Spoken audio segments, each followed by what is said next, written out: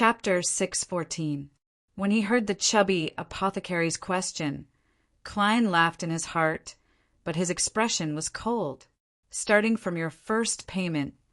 Darkwell first took out a large amount of cash without any hesitation before counting with his heart aching.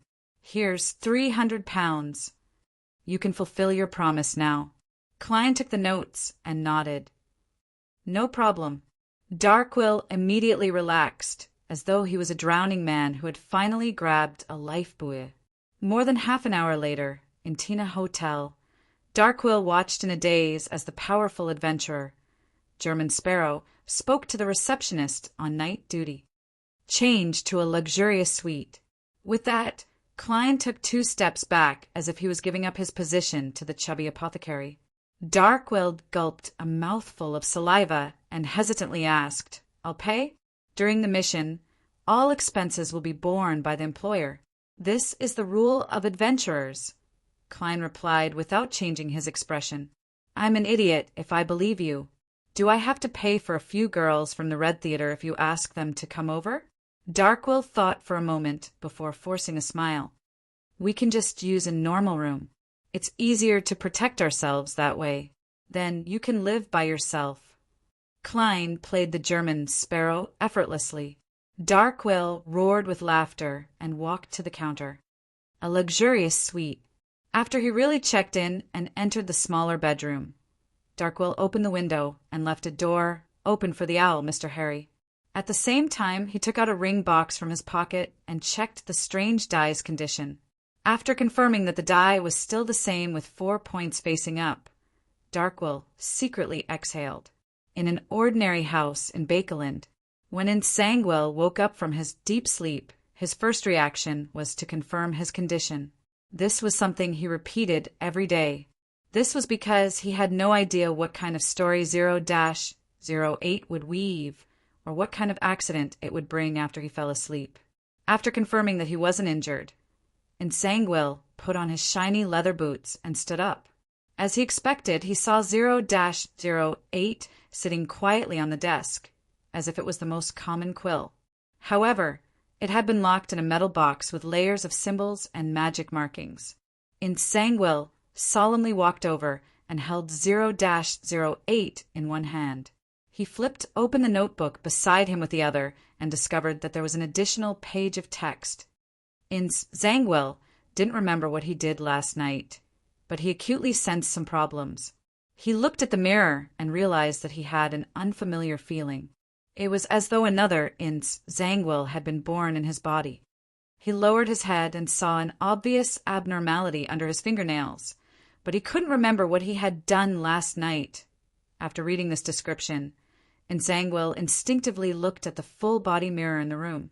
He saw that he was still blind in one eye. His classic sculpture-like face didn't have a single wrinkle, but there was a hint of a smile at the corner of his mouth. It formed a stark contrast with his heavy gaze. At that moment, Nsangwell felt his face turn a little green. There were dark circles under his eye, and coupled with the smile that he didn't know why, it made him look extremely sinister, ruthless, and bizarre. He raised his hands and lowered his head. He saw dried black mud under his fingernails, as though he had gone to the garden to dig up tree roots in the middle of the night. Although he had already switched from the death pathway to the evernight pathway and become a night watcher, Nsangwell hadn't lost his previous beyonder powers. He was still a powerful spirit medium, a mentor in the field of necromancy. Therefore, he immediately planned on communicating with the spirits inside and outside the house to understand what had happened last night. At this moment, he caught the last paragraph of the notebook from the corner of his eye. Nsangwell attempted to mediate the spirits, but sadly realized that he didn't find anything. It was as though a professional had gotten rid of all the clues. He was very worried. He didn't know what he had gotten himself into last night. Nsangwell's expression turned solemn as he attempted to mediate the spirits. As expected, he didn't obtain any results that were worth being pleasantly surprised. Wednesday morning, outside the Amiris Leaf Bar, where the boss behind the scenes had already been replaced, Klein circled to a secluded alley and saw Oz Kent, who was holding a small suitcase. Your bounty. Kent tossed the average-sized suitcase over. This wasn't a bounty in the true sense of the word. It was an advance payment from the military. The former involved the Governor General's office and the kingdom's finances. There were many procedures that needed to be followed, and it would take at least 3 days to complete. Klein caught the suitcase and opened it on the spot. He saw stacks of neatly arranged bills inside, mainly in the form of £1 and £5, a total of £5,400. "There's no commission," Oz Kent said with a forced smile. If it were any other adventurer, he would have given £4,000 at most. The rest was the income of a series of employees. However, he was facing a crazy fellow whose strength was close to that of a pirate admiral. Afraid of being shot to death on the spot, he could only volunteer. "It's unlikely the military will use fake bills to fool me." Klein grabbed a stack of bills and casually shook it. £5,400. Darkwill, who was hiding outside the alley, heard Oz Kent's words and stole a glance at the suitcase. He was dazzled by the stacks of gold pounds inside. This was the first time he had seen so much money placed together. Being an adventurer is a lucrative job. Successfully hunting a pirate can earn me a few £1,000s. Protecting me for 3 days can earn £1,000 and a request. Occasionally I can find sunken ships and treasure. Why did I become an apothecary and not an adventurer? If I had known earlier, I would have chosen that lucky beyonder pathway. Darkwill thought with abnormal envy. However, he quickly recalled reality. Most adventurers didn't lead rich lives. Even if they were to make a fortune, a third of their income would be contributed to an apothecary. It was either to treat injuries or remove old ailments, or to buy medicine to liven things up and deal with ailments. It's still safer to be an apothecary. Darkwill sighed inwardly. At this moment, Klein, who hadn't counted carefully and had only roughly confirmed the amount, closed the suitcase and said to Oz Kent, "I'll be leaving Byam for a period of time. I'll be leaving Byam for some time. How should I inform you if there's any news?" "You're leaving Byam?" Oz Kent asked in surprise. Klein nodded gently. "I've accepted a bodyguard mission." Kent came to a realization at first. Then he felt an inexplicable sense of relief. If this madman were to stay in Byam for an extended period of time, he would one day stir up trouble. It's better to roam the seas and fight those pirates. Oz Kent immediately smiled and said, "You can send a telegram directly and include my address." "You can send a telegram directly to me with my address. We have people at the telegraph office." "All right." Klein, who was dressed in a black coat, didn't speak further. He picked up his suitcase and turned to leave the alley. He and Darkwill headed straight for the harbor and planned on boarding the earliest liner to Orovie Island.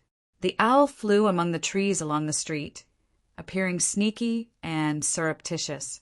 They had already bought illegal tickets last night, half an hour before boarding the ship. Darkwill felt rather tormented. He was afraid that the person who betrayed his teacher would suddenly arrive and attack him. This feeling lasted until he entered the first-class cabin that he belonged to. As long as the liner entered the sea, Beyonders without the ability to fly or their own ship would find it difficult to intercept it midway. Quickly set sail. Quickly set sail. Darkwill looked out the window and muttered to himself. At this moment, the owl had already caught up and was perched on his left shoulder. As for Klein, he sat on a chair in his room, wary of any possible attacks. At this moment, the sky rapidly darkened. The howling of the wind intensified as the humidity in the air rose. A storm? Darkwill opened his eyes and blurted out. This meant that the ship might not set sail on time. It might even be delayed by a few hours, and if that happened, Darkwill would have to bear many unnecessary risks. He turned to look at German Sparrow and forced a smile. "Do you have any solutions?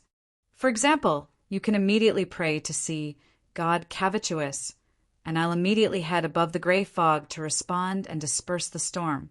But there's no doubt that Sea King John Copman will rush over in a few minutes or even less than a minute. And his attack will be even earlier. Klein looked at the chubby apothecary and calmly replied, "I'm just an adventurer. I'm just an adventurer." Darkwill knew that he shouldn't have any unnecessary expectations as he cursed the weather. He turned around and stuck his head out the window to study the exact situation.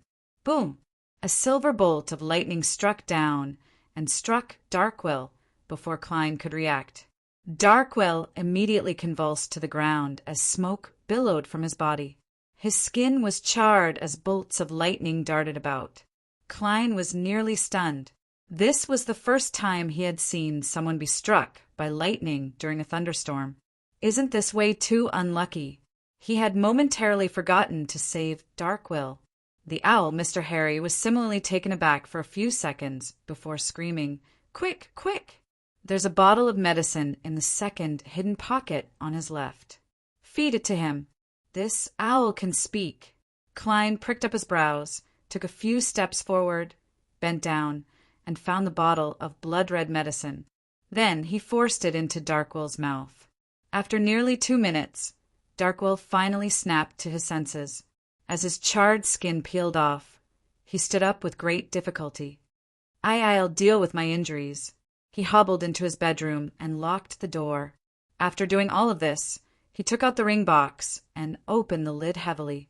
Inside the ring box that had nearly no space to move, the milky white dye had changed at some point in time. The 2 red dots were facing up. In the living room outside, Klein stood in his spot as he recalled everything that had happened. His brows furrowed bit by bit. At that moment, he had a baffling feeling that the enemy he was about to face during this bodyguard mission might be different from the past. After Darkwill recovered a little and came out again, Klein sat on a chair and leaned forward slightly. "Explain. This concerns how I provide protection. Please remember this book's domain name, Nine Heavens Divine Sovereign." Chapter 615. Upon hearing German Sparrow's words, Darkwill's first reaction was to reveal the matter regarding the strange dye without holding anything back. He wished to let the adventurer he had hired at a great cost grasp the root of the problem and effectively ensure his safety.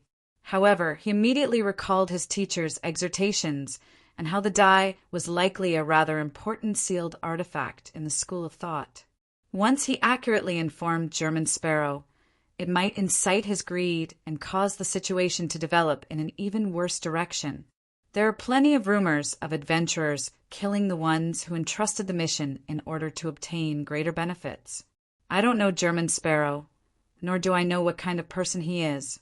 I need to be sufficiently careful and cautious. Furthermore, the die had automatically rolled to 2 pips. The situation isn't the worst or most despairing. There's still a chance to wait. Darkwill hesitated for a few seconds before finally making a decision. He planned on avoiding the main point and only talking about the surface. He subconsciously avoided German Sparrow's seemingly calm gaze and said, "It's this. It's like this. My teacher and I belong to a secret organization. We escaped because there was a traitor among us. They control a pathway related to fate. They can make themselves lucky and make their targets unlucky. I might have been cursed, which is why I was unlucky enough to be struck by lightning."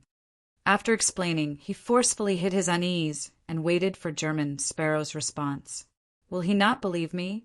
A powerful and experienced adventurer like him should be very difficult to deceive. If he were to discover that I'm lying, he'll likely throw me into the sea. Darkwill stood there, feeling uneasy, like a student who had been called to the side of a lecture hall by a teacher. It's indeed the life school of thought, the monster pathway. Klein nodded in thought. I understand. Try not to do anything. I'll consider how to deal with the bad luck. Darkwill was taken aback, unable to believe that German Sparrow had so easily accepted the reason he had fabricated at the last minute. He forced a smile and repeatedly expressed his gratitude. Then he returned to his room, leaned against the door and took out the ring box. Pah! His palm trembled as he opened the lid, only to discover that the milky white dye had strangely turned around at some point in time. This means that I was lucky enough to successfully deceive German Sparrow? Darkwill thought in enlightenment. The owl, Mr. Harry, landed again, but he did not choose the chubby apothecary's shoulder. He seemed to still be fearful of being almost struck by lightning. It stood on the wooden table and stared ahead with its round eyes. Darkwill, you are very nervous. I don't need you to tell me that, Darkwill said angrily. The owl spread its wings and said, All right, I'll put it another way. I think I must consider changing masters. German Sparrow seems like a good choice. What about me? Darkwill asked in surprise, momentarily forgetting to be angry. Mr. Harry the Owl clicked his tongue. Haven't you noticed the worry and fear in your heart? You even suspect that you won't be able to see the sun tomorrow. That weird die is really too dangerous. If I were you, I would throw it out the window into the sea and let your teacher's teacher salvage it himself. How do you know my teacher's teacher? Darkwill blurted out a question. Mr. Harry tossed his head proudly. Don't doubt an owl's vision. Darkwill was already deep in thought and didn't pay attention to its answer. No, that won't do. Throwing the die into the sea won't solve all problems. According to what Old Man said in the past, even if it's buried in the sea, important figures will approach and pick it up in a few days. Then it will really be lost. Silly bird, you don't have enough knowledge in mysticism. You don't understand that these important sealed artifacts are like the most popular prostitutes in the Red Theater. They will always attract thirsty men. Including you, Harry the Owl replied calmly. The owl, Harry, calmly replied, As for the lack of general knowledge in mysticism, I believe there's a famous saying that can explain it. Emperor Roselle once said that if a child doesn't receive a good education, it's the father's fault. This saying can also be used to describe the problems between pets and their owners. All right, Darkwill, regardless, I believe you need to discuss the die with German Sparrow. Otherwise, it will be even more dangerous. Let me see again. Perhaps it will be fixed at 6. Darkwill said hesitantly. He sat on the edge of the bed and lay down. At this moment, the storm that had been wreaking havoc gradually calmed down. The sky began to clear up as the liner blew its whistle, signaling its departure. In the first-class cabin's living room, Klein looked out the window and at the blurry rainbow that appeared after the rain. His heart wasn't as calm as he appeared on the surface. He wasn't afraid of simple enemies. Out at sea, apart from the 4 kings and official demigods, as well as the pirate admirals that appeared in the form of fleets, it was difficult for others to threaten him, who had creeping hunger and several mystical items. Even if the ship were to sink or fall into the sea, he could find a way to escape with the many charms in the sea god domain. However, luck was something that was difficult to grasp. It wasn't within his capabilities, and he couldn't even think of a way to deal with it. Although my title is the King of Yellow and Black, who wields good luck, it was changed from the luck enhancement ritual. And the purpose of the luck enhancement ritual clearly isn't to rid people of bad luck. Darkwill's matter is a little difficult. All I can do is work a little harder and pay close attention to his situation. Once something unlucky happens that leads to death, I'll immediately save him. Let's hope he can survive the next few days and reach Orvie Island. The chubby apothecary's elders should have a way to change his luck. Klein rubbed his temples, but he didn't find anything amiss. Darkwill, who had failed to sleep well last night due to his nervousness, fell into a dream without realizing it. After a while, his stomach told him that it was time for lunch. He tried his best to open his eyes, but his body seemed to be pressed down by an invisible person, making it difficult for him to move. He felt the back of his head swell and a stabbing pain. He found it difficult to breathe as his heart beat at an abnormal rate. Don't tell me I'm going to die suddenly in my dream. Darkwill struggled with all his might, but he couldn't wake up no matter how hard he tried. He felt weaker and weaker. At this moment, his mouth was pecked open by a sharp object. A cold liquid poured in and flowed along the contours of his face, drenching his chin and neck. Darkwill's body relaxed as he finally opened his eyes. He saw 2 round yellow eyes that were so close that they seemed to touch his head. Rearing a beyonder pet is still useful. Darkwell first felt wistful before he quickly sat up and took out the ring box. At this moment, the die inside had flipped to the other side. 1 point. I'm so unlucky that I nearly died in my dream? No, I don't think it's that simple. It seems to magnify certain probabilities, such as the probability of dying suddenly in my dream or the probability of being struck by lightning. No, this won't do. If this continues, I'll definitely die. Darkwell thought in an abnormally horrified manner. Horror quickly overcame him, driving him to rush to the door with the ring box in hand. Perhaps it was due to the effects of nearly dying suddenly. He didn't have much strength left. He held the handle, but found it difficult to twist it. "Save me! Help!" screamed Mr. Harry the Owl. Bang! The door opened and slammed into Darkwell's head.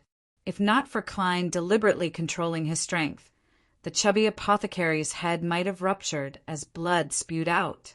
Without the time to rub the bruise on his forehead, Darkwell said in a panic, It's this die that made me unlucky. It's now 1 point. I'll fail no matter what I do." He had already decided to inform the German sparrow of the entire matter, hoping that the powerful adventurer would give him an effective suggestion. As for the possibility that the other party had killed out of greed, he didn't rule it out. He just felt that between the 2 harmful things, if he had to choose, he would choose the relatively better one. If he told the German sparrow he might die, but if he didn't, he would definitely die. The choice was not even a question to consider. So what if I lost the die? My life is more important, Darkwell thought righteously. Then he saw German sparrow reveal a polite smile. "Thank you for your humor. This joke is not bad." "This isn't a joke." Darkwell looked down at the ring box and saw that the blood-red one hadn't changed at all. Don't tell me that even persuasion with sufficient reason would fail. The chubby apothecary suddenly fell into despair. Really, he's telling the truth. Harry the Owl flapped his wings wildly. Darkwell, who felt a surge of hope, heard German Sparrow say in a deep voice, "Then why not throw it into the sea?" With that said, Klein politely closed the door and walked back to the living room. This fellow is definitely hiding a secret. I can't be fooled by his lame reason. Klein sat on a chair and waited for Darkwell to explain the situation in more detail. Darkwell sat down dejectedly again, not daring to move, afraid that he would fail. He didn't notice that the die had changed to a face that faced up again. This time it was a 3. Before lunch, Klein entered the bathroom to empty his stomach. After washing his hands, he went above the gray fog in passing, planning to browse through the prayers of the sea god believers he had accumulated. Just as he sat on the high-back chair belonging to the fool, he suddenly recalled many details as his eyes widened. How could I believe such an excuse that can't withstand scrutiny? Why would I believe that the die is a lame reason? It's like I've been blinded by lard twice. No, that's not the case. Darkwell's explanation happened to match one of my guesses. Therefore, I instinctively believed it to be true and false. Klein's pupils constricted as he thought. At that moment, he had already come to a conclusion. There's really something wrong with that die. Please remember this book's domain name.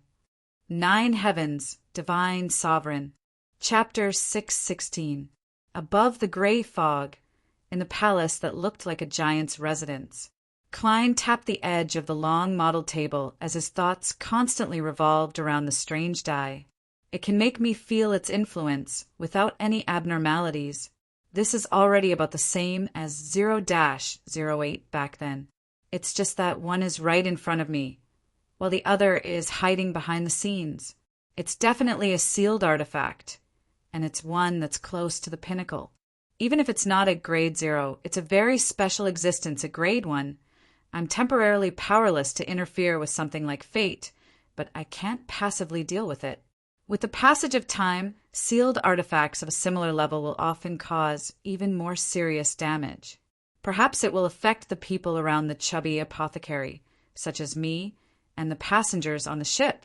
Klein racked his brains for a moment, but to no avail. He decided to immediately return to the real world.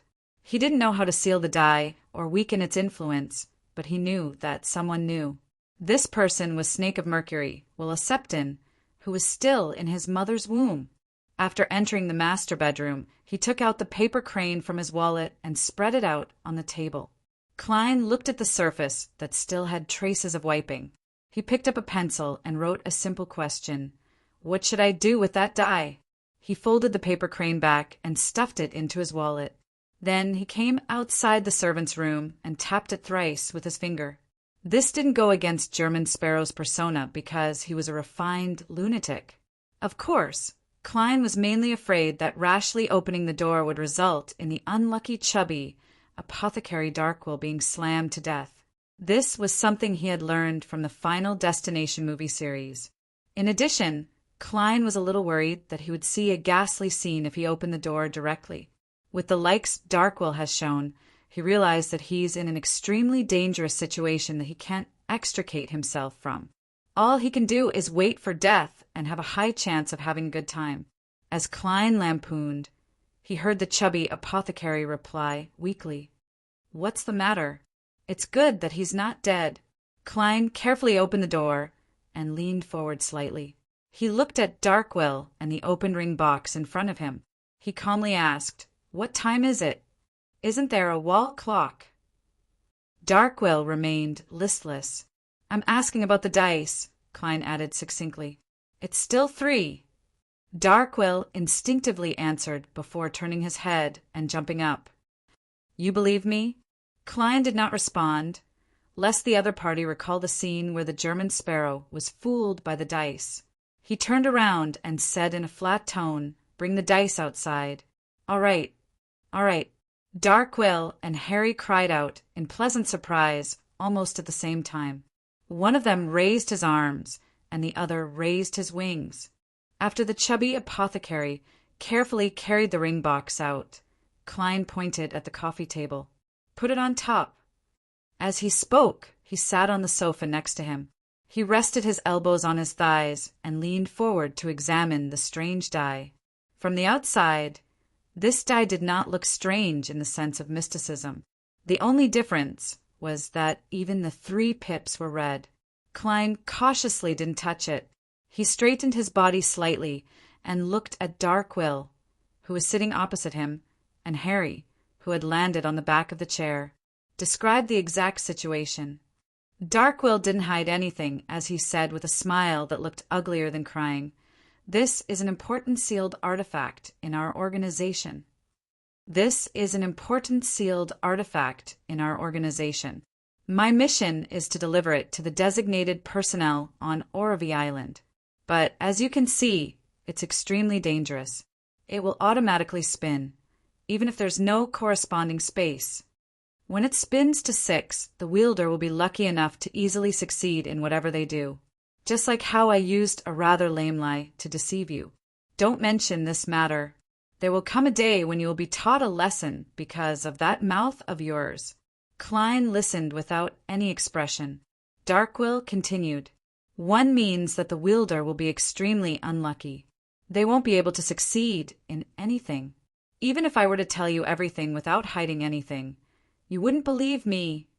2 points should be a relatively mild form of bad luck. But why would it cause me to be struck by lightning? It's incomprehensible.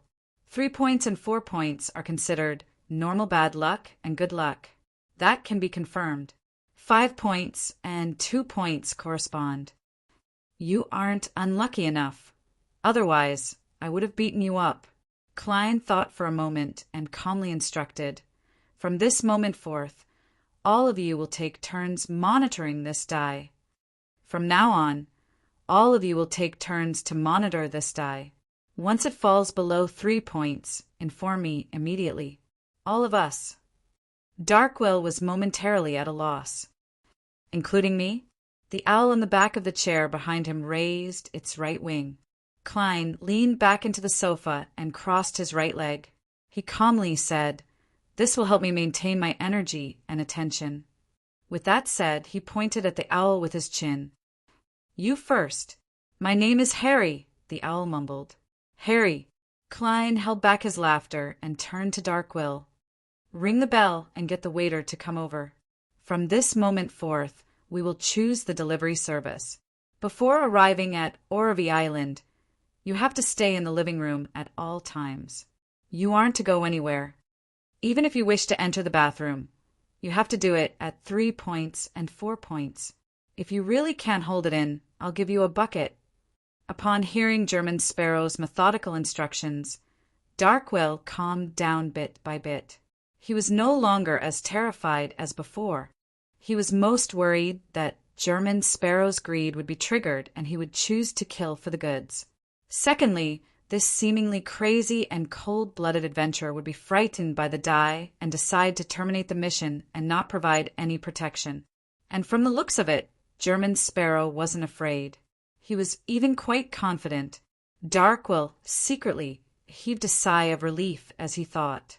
His performance just now was truly professional. Furthermore, he wasn't afraid at all. He was even able to forcefully extricate himself from the die's influence and accept my explanation, as expected of a powerful adventurer who easily hunted Wormtongue. He must be a powerhouse at the level of a pirate admiral. Darkwill stood up, walked to the door, and rang the service bell. Just as he returned to the sofa, he suddenly heard the sharp voice of the owl, Harry. It's changed. It's changed. 2 points. Suddenly, Klein exerted strength with his feet and without any warning.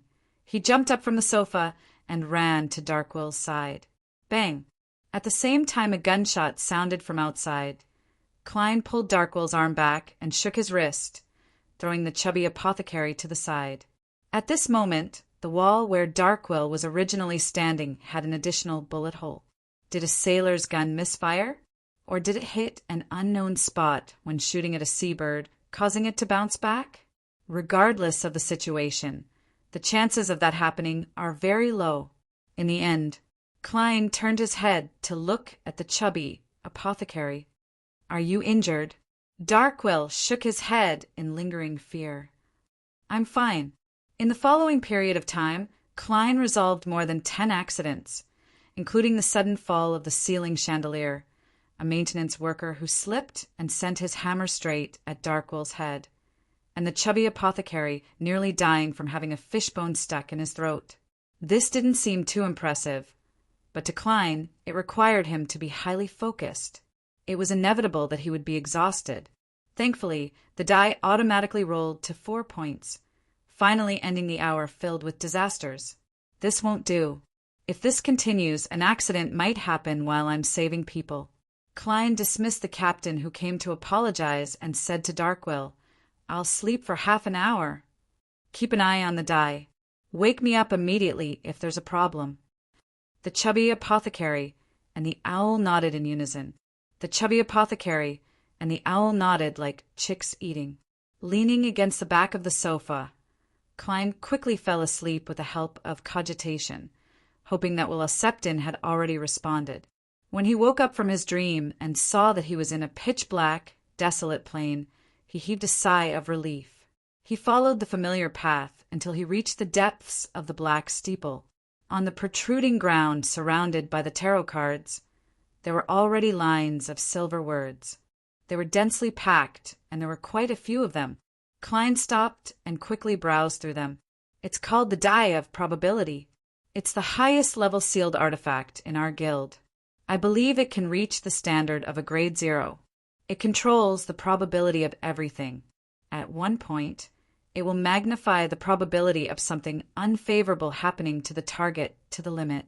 At 2 points, it will greatly increase the probability of something unfavorable happening. This doesn't mean that 2 points is safer than 1 point. This is because once the probability increases, any accident can happen. At 3 points, it will magnify the probability of something unfavorable happening. At 4 to 6 points, it's the opposite. Even for me, who can reset the process to a certain extent, it's still a rather dangerous sealed artifact. Using it, you can kill a demigod. Of course, it can also kill yourself.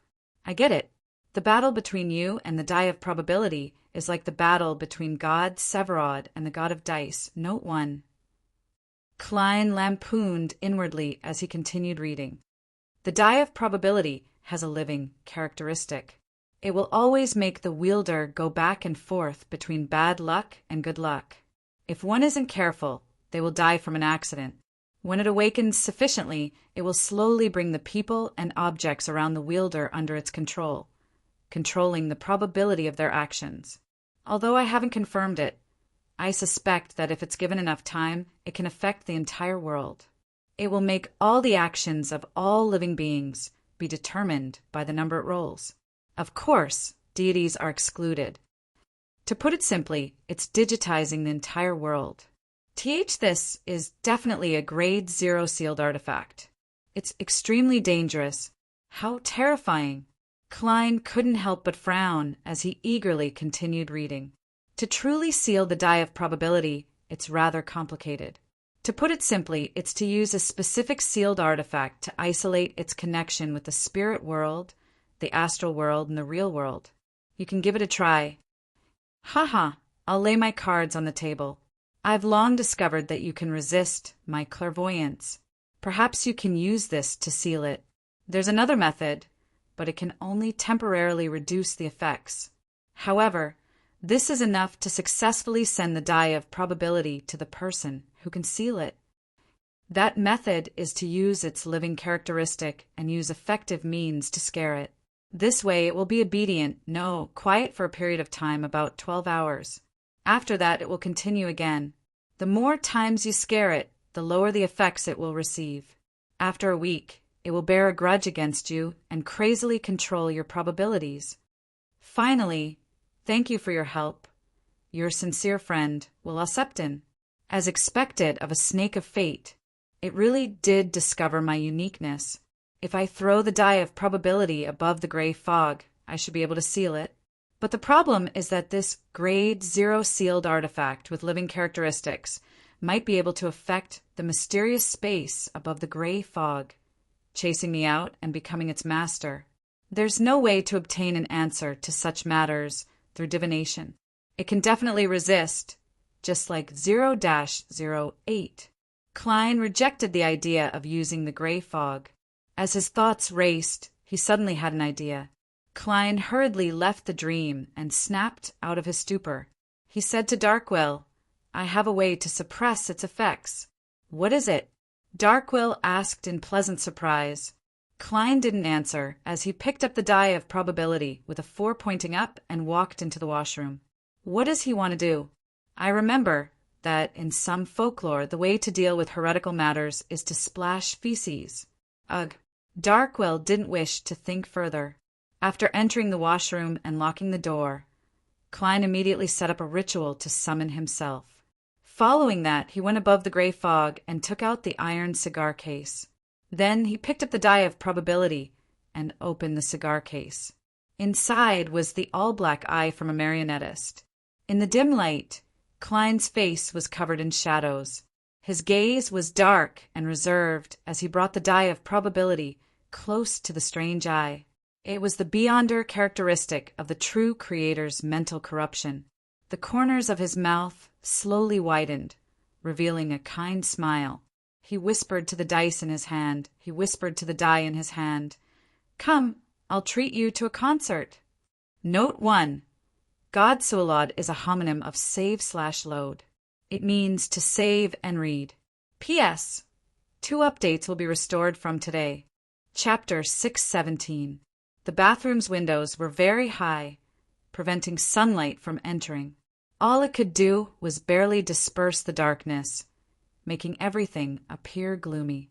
Just as Klein's right hand that held the die of probability approached the all-black eye, it suddenly trembled and threw the item to the other side of the sink. The milky white die rolled a few times before it finally stopped at a red 4. With a faint smile, Klein took a step to the side and picked up the die of probability again.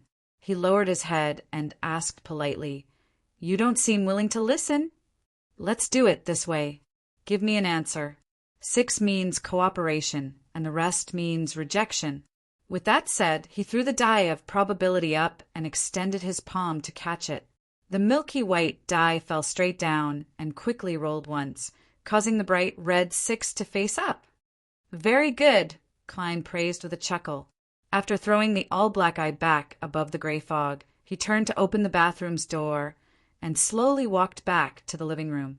Under Darkwill and Harry's expectant, worried, curious, and puzzled gazes, he suddenly stopped and threw the die of probability in his hand. No, no. Darkwill and the owl cried out in unison, afraid that the outcome would be lower than 3. The latter subconsciously flew up, distancing himself from the fatty who might be struck by lightning.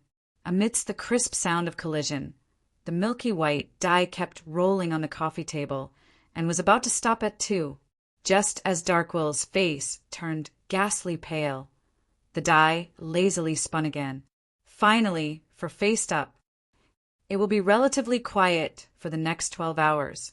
Klein calmly sat down and began enjoying his lunch that had long turned cold. Is his method really useful? Darkwill crouched down and stared intently at the strange die on the coffee table. After nearly a minute, he couldn't help but extend his hand and flip the die to 6. Just as his palm left, the die moved without any wind and returned to 4. How magical! What method did German Sparrow use? Could it be that he really pooped and soaked the die in it? Ugh. Darkwill decided to accept the outcome and stop thinking about the reason. Otherwise, he suspected that he would vomit on the spot.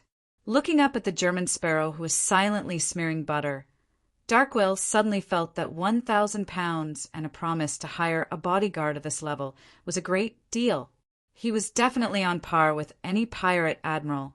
If a tycoon were to encounter something like me, he wouldn't even hesitate to hire him with half his wealth. Thankfully, I only paid 300 pounds. The rest will be borne by teacher and the rest. Darkwill felt relaxed when he thought of how he didn't need to worry about the dice rolling for 12 hours. He couldn't help but stand up and stretch his back. He walked to the window and pushed it open. The clouds outside were sparse and the sky was high and the sea was wide. The boundless blue swayed gently as it reflected the resplendent sunlight. It was as though countless golden shards had been sprinkled into it. This made Darkwill feel energized as his mind seemed to open up. Unlike Bakeland, which would only warm up at the end of February, the Rorstad Archipelago's waters had already gradually gotten rid of the low temperatures, allowing all life to flourish. Facing the sea, with flowers blooming in the warmth of spring. After finishing his bread, Klein walked to the rear of Darkwill's side, feeling as though he was an animal that had just woken up from hibernation. He didn't recite the poem that flashed through his mind. Firstly, it didn't match German Sparrow's persona, and secondly, it was likely to make Darkwill sigh at Roselle the Great's talent in poetry. At night, without the die rolling, the weather changed. Strong winds blew as dark clouds gathered. A storm was imminent. This was the most common danger at sea.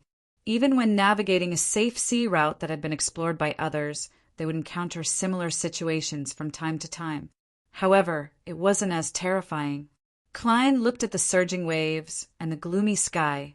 He discovered that the ship seemed to be traversing a valley. On both sides were tall, dark blue cliffs that could collapse at any moment. The intense pressure made him, a mid-sequence beyonder, clearly feel depressed. He even wanted to pray to the gods, hoping that the liner would be fine in the storm. It's no wonder that sailors, pirates, and merchants who have lived at sea for a long time can't help but revere the Lord of Storms. They more or less believe in him. Klein sighed inwardly. Although he didn't believe that the storm, which wasn't too severe, could bury a liner that was powered by both sails and steam, he was still cautious. He prayed to his alternate identity, sea god Cavituous, in a low voice. What he was afraid of was that the die of probability would suddenly explode in a storm, giving him a 1, causing the ship to sink to the bottom of the sea. Therefore, he decided to take precautions. Klein did believe in Snake of Fate will Septon's judgment. He believed that the die of probability would remain silent for about 12 hours after being intimidated for the first time, but that was under the circumstances without any additional conditions. He believed that a sealed artifact with living characteristics should be treated as a person and not an embodiment of the rules. He had to be wary of the other party taking the opportunity to cause trouble. Glancing at Darkwill and the owl who were feeling uneasy due to the storm, Klein calmly said, "That's right. I'll take a break. Continue staring at the die. Take turns. Don't relax. All right." After watching German Sparrow enter the master bedroom, Darkwill walked to the coffee table and sat down. As he stared at the die, he said to Harry, "What are your thoughts now?" Harry flew in a circle and muttered, "Why am I not a petrel?" In the master bedroom, Klein went above the gray fog and beckoned for the sea god's scepter to fly out from the junk pile. He held the scepter with a blue gem embedded at the top and quickly responded to his prayer. Klein didn't expend too much of his spirituality to directly calm the storm. Firstly, this was because he wasn't far from the waters of the Rørsted archipelago. Such an obvious and exaggerated supernatural phenomenon would easily attract the attention of Sea King John Cotman, who was in the same domain as him, or the storm priest on the ship. Secondly, he had to conserve his strength to guard against the die of probability. What he did was very simple.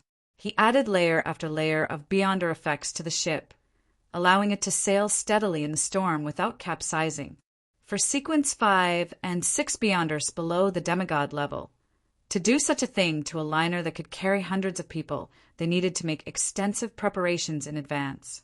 They had to set up an abnormally complicated ritual, and they had to expend almost all of their energy to complete it.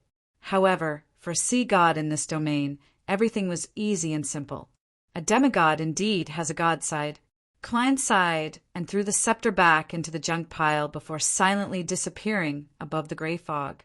In the time that followed, the ship rose and fell, high and low, like a fallen leaf in the wind, but no matter how terrifying and majestic the dark blue waves around it were, there were no problems, and it steadily came to the end of the storm.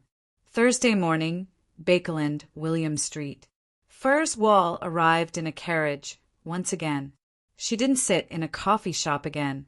Instead, she walked slowly along the street, sizing up the passers-by and the surrounding buildings. From time to time, she would record people with special characteristics as material for her research. There are really a lot of foreigners here, and it's mainly people from Fasak and Intis. Ha ha! One is a barbaric and burly white bear, and the other is a colorful rooster. Furs chuckled to herself. At that moment, she arrived in the middle of William Street. There was an abandoned chapel here.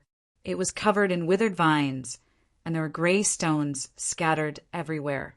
With the intention of not letting down Mr. World's reward, Furs deliberately approached to check if there were any abnormalities. She first circled the chapel and didn't discover anything. Following that, she entered and carefully avoided the disgusting feces and rotting matter as she quickly examined every corner. All of a sudden, her line of sight paused and her brows furrowed a little. In a corner of a half-collapsed building, the ground had been dug by someone. The potholes weren't deep, and there were traces of fingers. This can be considered an anomaly. Furs cautiously retreated and didn't do a more detailed investigation. After walking the entire length of William Street, she immediately returned home and organized the anomalies she had discovered and the materials she had recorded. She used a ritual to sacrifice it to Mr. Fool, requesting that he hand it over to the world. Furs didn't hide anything she had seen, even if there was nothing wrong with them on the surface. This was because she knew very well that the world was the one to judge if something was abnormal, and not her, who didn't understand the situation. Above the gray fog in the ancient palace, Klein directly flipped through the report submitted by Miss Magicians. There are traces of excavation in that abandoned chapel. The previous ones have already been dealt with by Miss Sharon and me. Who else has come to dig it? A descendant of the Tudor family, Rafter Pound? He was possessed by an evil spirit and nearly died. Without any help, it's unlikely that he would take the risk again. Who could it be? Klein thought for a moment, but he couldn't lock onto a suspect. All he could do was continue reading. Looking at the records that were written beautifully, he acutely discovered a problem. There are quite a number of foreigners on this street, mainly people from Fasak and Intis. It wasn't like this when I went to William Street previously. There's a newly opened Fasak and Intis company nearby. Fasak, Intis, as Klein ruminated over the names of the two countries, he suddenly thought of something. That was the Einhorn family of the Fasak Empire and the former royal family of Intis, the Sauron family. They both controlled the Hunter pathway, which was also the Red Priest pathway. It was two of the three types of blood that the evil spirit had designated to remove the seal. Together with the descendants of the Medici family that had been destroyed in Bansi Harbor, the three factions that controlled the Red Priest pathway were all involved. The destruction of Bansi Harbor caused the Medici family's Beyonder characteristics to gather to the suspected Red Angel evil spirit through some miraculous connection. Thus, it attracted the Einhorn and Sauron family? No, that's not realistic. If the Church of the Storm didn't discover the Beyonder characteristic, they would definitely notice this problem. There's another reason? Did the evil spirit use some other method to attract the Einhorn and Sauron family? Through what method, and through whom? There are only a few people who know of the evil spirit's existence. Me, Miss Sharon, and... As his thoughts raced, Klein suddenly thought of a possibility. That was that after Rafter Pound, a descendant of the Tudor family, had been possessed by the evil spirit once, he had unknowingly become its slave. He had secretly helped it spread the news. And the evil spirit's request for help from me and Miss Sharon is just to numb us, making us believe that only we can save it. For this, it didn't hesitate to betray its descendants. Klein was alarmed as he felt like he had been fooled by the evil spirit. Please remember the domain name of this book. Divine Sovereign of the Nine Heavens. Chapter 618. The boundless gray fog floated silently as a slight sound of friction sounded at the end of the long bronze table. Klein changed his sitting posture as he pondered over the details of the evil spirit incident with increasing seriousness. He became more and more convinced that he and Miss Sharon had completely ignored the possibility that something was wrong with Rafter Pound. This is the beyonder power of a conspirer of the Red Priest pathway. Furthermore, this is a deception that's closer to a normal level. It only has the effects of supernatural powers in minute details. Therefore, even if I were to enter the mysterious space above the gray fog, I wouldn't have passively sensed that I had been deceived. I would have to actively think and analyze to discover the problem.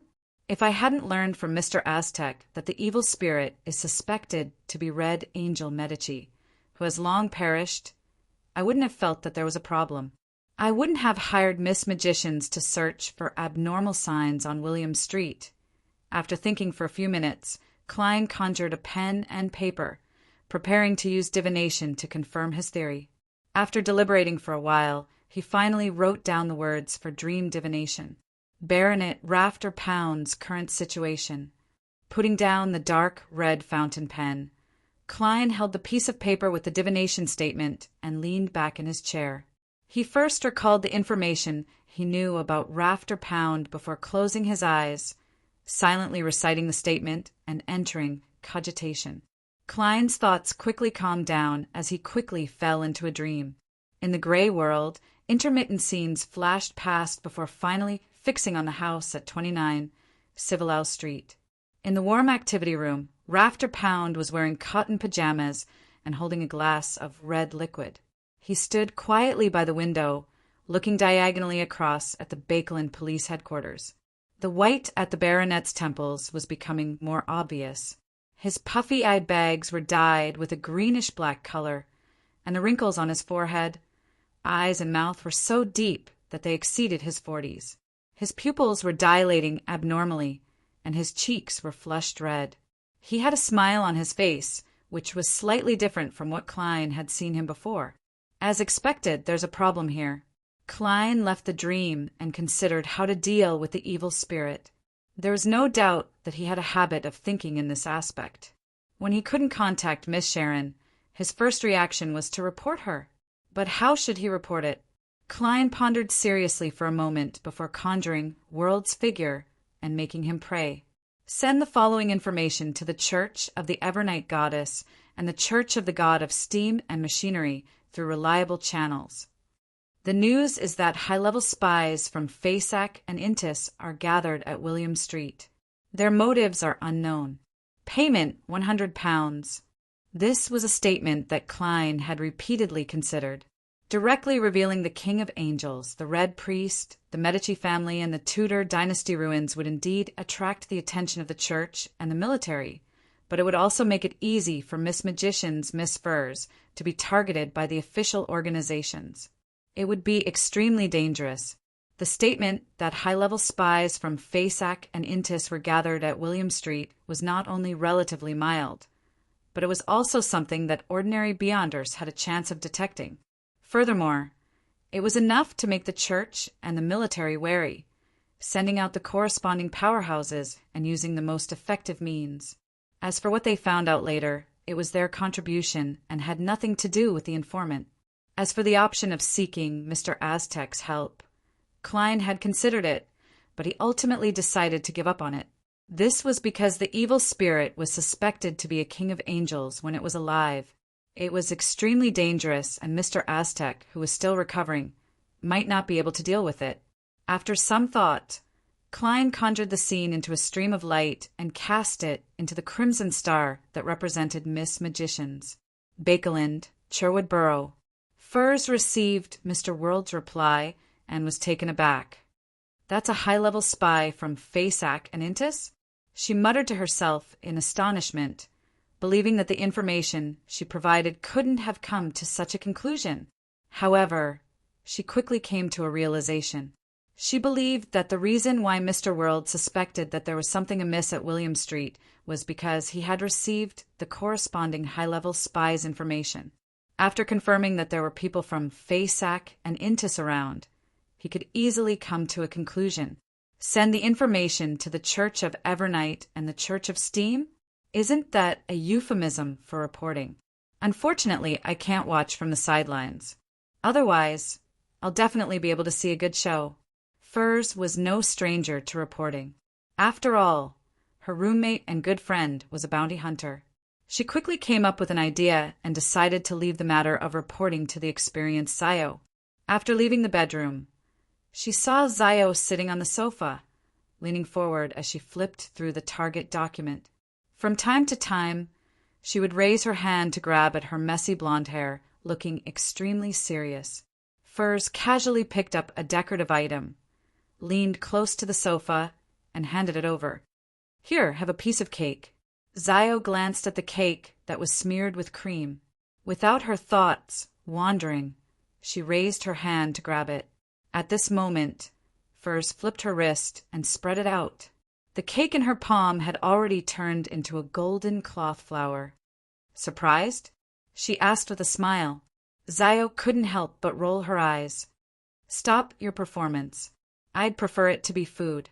All right, I have something to entrust you with. 70 pounds. Furs smiled and sat down. After dealing with the evil spirit, Klein returned to the real world and held a ritual to bring the radio transceiver that had been placed above the gray fog for several days back to his first-class master bedroom. He lay in bed and used cogitation to recover his energy until he was woken up by the tapping sounds. By the time Klein opened his eyes, the crimson moonlight had already shone in, enveloping the dark room like a veil.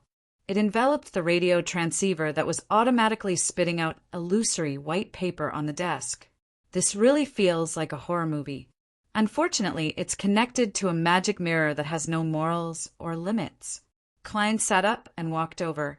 He saw lines of Ruan text appear on the illusory white paper. Mighty existence above the spirit world, your loyal servant, Arodes, has arrived and sends his regards. Do you have something you wish to test me on?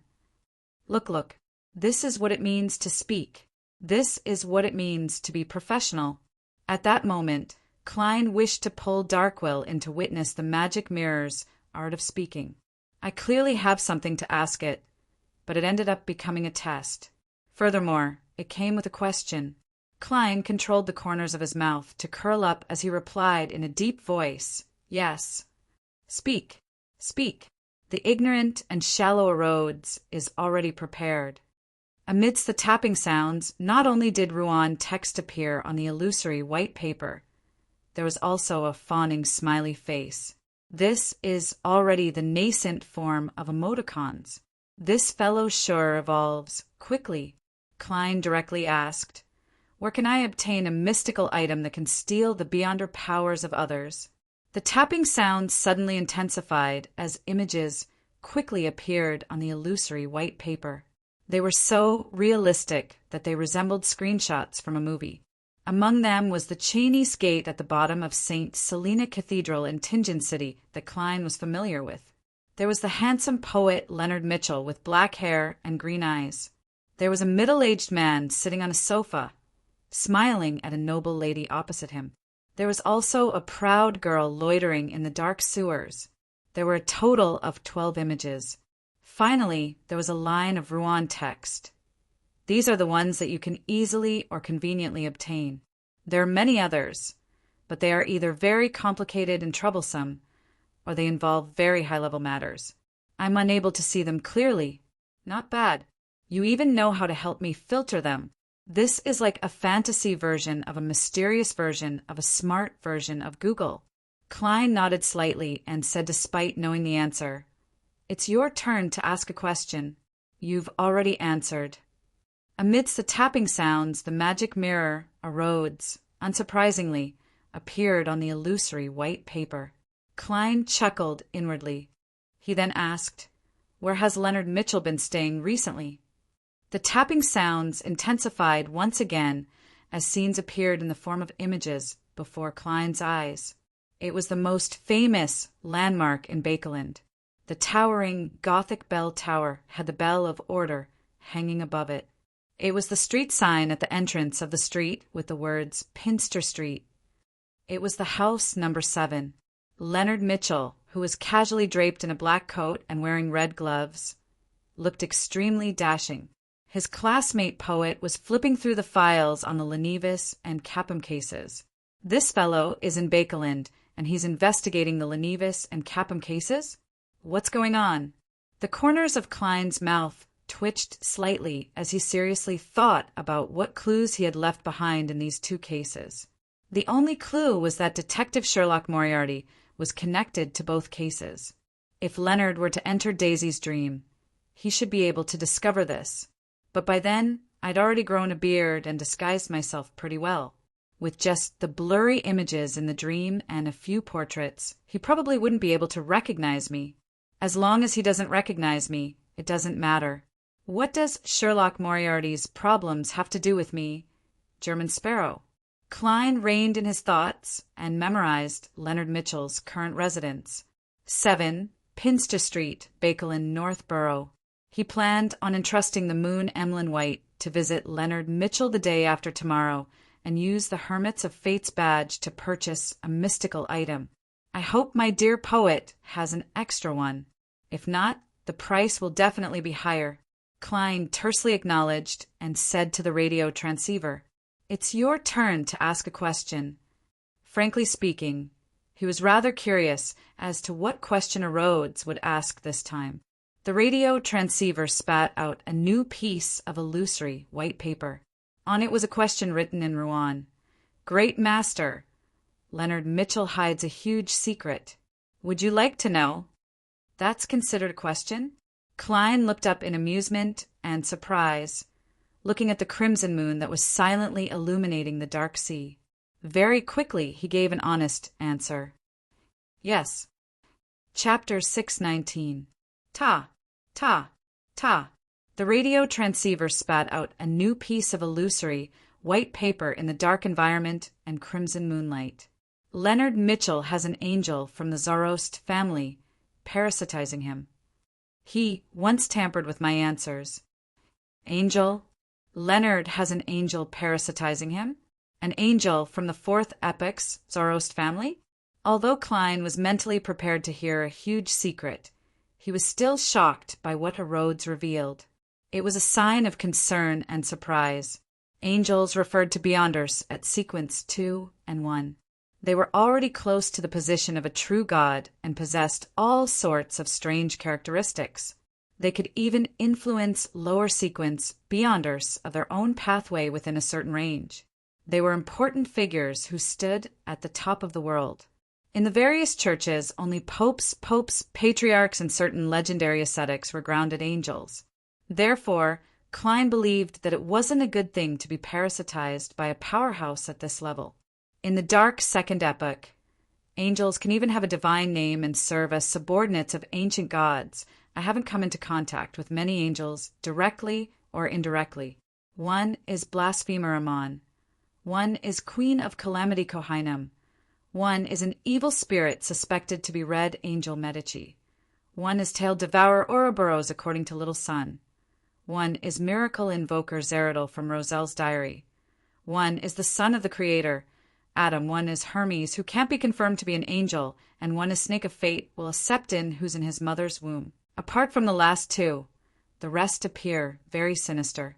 Even the words they left behind can make the reader go crazy and lose control. Will my dear poet eventually become a victim of the angel parasitizing him? This can explain why he feels that he's the protagonist of a play, the special one, and why he's willing to help me hide the secret. The Zoroast family grasps the Marauder pathway, which is also the pathway that can steal the Beyonder powers of others. Therefore, it's very normal for Leonard to be able to find and participate in the gathering of the Hermits of Fate. It's no wonder he took the initiative to use Blood Vessel Thief back then. So it's because he had the help of Grandpa, allowing him to steal Magost's strongest power. Ha! What Hermits of Fate? They're nothing more than a bunch of thieves and swindlers. At most, they change their targets of stealing and swindling to time and fate. At any rate, Mr. Poet's grandfather doesn't seem like a good person. I need to find a chance to warn him. But the problem is that they're always together. Warning him will only cause the problem to erupt earlier. Klein's thoughts raced, but he couldn't come up with a good idea. All he could do was put the matter aside for the time being. He planned on writing to Mr. Aztec and Snake of Mercury, a Septon later, to see if they had any solutions. In those few minutes, he even had the thought of using Blasphemer Ammon. To put it simply, he wanted to reveal the matter of the Zoroast family's angel parasitizing Leonard Mitchell's body to the Creator's son so that he could eat the parasite. According to what Klein knew, during the fourth epoch, the Ammon family supported the Tudor Empire, while the Zoroast family belonged to the Solomon Empire. The two were enemies. Furthermore, according to the law of Beyonder characteristics conservation, the higher the sequence, the greater the conflict between Beyonders of the same pathway. It was just like a battle between two snakes of Mercury. Unfortunately, this method was limited by practical difficulties. In the end, Klein gave up on it. Firstly, it was because he had no idea where to find Blasphemer Ammon. Secondly, he was worried that a battle at the angel level would directly destroy Leonard Mitchell.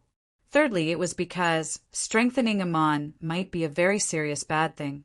I'll first get Emlyn to attempt the transaction and observe the exact situation. I'll decide what to do after I grasp more details. Klein reined in his thoughts and said to the radio transceiver that was connected to a Rhodes, "Don't worry. Ask away." The sound of the radio transceiver became rather light and lively. The illusory white paper was spat out very gently. "No, there's no need. This is an adjunct to my question. There's no need to follow the rules." "Great Master, I can sense something strange outside your room, but I can't see it clearly. Can you tell me what it is? This magic mirror is very powerful. It seems to be able to see everything. However, when it comes to high-level matters, it will be disrupted and censored." Klein calmly replied, "Die of probability." Amidst the clicking sounds, a Rhodes produced new words on the illusory white paper. "Great Master, you can ask your question now." Klein thought for a moment and said, "Great Master, you can ask your question now. Regarding the die of probability, is there anything you want to remind me of?" At this moment, the radio transceiver seemed to brighten up a little. It was no longer as gloomy as before, as the illusory white papers, spitting slowed down. It's an especially petty fellow that holds a grudge. Master, you have to give it to someone else as soon as possible. It's an item formed from the uniqueness of the wheel of destiny. You can give it to any snake of Mercury. They will be very grateful to you. In short, it's not suitable to be your servant. Its aura is about to dissipate. Your loyal and humble servant, Rhodes, has no choice but to leave. Finally, I'll praise you once again, my great master, the ruler above the spirit world. Bye-bye, uniqueness. The die of probability is actually the uniqueness of the monster pathway. This is the first time I'm seeing a so-called uniqueness. It's indeed terrifying. It can digitize the entire world of reality. The monster pathway is also known as the Wheel of Destiny pathway. Sequence 0 is the Wheel of Destiny.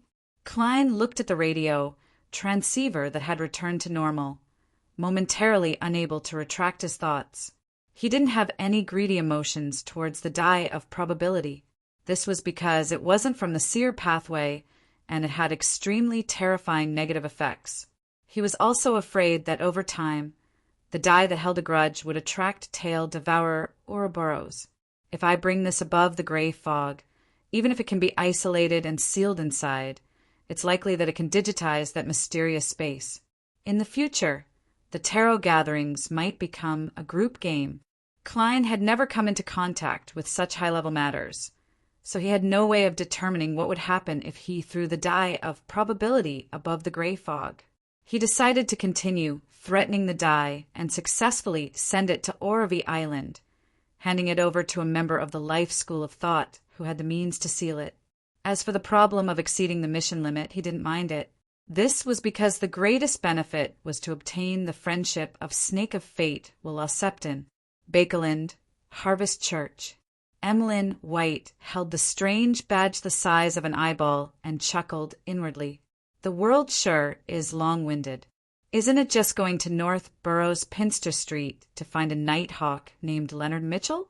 He even specially emphasized that the other party has a secret and that there's a high chance that he can drag someone into a dream. He's doubting my abilities. Emmeline stood up, changed into a tuxedo and a white shirt, and turned his head to look out the window.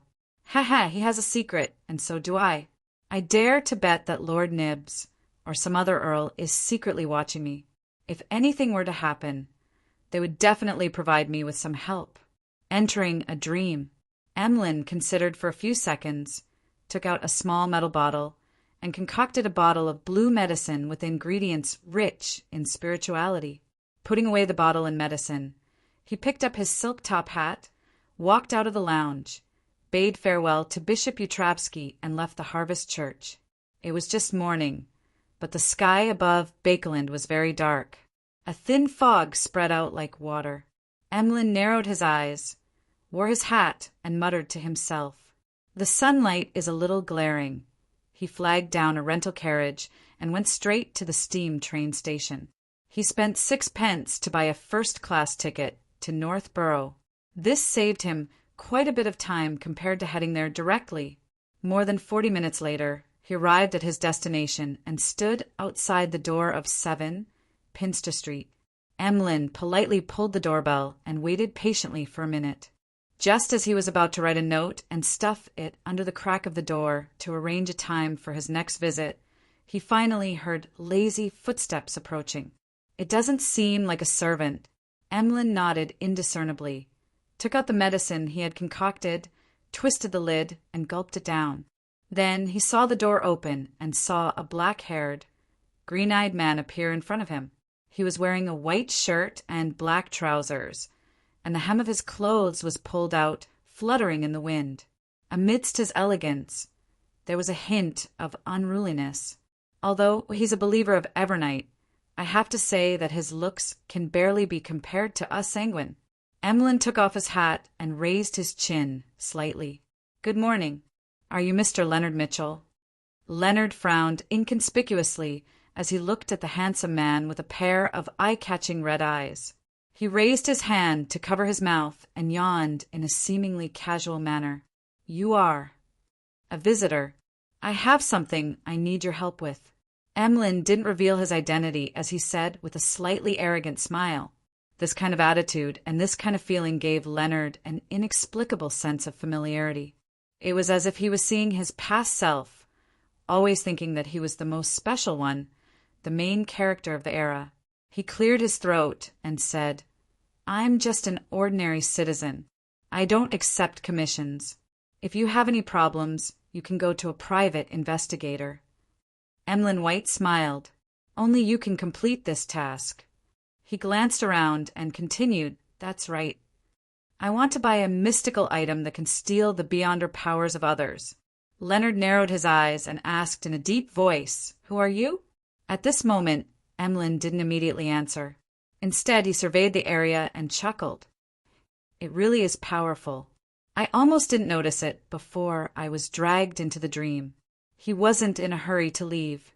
Under Leonard Mitchell's solemn expression, he took out the small badge from the world. Leonard glanced at it as his expression eased a little. He turned his head slightly and paused for a few seconds. Silently, Emlyn White saw the scenery around him rapidly shatter and vanish, as though glass had been shattered at the same time. Leonard scoffed and pointed inside the house. "Come in first. P.S. There's no early update at midnight. Tomorrow will still be the normal time." Chapter 620. Upon hearing Leonard Mitchell's invitation, Emlyn didn't show any fear. He held his silk top hat and calmly entered the house with a faint smile. He didn't take off his coat because a potions professor would always have many supplementary items on him. It wouldn't look good without them covering him. Emlyn sat down in his well-ironed tuxedo and leaned his back against the support behind him. "Actually, you don't have to go through so much trouble. If you have it, name your price. If you don't, be honest. Of course, I'm very sure you have it."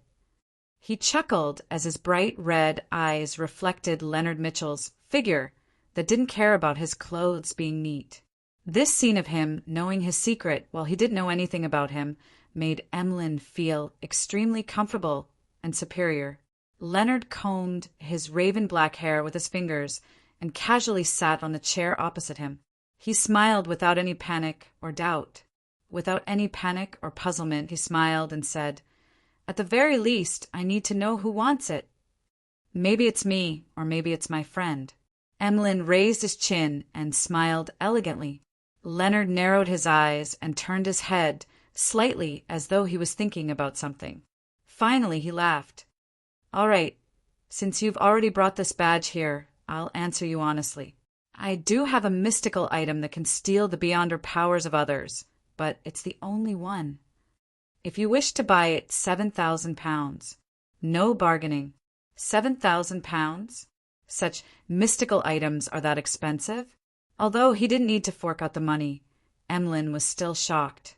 He nearly couldn't maintain his demeanor as a sanguine. In his mind, he automatically converted this sum of money into how many dolls and how many doll dresses he would need. After 2 seconds of silence, Emlyn smiled and said, "I'll think about it. I'll give you an answer in 2 days." "Sure." The corners of Leonard Mitchell's mouth curled up. After leaving the house at 7 Pinsta Street, Emlyn acted as though nothing had happened. He hired a rental carriage to head to the steam train station in Northborough before returning to the south side of the bridge. Taking off his hat, he looked back at the carriage that drove past the bustling streets. Emlyn chuckled and walked into the Harvest Church. In the middle of a street tree and an iron-black gas lamp pole, an inconspicuous shadow suddenly floated, revealing the black-haired, green-eyed Leonard Mitchell. He appeared without a sound and did not attract any attention from passers-by. Someone from the Church of Earth Mother? Emlyn frowned slightly as he muttered to himself. He paused for 2 seconds and left the Rose Street where the Harvest Church was located. 7,000 pounds? Why doesn't he rob it? Above the gray fog, Klein nearly blurted out when he heard Emlyn's report. He had said something similar when he was German Sparrow, but his mood was completely different in both situations. According to the bounty offered by the Golden Dream's third mate, Flowery Bo Tai Jodson, Klein estimated that the price of a mystical item was around £5,000. Even if there was a premium, it would at most reach £6,000. To his surprise, Leonard Mitchell had directly offered £7,000. Could it be an item left behind by a high-sequence Beyonder, and stealing the Beyonder powers of others is just one of its effects? No, if that's the case, the price should start at £10,000. My dear poet, why didn't I know that you were a profiteer in the past? You clearly acted very carefree and didn't care about money. Klein couldn't help but sigh. Since he already had a clue and could see the light at the end of the tunnel, and it could be resolved with money, Klein didn't wish to seek other channels to prevent any accidents from happening. He quickly calculated his net worth and found that this was a price he could afford. Including the £300 paid by the apothecary in advance, the £5,400 from Wormtongue's bounty, and the money obtained from the corpses, as well as the £200 paid to Miss Magicians, I now have a total of £12,767 in cash and 5 gold coins. This doesn't include the change of 3 soldi and 8 pence. In addition, Miss Justice will pay the debt of £2,000 and £1,800 for the psychiatrist characteristic before the end of the week. I'm much richer than I imagined. Even in Bakeland, I can be considered a tycoon.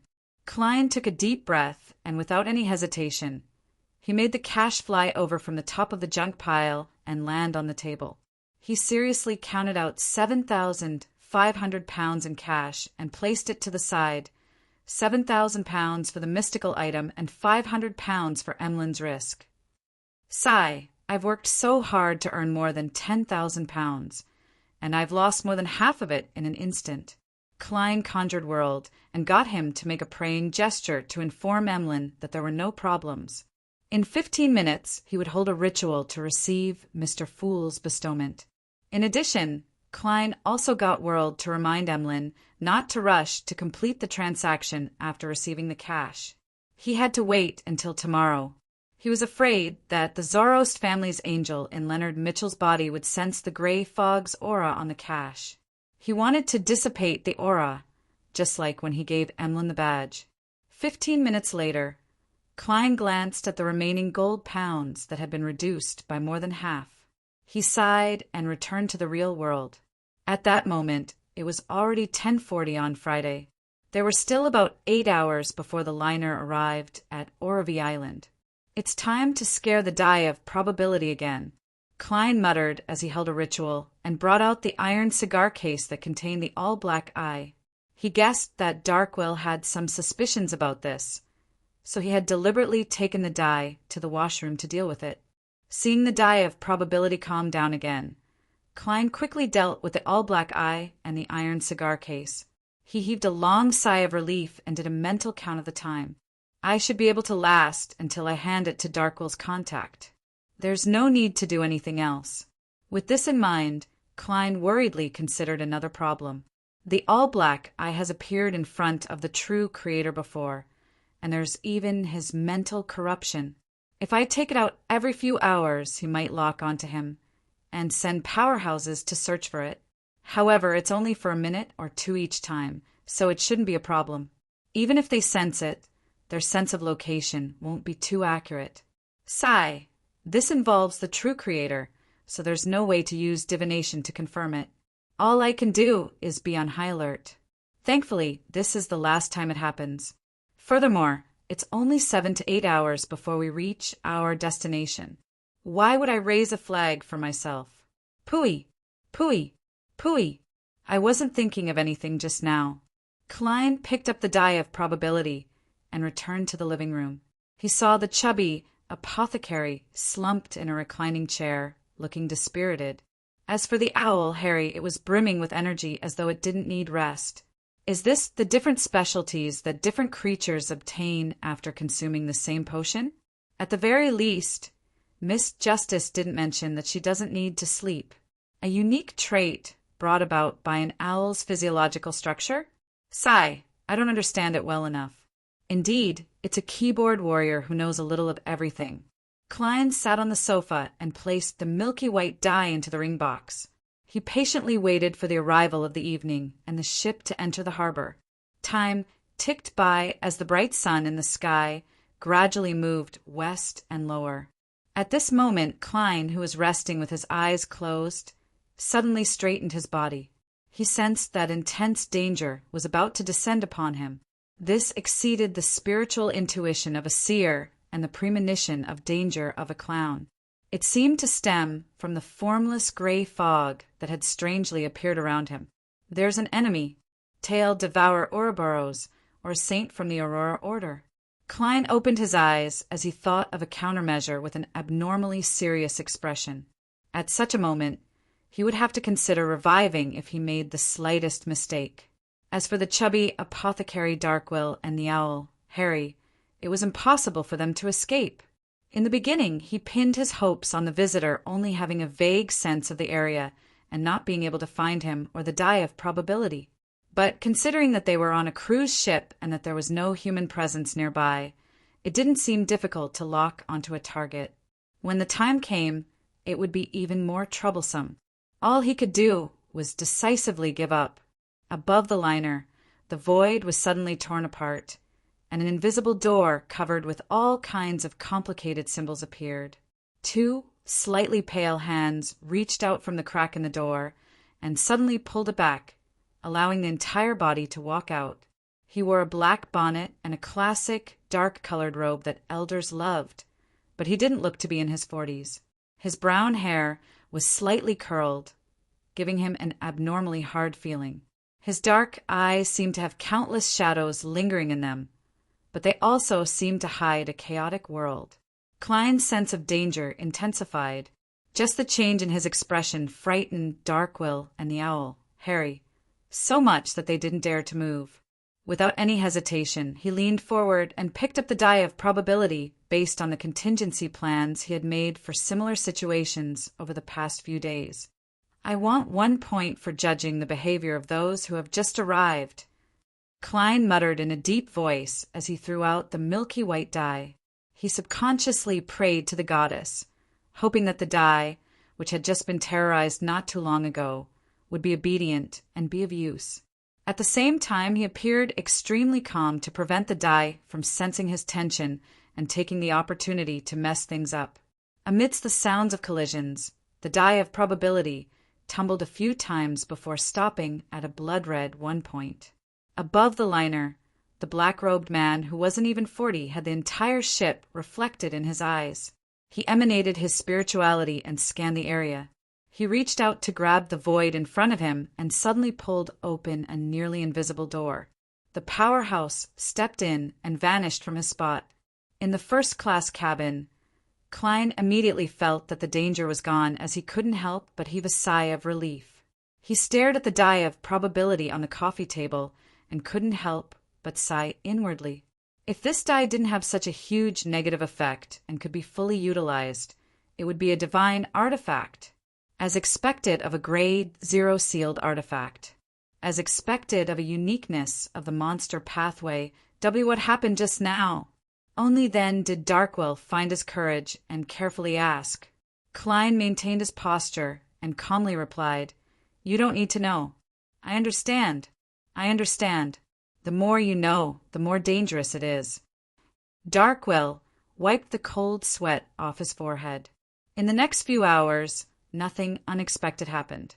When the sun fell into the horizon and the sky was completely dark, Klein finally saw a towering lighthouse not far away. P.S. Asking for monthly recommendation tickets on Monday. Chapter 6:21. Orvie was located northeast of the Rorstad archipelago. The straight-line distance wasn't far, but the safe sea route had many twists and turns, increasing the distance by a few hundred nautical miles. It was originally a primitive island with many beyonder creatures. It wasn't inhabited by humans, and after the hunting era ended, the Ruan Kingdom used it as a place of exile for certain criminals. It allowed Orvie Island to gradually have villages and towns.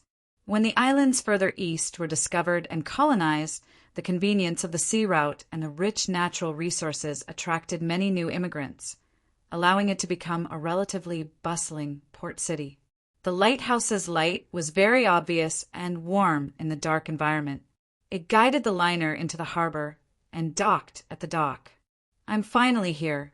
Thank you for the blessings of the crimson moon and fate. Darkwill jumped down the last gangway and stepped onto the solid, concrete ground. To be serious, apart from fate, you should mainly thank the fool and see God for their blessings. Klein held the leather suitcase in one hand as he tapped the cane in his hand. Darkwill put away the ring box that contained the die of probability and didn't waste any time asking where Carnot lived. He hired a rental carriage and headed straight for St. Draco Cathedral, entering the magnificent bell tower that boldly used red, blue, and yellow colors. Inside the bell tower, Carnot had a tiny room that belonged to him. Knock, knock, knock. Darkwill knocked on the door thrice, eager to hand over the item in his hand. With a creak, the brown wooden door opened, and a tall but slightly hunched man walked out of the room. He looked to be in his 40s, and there was nothing wrong with his facial features alone. But when put together, it was filled with incongruity. Klein only needed a glance to discover that his eyes were of different heights and heights. His nostrils were of different sizes, and the muscles on his left side were slightly loose, causing the corners of his mouth to droop. As for his right side, it was the opposite. Carnot's legs were clearly of different lengths. One of his arms was thick, while the other was thin. His entire body was asymmetrical and extremely ugly. You are. The black-robed Carnot glanced at the duo. Are you Carnot the bell ringer? Darkwill asked cautiously. The corners of Carnot's mouth were high, while the corners of his mouth were low. There shouldn't be a second person as ugly as me. Indeed. Darkwill nodded very honestly before chuckling. I can tell that you have a good attitude. In fact, looks aren't important to men. What's important is their ability in that area. Tisk, you've never seen ladies who are really obsessed with looks. Klein, who had experienced the era of popular celebrities, snorted. Kanua's expression darkened. I don't want to discuss this. You have problems in that area too? It's fine. I have all sorts of medicine. There's definitely one that can treat your problem. Before Darkwill could finish his sentence, Klein, who was afraid that he would be beaten to death, took a step forward and blocked half his body. Klein said in a low voice, he's Roy King's student. I've already guessed it. Roy King described his characteristics. Kano stepped aside and invited the two of them in. His room was very small, with only a bed and a cupboard that could be used as a table. The bathroom was at the bottom of the bell tower. Darkwill took out a ring box and handed it to Carnot as he forced a smile. He smiled and said to Darkwill, My teacher wants me to pass this to you. Carnot opened it and took a look. Seeing that the die had 4 points facing up, he heaved a sigh of relief and said to Darkwill, You aren't as unreliable as your teacher described. You are not as unreliable as your teacher said. I can see that you have not tried to use it. This will awaken it and let it know that it is no longer sealed. The chubby apothecary's face blushed as he said honestly, It's just rather quiet now. In another 1 to 2 hours, it will automatically spin again. It's best you think of a way to seal it again. Carnot's face twitched. Again. This.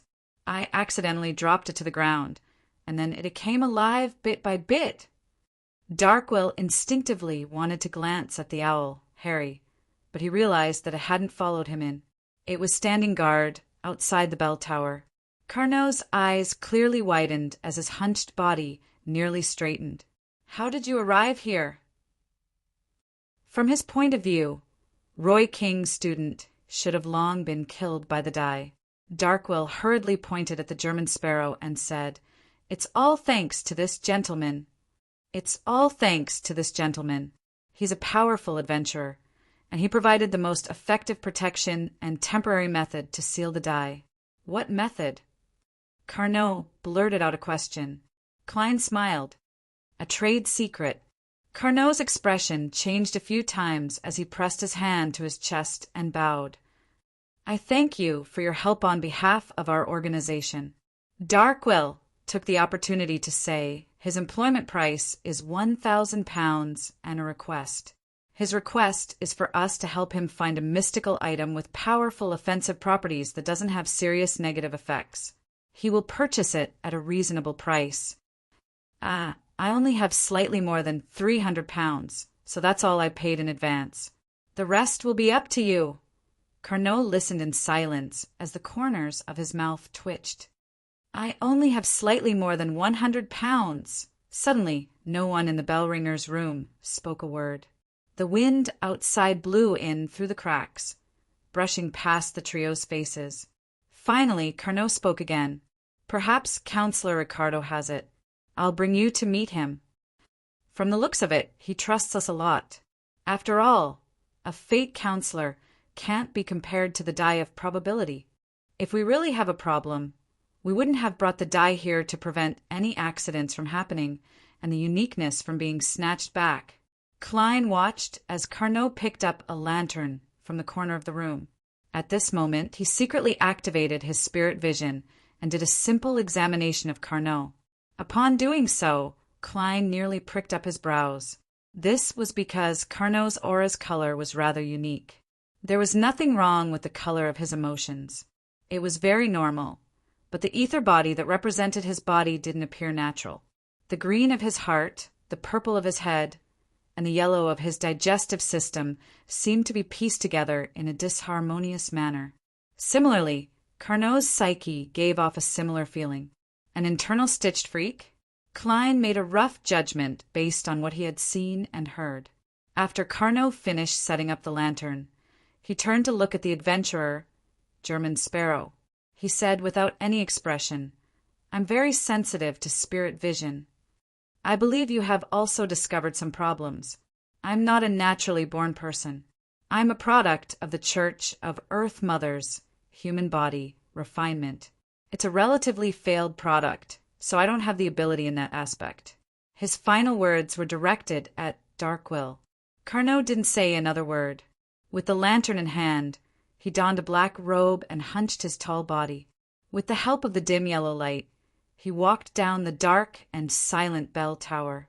A product of the Church of Earth Mother's human body refinement? But St. Draco Cathedral belongs to the Church of the Storm, due to its relative failure and lack of importance. Carnot betrayed the Church of Earth Mother and became a member of the Life School of Thought? This is understandable. The Church of Earth Mother and the Life School of Thought both wield the apothecary pathway, so they definitely have some interactions. But why would the Life School of Thought send this fellow who doesn't look simple to the Church of the Storm to be a bell ringer? Is it in normal disguise, or is there some connection between the two? Klein calmly followed behind Carnot as he walked out of the bell tower and circled to a nearby stone bridge. Just as he approached the leftmost bridge, Klein suddenly sensed something as he looked up diagonally. The owl, Harry, flew over and landed on a branch. Kacha! The branch suddenly snapped as Harry plummeted straight down. It took him great effort to fly up again without crashing to the ground. Darkwill was just about to say a word when Carnot explained in a deep voice, Counselor Ricardo is injured. His strength is somewhat out of control. As long as one enters a certain range of him, they will be tainted with bad luck. Kanua stopped moving and threw the ring box containing the dice into the hole under the bridge. Mr. Counselor, Roy King's student has sent the die over. Very good. A hoarse voice sounded from deep within the dark bridge. A palm with some silver-white scales reached out from the pitch-black darkness and pressed down on the ring box that had fallen to the ground. Following that, he opened the ring box and took out the milky white die. His other hand, which also had silver-white scales, reached out as he held a paper-like item made of leather. The item resembled a water pipe, but it was connected from end to end. Under the crimson moonlight, it appeared grayish-white in color. There were many complicated symbols and labels on its surface, as well as many ancient Hermes words that pointed to Snake of Mercury, Willosepton. Fate Counselor Ricardo pulled open the item and stuffed the die of probability inside. Then he connected it from end to end, using a small repetition of fate to seal the die of probability, causing it to constantly be in a dormant or silent state. Indeed, Snake of Mercury will Septon foresaw such a thing and made certain preparations. Klein retracted his gaze in relief as he heard Ricardo say in a hoarse voice, "I'm already aware of your agreement, Mr. German Sparrow. I'll help you search for the mystical item once I recover. Then 700 pounds. I'll immediately give you additional luck. You can go to the few casinos in Orvie to play, and you'll be able to receive the corresponding remuneration. Remember, don't win more than 200 pounds in each casino, and the total won't exceed 700 pounds.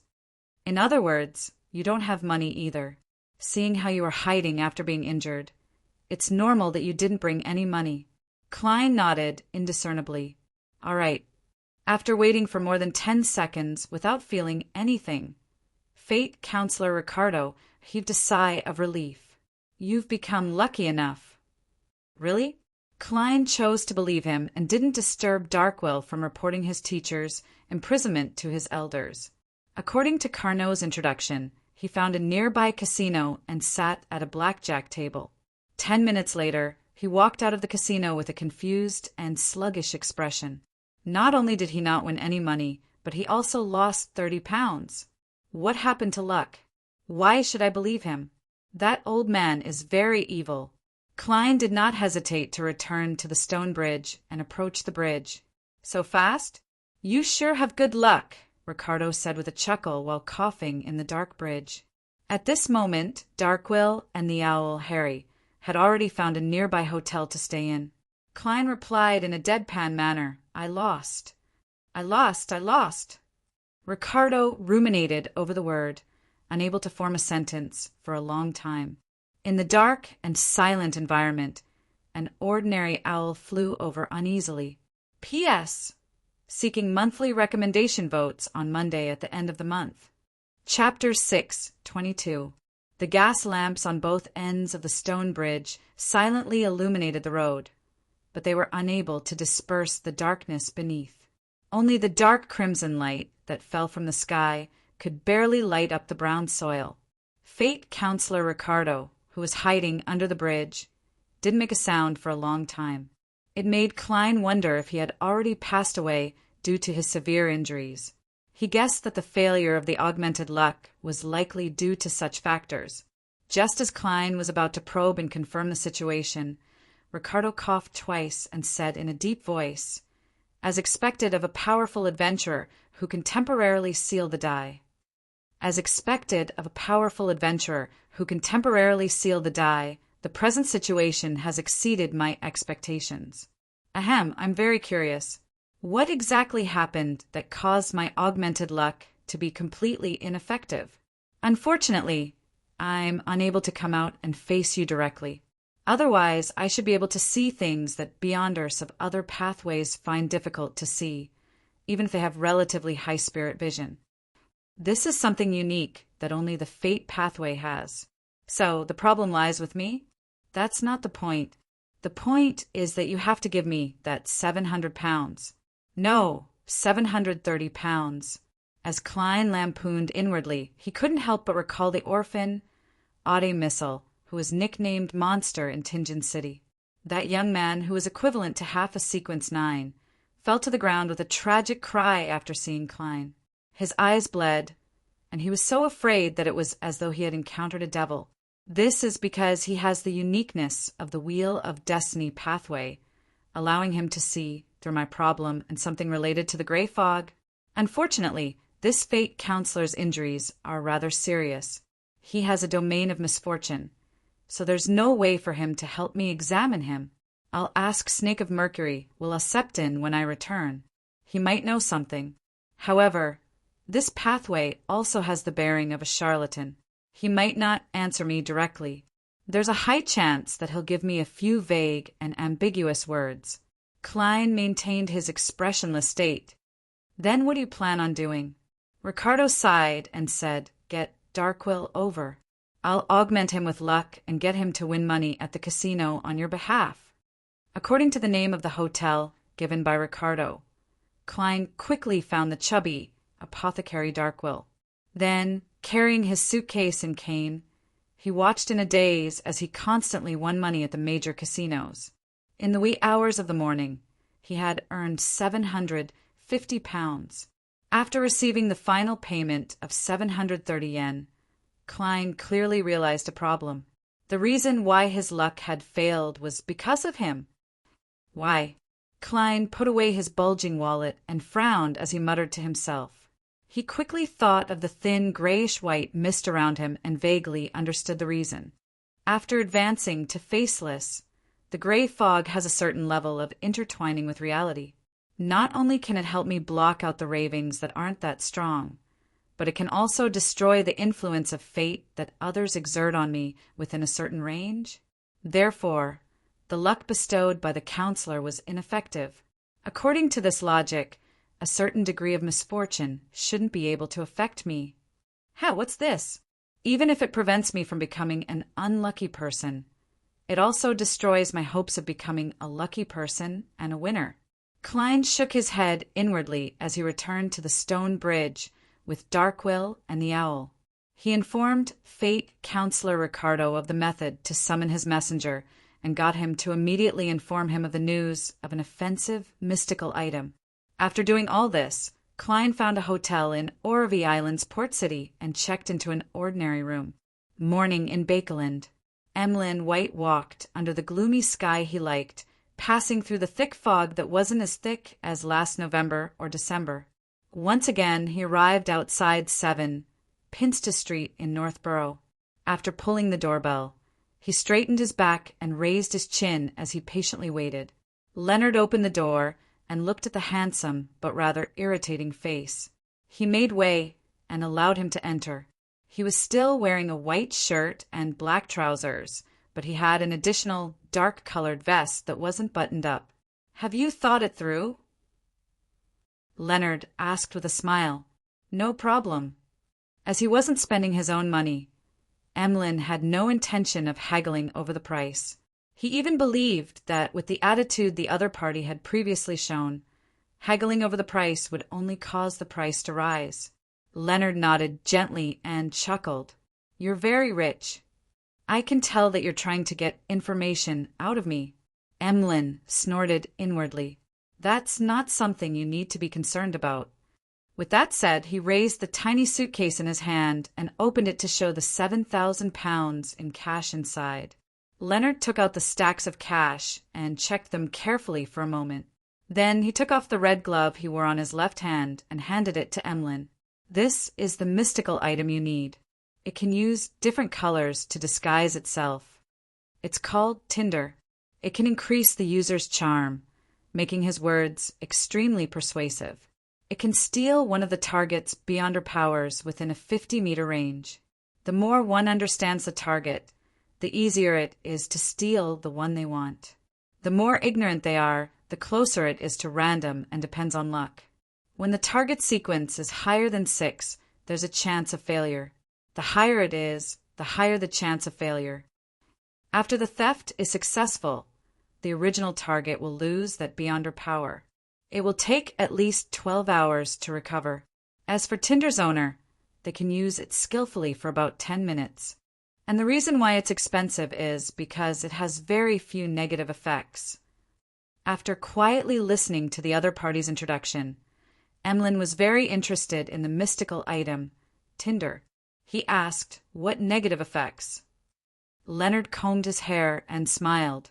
"First, when wearing it, there's a small chance of losing an item on you. Second, after using it, one of your beyonder powers will be lost for at least 12 hours. However, there will only be one beyonder power within this period of time. In other words, even if you use it multiple times, only one beyonder power will be lost. Compared to many sealed artifacts I know, its negative effects are indeed very small." Emlyn cleared his throat and nodded slightly. He took the Tinder glove and checked it carefully. Then he took out the stacks of cash from the suitcase and placed them on the coffee table. Following that, he placed the glove into the suitcase and didn't carry it with him. Carrying the suitcase, Emlyn returned to the Harvest Church, just like before. He entered the priest's break room and set up the sacrificial ritual. The illusory and mysterious door opened as the red glove passed through the dark and deep void, about to enter the world above the gray fog. At this moment, the surface of the glove that came into contact with the gray fog suddenly produced a distorted and terrifying tiny human face. It constantly evaporated as it tried its best to maintain itself.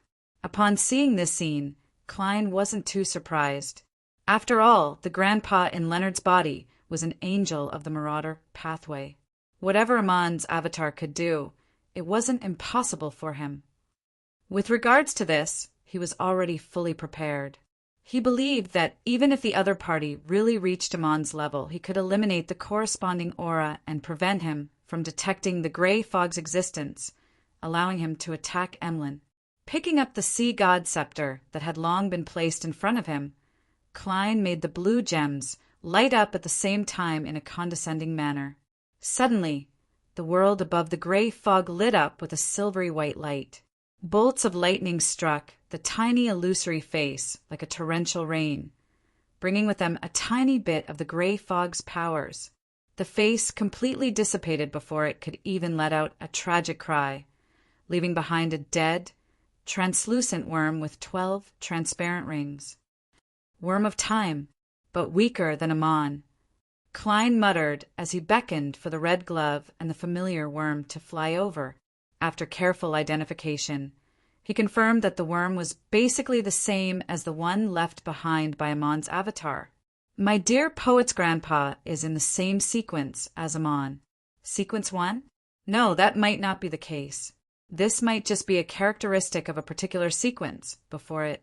If it's really a sequence 1, considering that Amon is the son of the Creator, a king of angels, perhaps he has fused with the uniqueness or another sequence, one characteristic. Klein made a guess, but he had no way of confirming it. As for what the dead worm of time could be used for, or when its spirituality would completely dissipate, he could only throw it into the junk pile due to his lack of knowledge. Bakeland, 7, Pinster Street. Leonard Mitchell sat on the sofa with his eyes closed. His feet were placed on the coffee table, as though he was using a short nap to make up for the night's lucidity. After an unknown period of time, he suddenly opened his eyes and suppressed his voice. What happened? Have you confirmed the true buyer of the tinder? A slightly aged voice sounded in his mind. The aura I left behind has been removed, completely removed.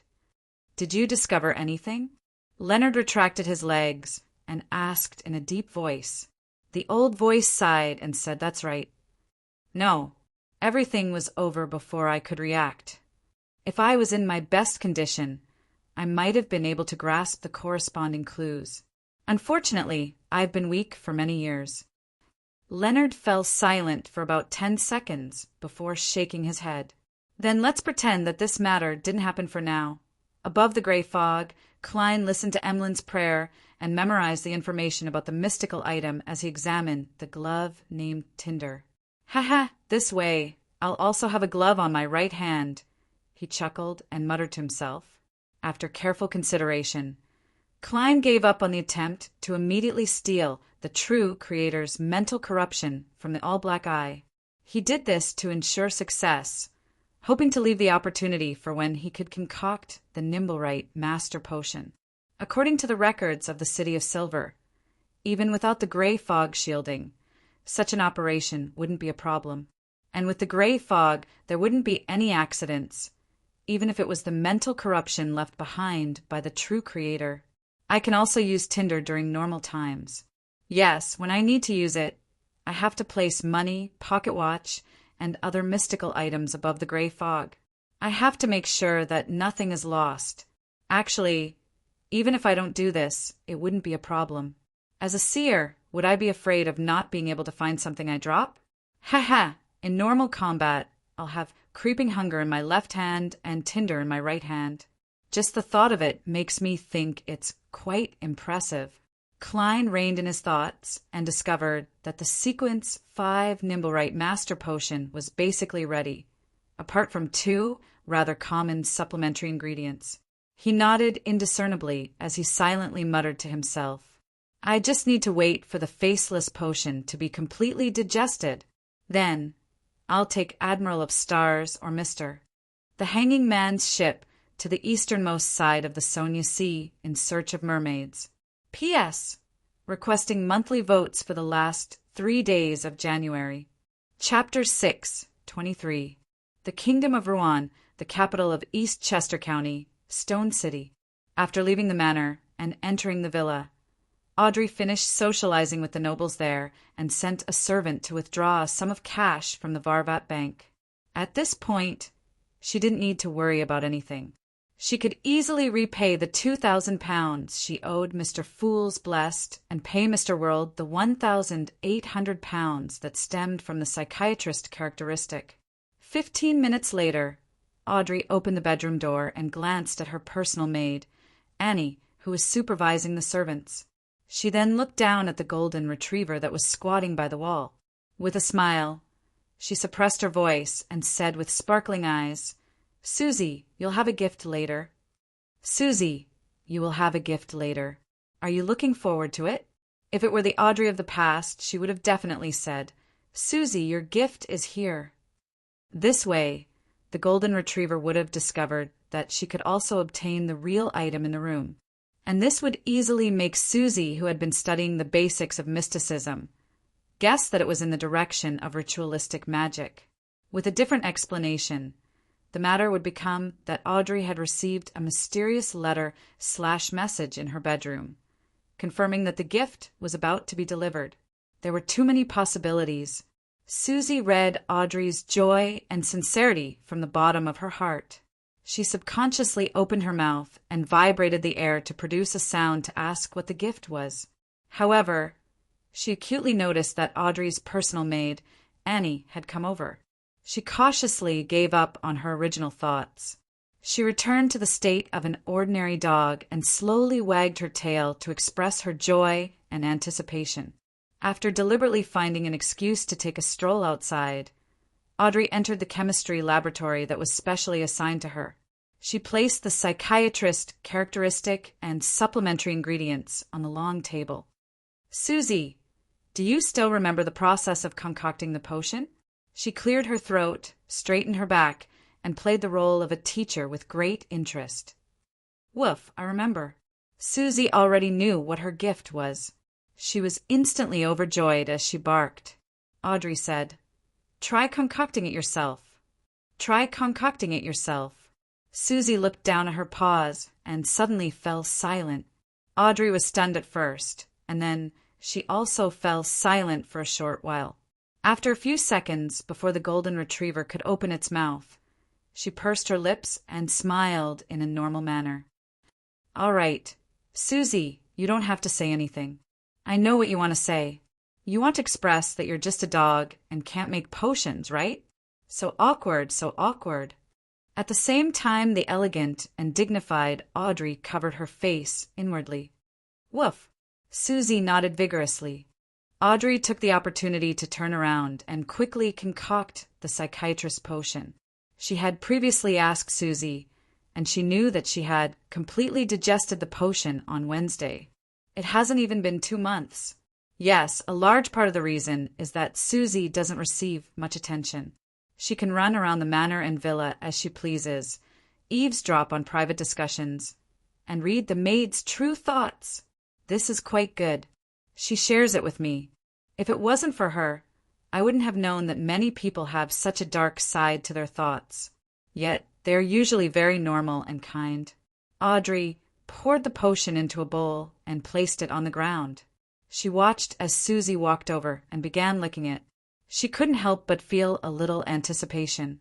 Susie might also be affected by the potion and experience emotional instability. But it's fine. Miss Psychiatrist Audrey is already prepared. She can use placate at any time. Yes, I prefer the name psychoanalysis. It sounds more professional. Audrey's beautiful emerald-like eyes stared seriously at Susie. She discovered that her pupils were gradually fading and turning vertical. Dark golden scales seemed to grow under her thick fur, and the spirituality that belonged to Susie was constantly spreading out, as though it was intertwining with the entire villa's space. After calming down her slightly nervous emotions, Audrey focused on observing Susie's condition. As long as she showed any abnormalities, she would immediately use the beyond her power of psychoanalysis. Suddenly, Susie's voice sounded in her ear. "Audrey, I did it." Audrey was momentarily at a loss for words. In the dream, Daisy returned to Eastborough, to the old apartment she had lived in for many years. She pushed open the door and saw her mother, Liv, and sister, Freya, diligently washing clothes. Daisy was instantly delighted and was about to join them in ironing. Just then, she heard knocking on the door. She turned her head and saw that the visitor was a young man in a black and white checkered police uniform. The police officer had black hair and green eyes. His face was a little blurry. He held a notebook and pen and asked, "In Capham's case, apart from what you've already said, what else did you not say?"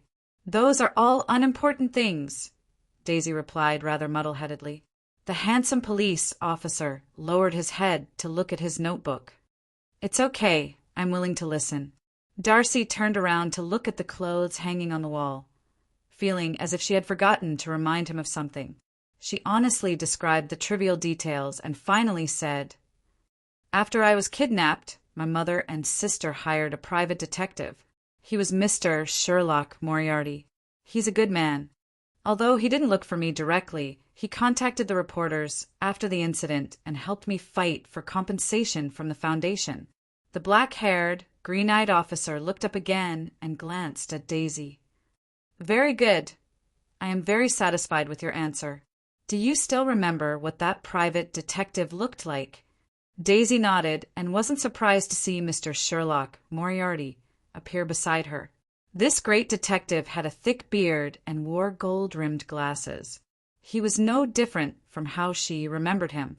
After the black-haired, green-eyed officer sized her up, Daisy didn't know when he had left, nor did she know why her mother and sister had suddenly disappeared.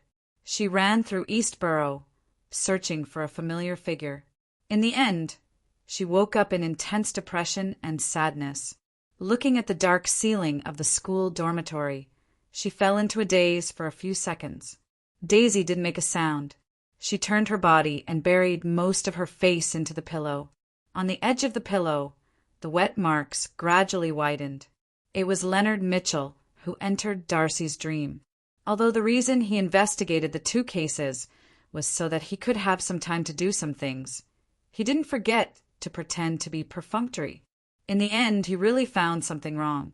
In both the Lenevis and Capham cases, the private detective named Sherlock Moriarty and his friend, reporter Mike Joseph, appeared. Although they're only lingering on the periphery of the matter, it's still a direction of investigation. That Sherlock Moriarty looks a little familiar. Which wanted criminal could he be?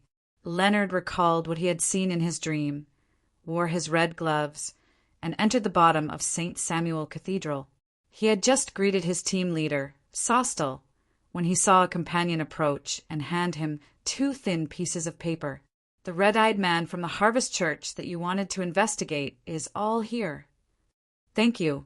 Shall we have lunch together?" Leonard asked with a smile. The Nighthawk shrugged. "No, as long as you don't give me nightmares anymore." "Deal." Leonard smiled as he received the information. He stood in his spot and wasn't in a rush to sit down. He casually flipped through it. Emlyn White, a vampire. He's currently part of the Church of Earth Mother. He once went missing for a period of time. His parents hired a private detective to search for him. According to a gentleman named Stewart, this matter was finally resolved by the great detective, Sherlock Moriarty. The smile on Leonard's face gradually sank as he turned rather solemn. Sherlock Moriarty? He repeated the name inwardly. Klein wasn't in a rush to find an opportunity to act. He wandered the port city of Orovie Island as a tourist, seeking a brief moment of relaxation in his tense life. This city was mainly populated by new immigrants from Rouen. The food style wasn't much different from the east coast of the kingdom. The difference was that there were rare fruits and all kinds of seafood here. It was quite unique. The city was rich in natural resources, and it was located at a critical point of safe sea routes. People led rather good lives. Even the farmers in the suburbs could save up a certain amount of money through their orchards. This didn't mean that Orvie didn't have poor people or people of the lower class. It was just that this class was mainly made up of former slaves. The Rouen Parliament had long passed a bill to abolish slavery. After swallowing the juicy and sweet fruit pulp, Klein looked at the darkening sky. He turned a corner and entered a bar named Sweet Lemon. It was one of the most famous gathering spots for adventurers in Orvie. Klein planned on gathering the remaining 2 supplementary ingredients for a marionettist, the rather common dragon-patterned tree bark and Sonia golden spring water. At that moment, the bar was already rather lively. There were many people around the boxing ring holding cups as they cheered loudly. At the surrounding tables, people who appeared to be adventurers were exchanging all sorts of rumors in hushed tones. Klein was about to squeeze his way to the bar when he suddenly heard his name. "I'm German Sparrow. You should know who I am. I've obtained a treasure map, and I need to hire some helpers. It's not that I'm afraid, but I can't carry that many treasures by myself." A green-eyed man in his 30s said to the 2 men and 2 women who were either merchants or adventurers, "You're also called German Sparrow? Treasure map. Why does it sound like a scam? News of me killing Worm Tongue has spread from Byam to here? It should be through telegrams and travelers.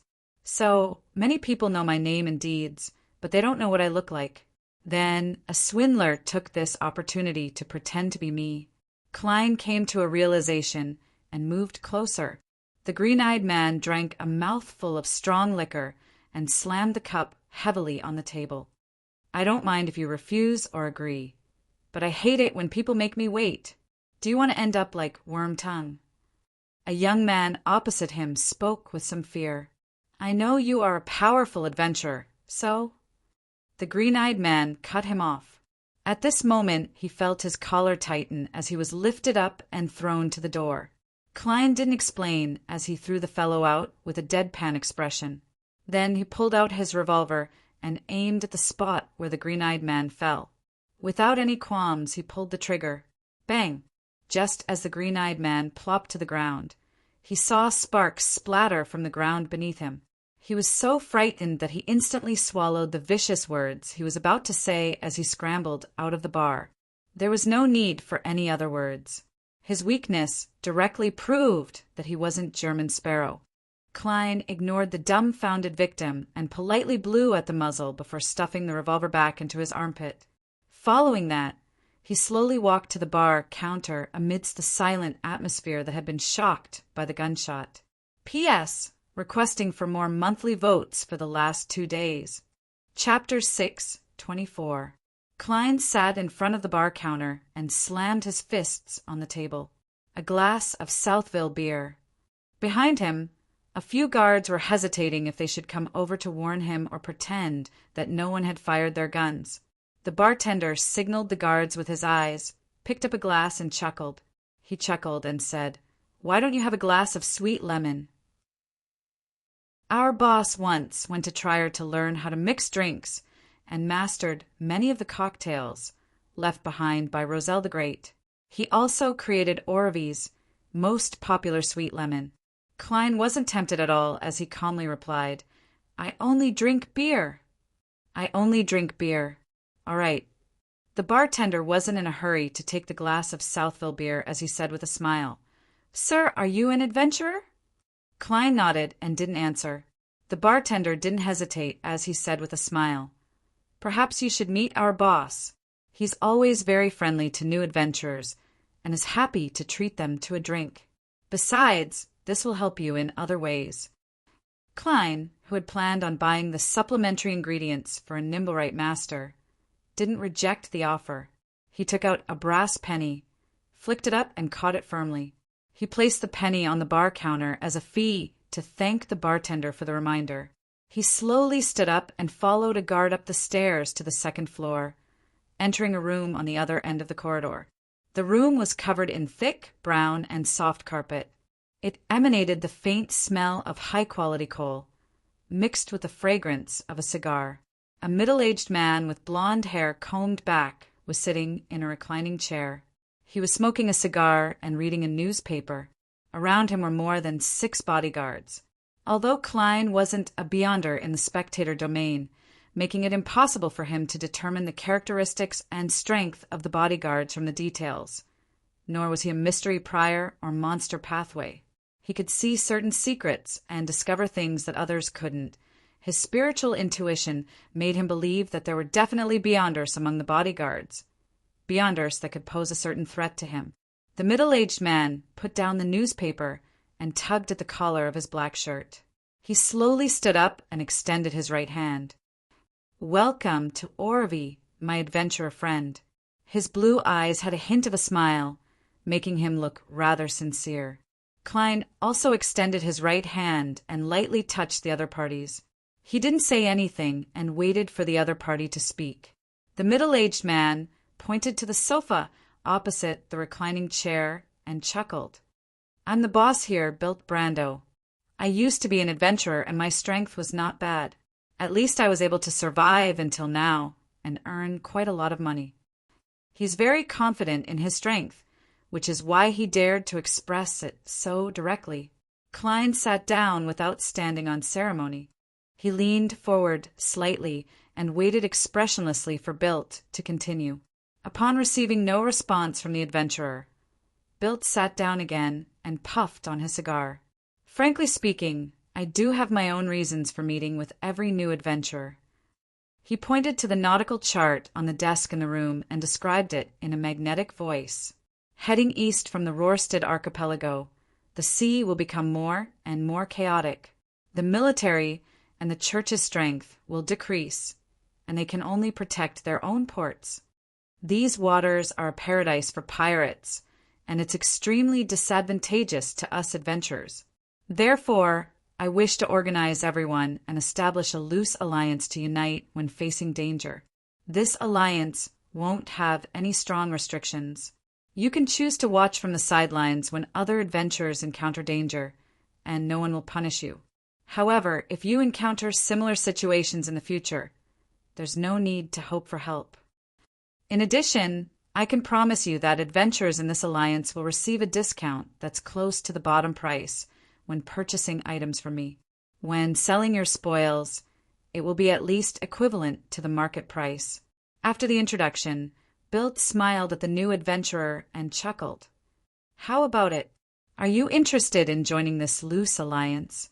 Don't worry, you won't have any additional expenses. Our aim is to help each other when we encounter pirates." Klein nodded. "Sounds good. Haha, I think so too. I once wanted to name this alliance Brotherhood of Adventurers, but I later felt that the word brotherhood was too forceful, so I changed it to Adventurers Association." Bilt gave a self-deprecating laugh. Having said that, he lowered his cigar-wielding hand and smacked his lips, shaking his head with a smile. "Sorry, I forgot to ask for your name." Klein maintained his posture and replied in a deep voice, "That's right. German Sparrow." "German Sparrow!" Bilt's eyelids twitched as his smile instantly stiffened. The bodyguards around him tensed up as though they were facing a formidable enemy. Bilt quickly returned to normal. He didn't probe if it was the real German Sparrow or an imposter. He chuckled. "Is there anything you want to buy? I have a lot of good stuff here." "The spring water of Sonia's Golden Spring," Klein said cautiously while appearing calm on the outside.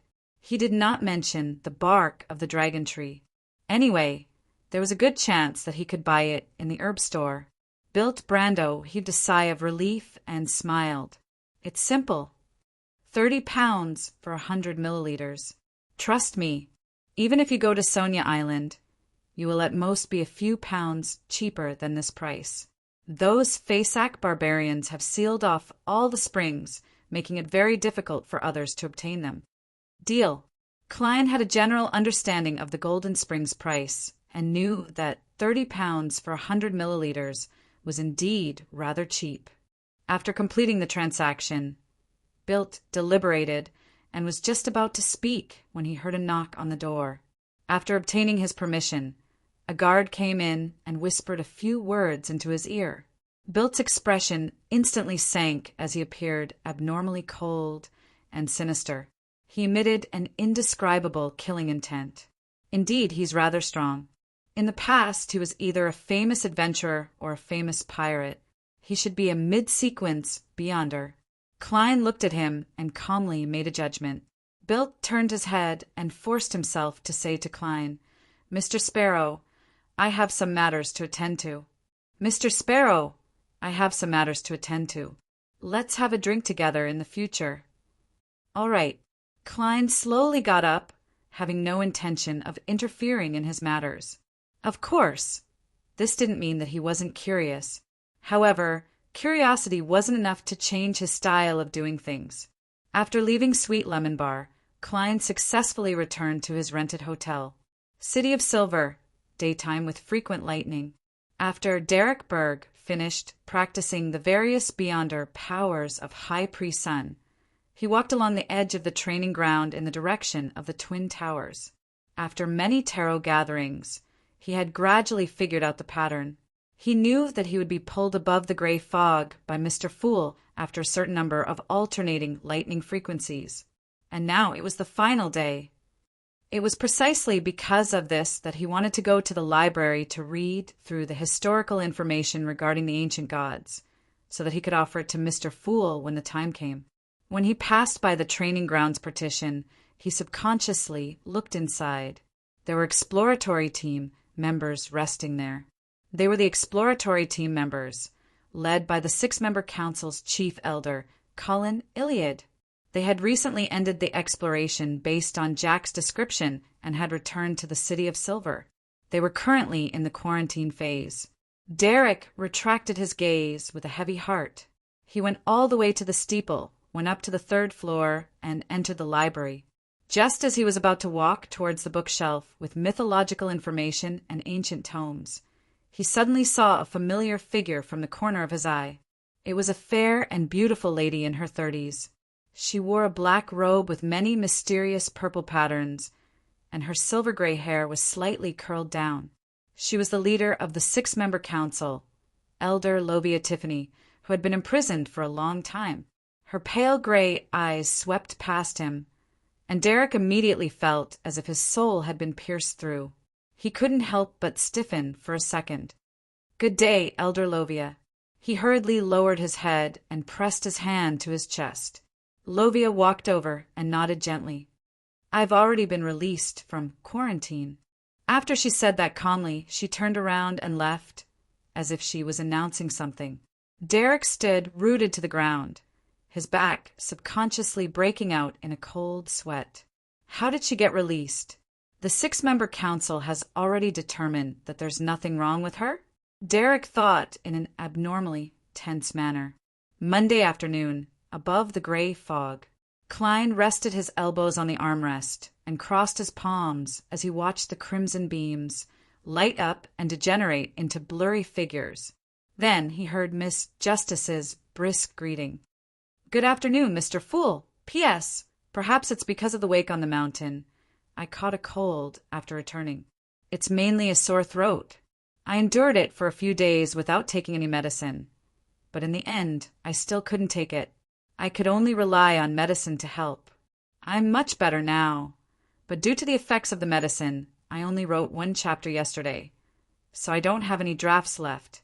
This page has fewer words. Also, I'm requesting for monthly votes.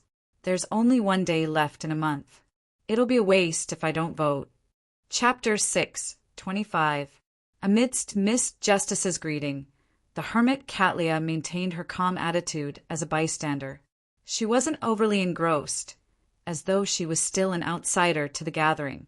She watched as Miss Justice and Miss Magicians took out Roselle's diary pages and paid off their debts. Then she carefully glanced at Mr. Fool, not daring to look at him directly. However, she was still unable to see anything through the strange gray fog. Her dark purple eyes could only reflect the clothes that were definitely conjured. With the 3 pages of Roselle's diary pages in hand, Klein didn't read them as eagerly as usual. After all, he had already touched and used a Grade 0 sealed artifact. He had seen what a Beyonder Pathway's uniqueness looked like, and he had effectively intimidated such a divine artifact. He believed that no matter what Roselle the Great wrote, it would be difficult for him to be too shocked. Unless he was bestowed a demoness blessing by a powerhouse with unique powers, temporarily turning him into a woman. Klein joked inwardly as he surveyed the long bronze table with interest. Hermit's curiosity is different from Miss Justice and Company. She seems to place great importance on the matter of Roselle's diary pages. Klein retracted his gaze and memorized what he had just discovered. Then he casually read the yellowish-brown goatskin in his hand. April 22nd.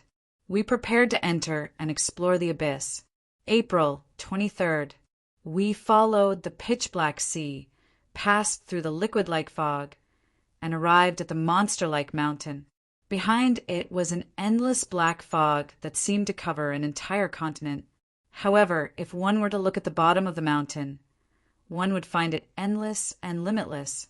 Back then, I jokingly told Edwards that if I were to commit suicide by jumping off the cliff here, I might never reach the ground, but I would forever be falling. Upon seeing this, Klein nearly pricked up his brows. He found it unbelievable that Roselle would dare to organize his knights and sailors to explore the borders after seeing the abyss. Isn't he afraid of death? It was rumored that it was a place that could corrode everything and cause all living beings to fall. At this stage, Roselle definitely hasn't reached Sequence 4. He's not a demigod, and he's at most Sequence 5.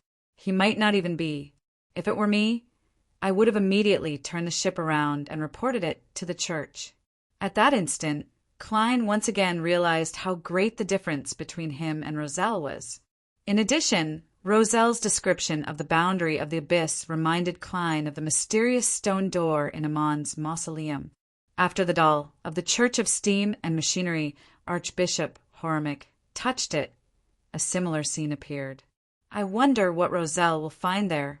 At least he didn't die because of this exploration and lived a very exciting life.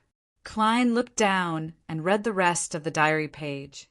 On the 24th of April, we went down the mountain and tried to go deeper. That black fog is cold and slippery, as though it can seep through flesh and soul. Fortunately, certain items on the Black King's throne can effectively resist this sort of corrosion. Otherwise, I suspect that my horsemen and I would have become members of the Phelan dance troupe. Note 1. It's very quiet here. We didn't discover anything. On the 25th of April, we saw devils, but all that was left of them were rotting corpses. Behind the jagged black rocks, beneath the mud that can't be called a path, there are different devil corpses in various places that are either normal or unimaginable. They seem to have suffered the same death at the same moment. On the 26th of April, it's either corpses or silence. There's no end in front of us.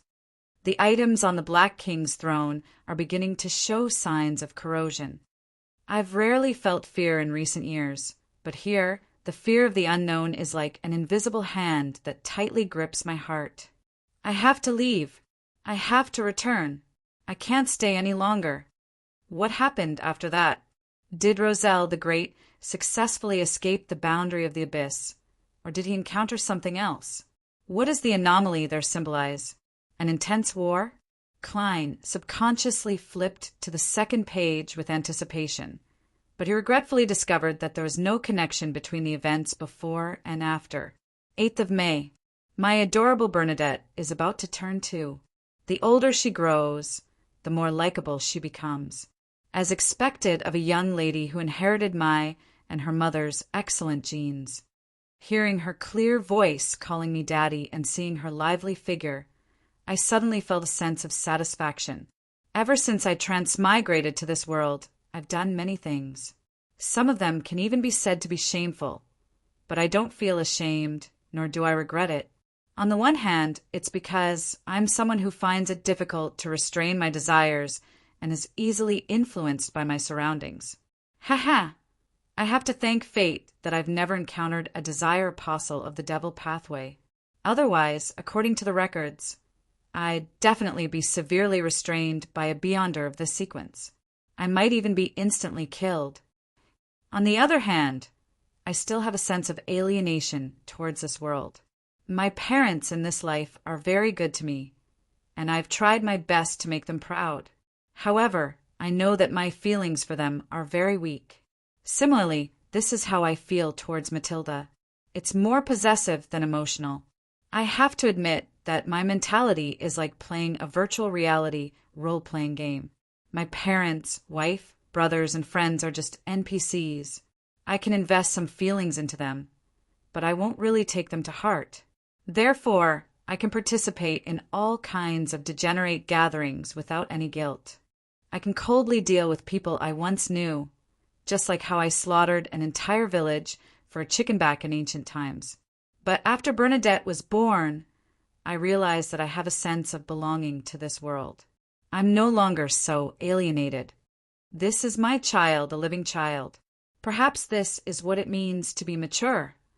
There's no way to experience such a feeling without a child. No, I don't even have a girlfriend. However, I have to be wary of the mentality mentioned in the Emperor's diary. It didn't exist in the past, but it doesn't mean that it won't appear in the future. The higher the sequence, the more godlike one is than human. Klein sighed silently and flipped to the third diary page. January 6th. A new year, a new beginning. After advancing to artisan, I finally have the ability to do that. That is to create the mysterious silver plate in my memories. There's a high chance that it caused my transmigration. Actually, after becoming a savant, I've completely recalled what it looks like. I've recalled the strange symbols and patterns on its surface, but back then, I could clearly sense that I was unable to replicate a similar item. January 9th. After a few failures, I finally succeeded. With this silver plate covered in strange symbols and patterns, I tried my best to inject my spirituality into it in an attempt to stimulate it. An endless grayish-white fog seemed to appear in front of me, but nothing happened after that. Is it because of the material, or is it because I lack the necessary steps? January 10th. According to the memories I had before my transmigration, I restored the state I was in back then. I believed that I was no longer lacking anything, but the mysterious silver plate still only allowed me to see the strange gray fog. It was unable to help me complete anything. Since this doesn't work, how did I succeed in transmigrating back then? I temporarily gave up on trying and destroyed the silver plate I created. Perhaps when I become a high-sequence beyonder and a demigod, I'll have a way to decipher the meaning of the patterns and symbols and figure out the mystery of transmigration. Yes, I'll definitely become a demigod. I'm the protagonist of this era. Grayish-white fog? After the Emperor replicated the mysterious silver plate on Earth, he saw an endless grayish-white fog. Klein's pupils constricted as he read the diary. Under his feet, there was a boundless gray fog that seemed to have never changed since the beginning of time. Could it be that my transmigration with the Emperor has something to do with this mysterious space? But why is it that the Emperor can't enter, but I can? According to the diary entries from the final stages of the Emperor's life, he definitely didn't manage to unravel the secret of the silver plate. Otherwise, he wouldn't have thought of this place when he was at his most desperate and crazy. He wouldn't have not used this place as something to rely on.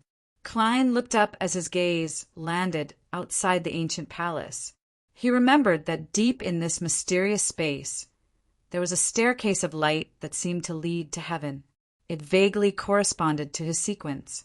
The staircase seemed to have been built by a giant, and its destination was a layer of grayish-white fog that seemed to be holding something up in midair. The secret of my and Roselle the Great's transmigration is hidden there? Klein made the diary in his palm vanish, leaned back in his chair, and said in a normal tone, "You may begin." "You may begin." Sun had originally planned on purchasing the Sequence 6 potion formula after High Priest Sun, but Elder Lovia's release made him temporarily give up on this plan. He couldn't wait to reveal the entire matter, hoping to receive the necessary guidance. Considering that this was the trading segment, he forcefully suppressed the impulse in his heart and continued to wait in silence. Something's on Little Sun's mind. Something happened to the City of Silver? Audrey retracted her gaze in thought and similarly didn't ask for anything.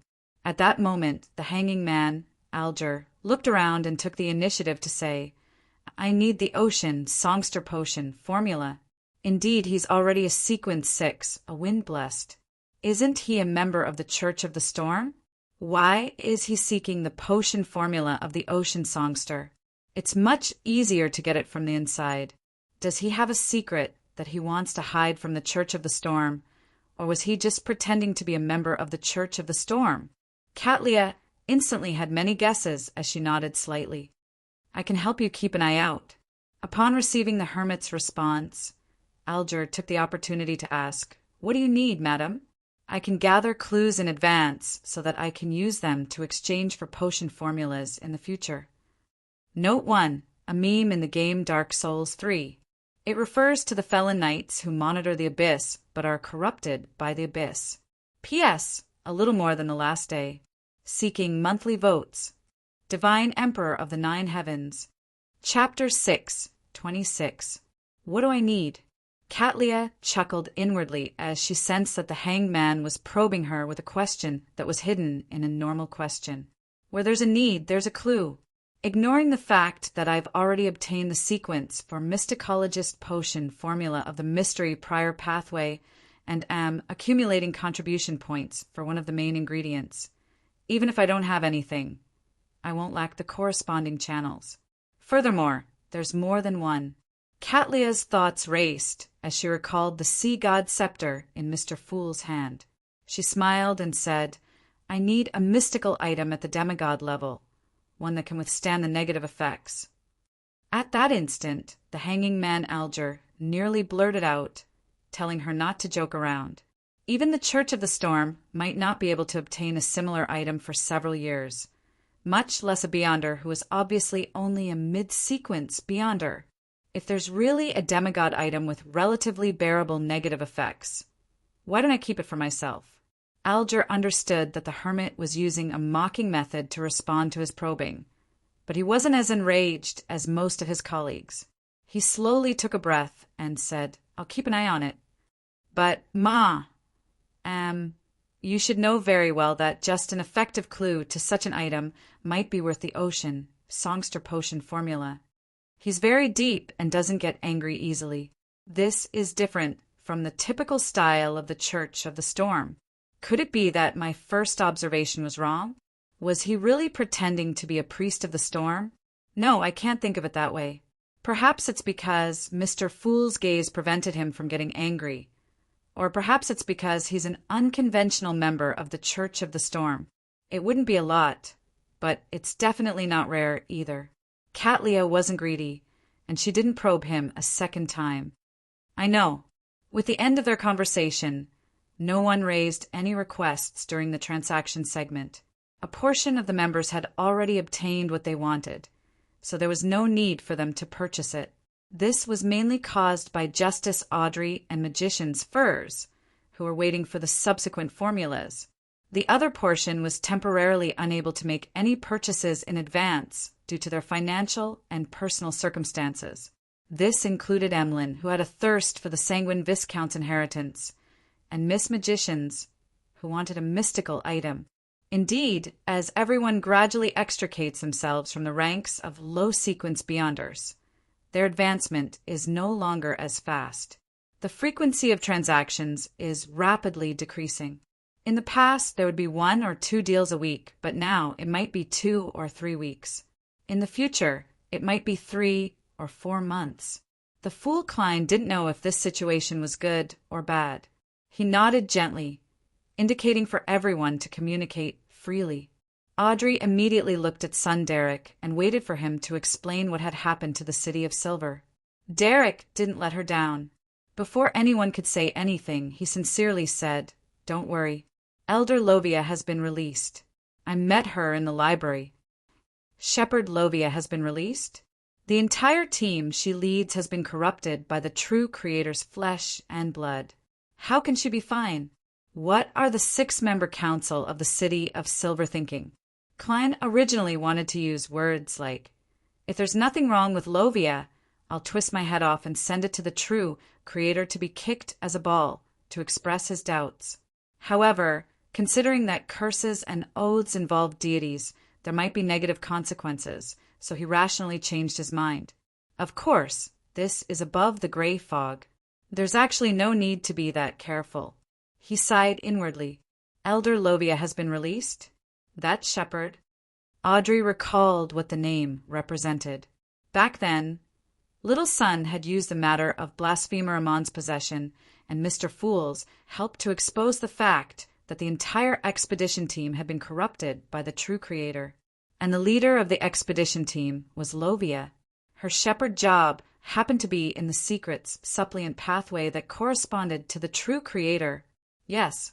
Son Derek nodded sincerely and looked at the hanging man beside him. Alger thought for a moment and asked, "Your chief has already returned to the City of Silver?" Your chief has already returned to the City of Silver? Why would Mr. the Hanging Man suddenly ask about this? Ah, yes. To release such an important figure, it's impossible for the other members of the 6-member council to not wait for the chief's return. If the chief hasn't returned, and they've made a decision ahead of time, it means that the matter is more serious than I imagined. It's so serious that they can't wait for the chief. If the chief has already returned, then there's a high chance that the release of Lovia has something to do with the outcome of his adventure. This is because, according to Little Sun, this is the only exploration the City of Silver has done in recent times. Sigh. Why didn't I think of this just now?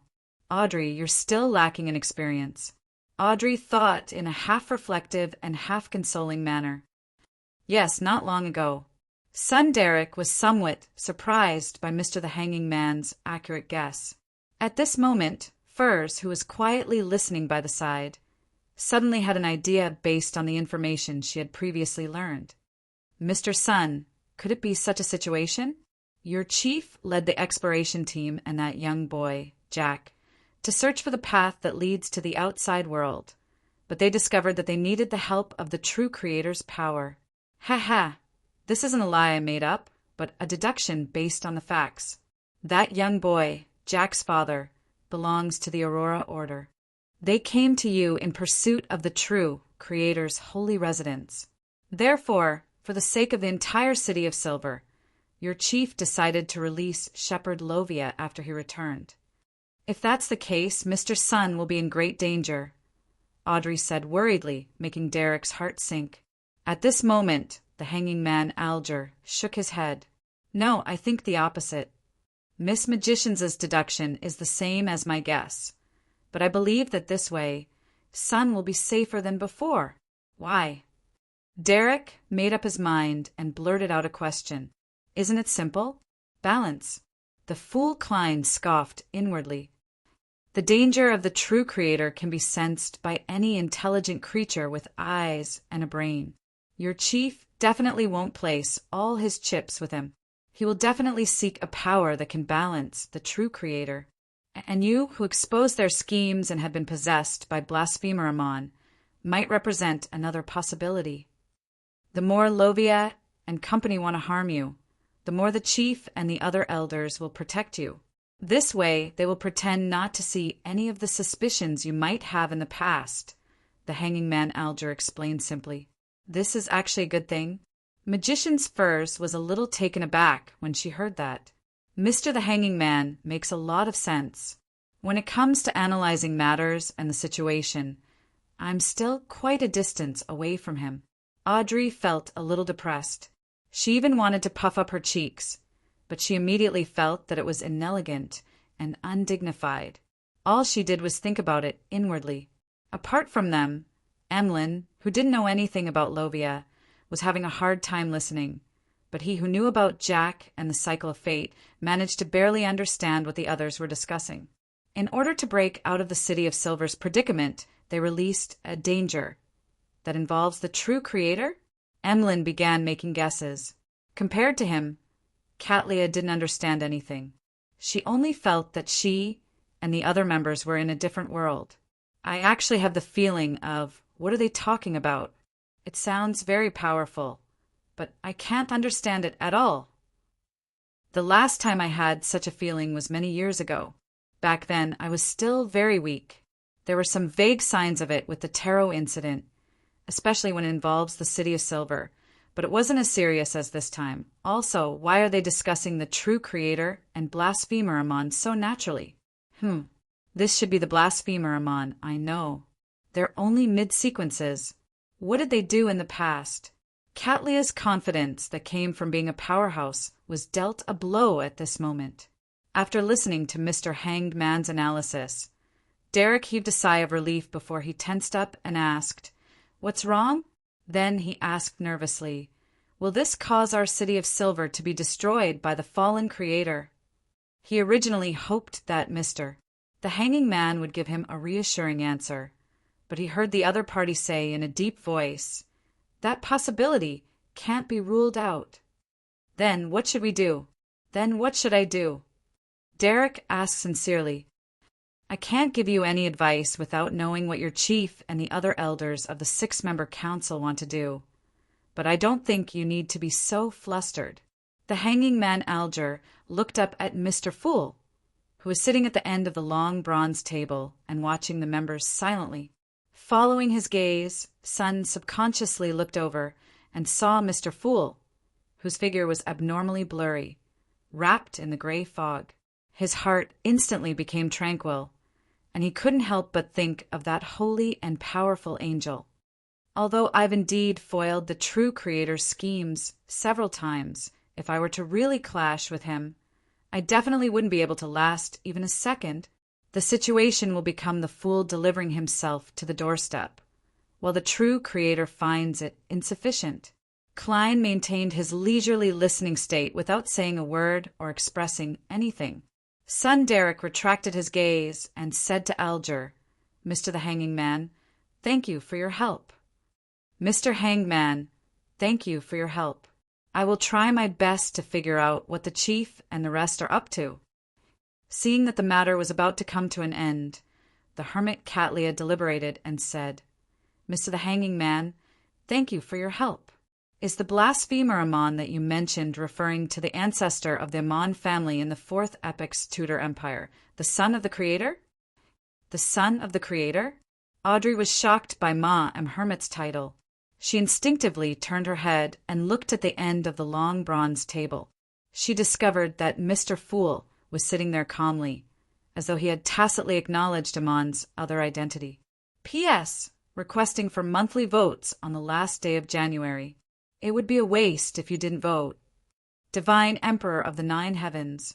Chapter 6, 27. Son of the Creator? The Hanging Man Alger was also alarmed by the hermit's description, as he couldn't help but twitch his brows. However, he didn't ask directly because it might expose some things, and he believed that some members would take the initiative to ask. "Son of the Creator?" At this moment, the magician's Furs asked with interest. She didn't expect Amon to have such a shocking identity apart from the titles of Blasphemer and King of Angels. She was very curious about it. Katlia swept a glance at her and said without a change in tone, "Don't worry. Rumor has it that when the original creator split into various deities and races, 2 infants were born in his body. One of them was Blasphemer Amon.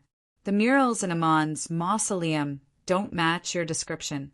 When Amon and Adam were born, the creator had just woken up and took back the authority of the ancient gods. He was sitting on the sacred mountain, surrounded by a bunch of angels, and praised him. There were no signs of death or division at all. That mural does have something in common with the history recorded in the City of Silver. Perhaps the creator has really awakened twice, or perhaps the original creator isn't the same as Amon's father, the creator recorded in the City of Silver. The 2 are related by inheritance." Klein listened to Ma and Hermit's recount as he made a guess. Amon was actually the son of the Creator. Such an identity was not much lower than that of the true gods. As for Mr. Fool, our tarot was able to easily purify his avatar and resolve his possession. When Audrey recalled what had happened, she suddenly felt that she had unknowingly surpassed ordinary beyonders. The difference in their social circles and levels was more than 100 times. She asked with interest, "Ma, Hermit, do you know who the other son of the Creator is?" "Adam." The hermit, Catlia, uttered a short word. Audrey was clearly taken aback. This was because her question only required the other party to answer if he knew or didn't know. Only after receiving an answer of yes would she ask in detail and declare that she was willing to pay.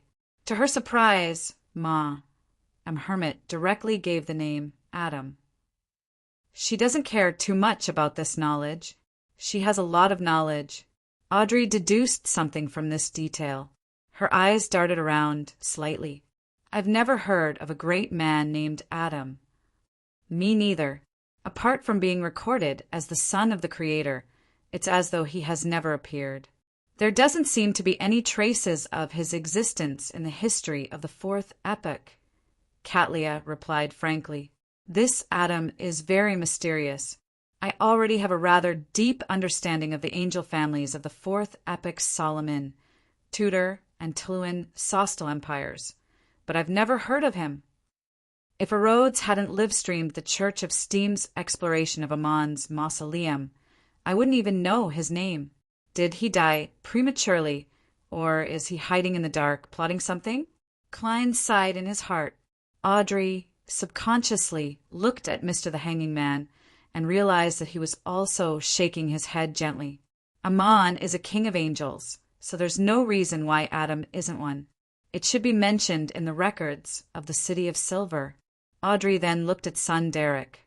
For some reason, Derek easily understood what Miss Justice was trying to express. He said with a tinge of shame, "I'm sorry." He said with some shame, "We don't know about Adam, just like we don't know about Amon. I've never been able to find any ancient tomes related to kings of angels. I believe it's because I was still a low-sequence beyonder back then and didn't have the qualifications. I'll try to continue searching for information in this area." King of angels. Catlia moved her fingers indiscernibly as she memorized the term. She knew that Miss Justice would definitely answer her question, so she didn't wait and directly said, Miss Justice. She directly asked, "Is Amon one of the kings of angels you speak of?" "Yes." In order to thank Ma Hermit for her generosity, Audrey explained in detail. In the records of the City of Silver, the Creator has countless angels by his side. Among them, the leaders of the angels, the 8 closest to the divine throne, are known as kings of angels. There aren't many kings of angels that we can confirm at the moment. The first is the angel of fate Ouroboros from the City of Silver's ancient tomes. His title is Tail Devourer. The second is Red Angel Medici, who Mr. Fool mentioned. He is also known as War Angel. The third is a guess. We suspect that Amon is the angel of time of the kings of angels. Since he's a king of angels, Adam, who's also a son of the Creator, might very well be one as well. There aren't many that can be confirmed. I don't even know the title of King of Angels. But you've already grasped half of it. How is that not many? None of your sequences are higher than mine. Catlia was nearly at a loss for words. Only at this moment did Emlyn truly understand the meaning of a king of angels. He decided to use these names to search for traces of the other kings of angels in the secret history of the Sanguine after he returned to the real world. Catlia fell silent for 2 seconds. Mr. Sun was once possessed by Amon. Yes, that was his avatar. However, I've already been purified by Mr. Fool. I didn't suffer any damage. Purified by Mr. Fool. Catlia resisted the urge to look at the end of the long bronze table. She originally believed that she had already gained a basic understanding of Mr. Fool's condition, knowing that he was still recovering and that he didn't have much power to use. Therefore, he sought the identity of Sea God and obtained the scepter. but the present situation made her waver. She felt that Mr. Fool was like an iceberg. The parts hidden beneath the surface of the sea were even more terrifying and unpredictable. He easily foiled Amon's plans. Under certain circumstances, he can temporarily break through the limits and produce strength at the level of a deity. Catlia's heart sank as she didn't ask any further. She cautiously shut her mouth. At this moment, Audrey recalled some of the questions she had because of this topic and took the initiative to ask. Ma, am hermit after Mon's avatar was purified by Mr. Fool. He left behind a worm with 12 transparent rings. It's said to be called a worm of time. Is that true? Yes, Catlia said after 2 seconds of recollection. Which pathway does it belong to? I mean, which Beyonder pathway does the blasphemer pathway belong to? Audrey pressed out of curiosity. Catlia didn't need to think as she directly answered. The marauder pathway. Rumor has it that at the level of a saint or angel, they can deceive fate and deceive the rules, becoming parasites of time. Sounds impressive. Audrey praised inwardly and casually asked, "What's up?" Then, what can a worm of time be used for? Good question. The fool Klein cheered for Miss Justice. He perked up as he waited for Ma, hermit, to give him an answer. He happened to have a worm of time in his junk pile. It's a material rich in spirituality and has unique effects. It can be used in certain rituals or to create high-level charms. But I'm not sure how it can be used. After Catlia answered, she suddenly sighed. She recalled the nightmare of being constantly chased by knowledge, as well as the massive amount of information that filled her head. But even so, there were still many things that she didn't understand.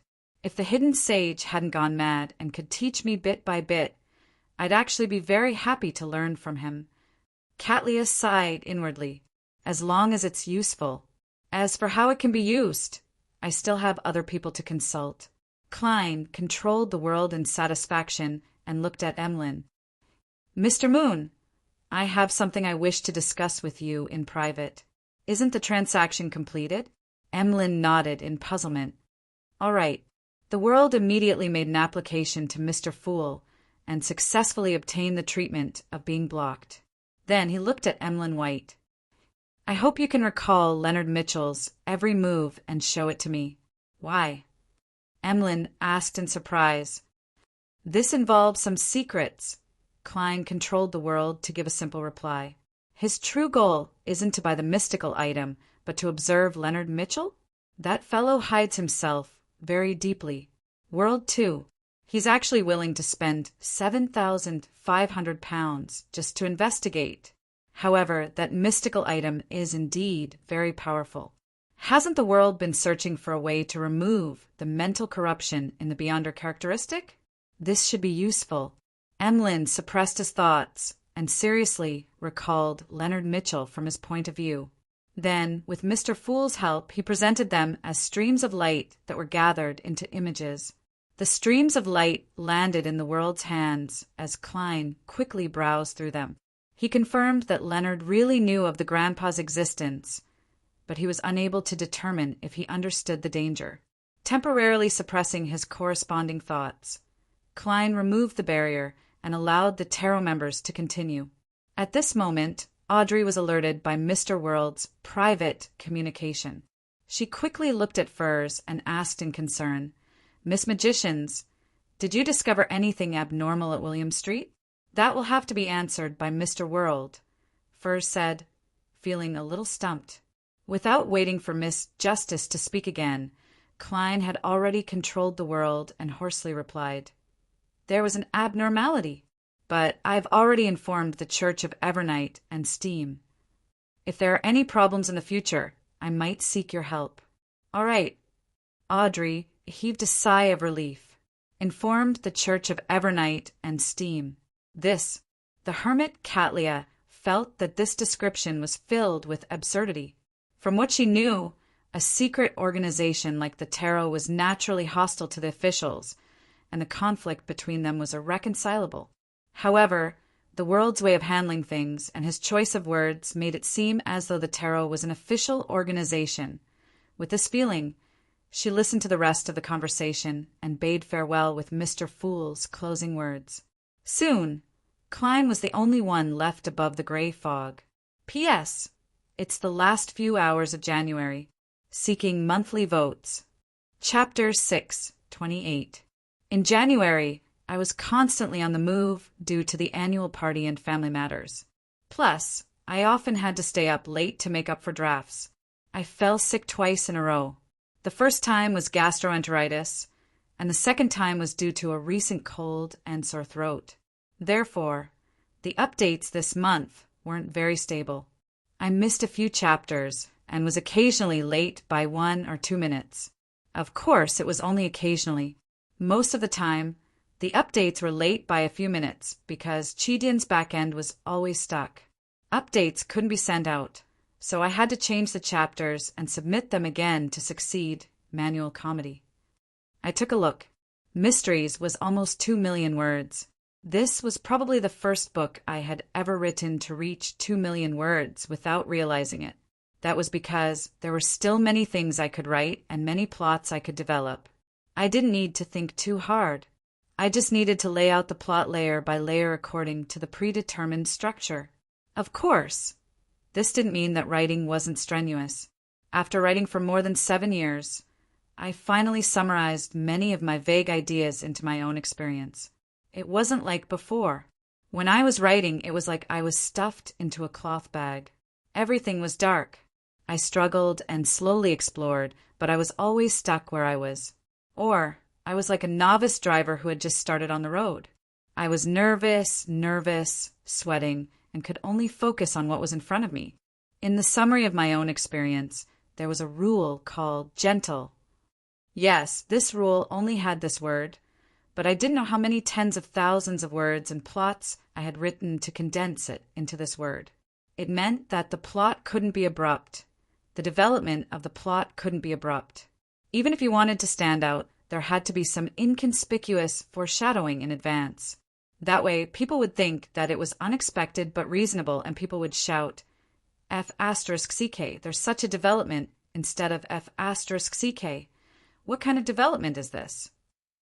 Adhering to the word gentle. When I looked at the previous books, I obviously felt that the handling of the plot was a little stiff. Some of the plots were even a little awkward, as if they had to develop in such a way to advance the plot. That was why I was the classic type of person who would write slower and slower. When Miel Luck wrote the first few 100,000 words, I could work during the day and start work at 8 at night. I would open ORD and just work, and I would be able to write 6,000 words around midnight. When the arcane art was released, I could write 15,000 words a day for the climax. But now, writing 6,000 words a day would be difficult, and writing 9,000 words a day would cost me my life. On one hand, it was true that I had to accept my old age and was no longer a young man in his 20s.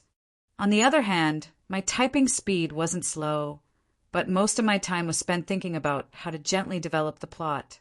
Combining the structure that I had set up and the rough outline that I had drawn up, I thought of many possibilities, then eliminated them one by one until I found the softest and most comfortable one. Finally, I settled on it.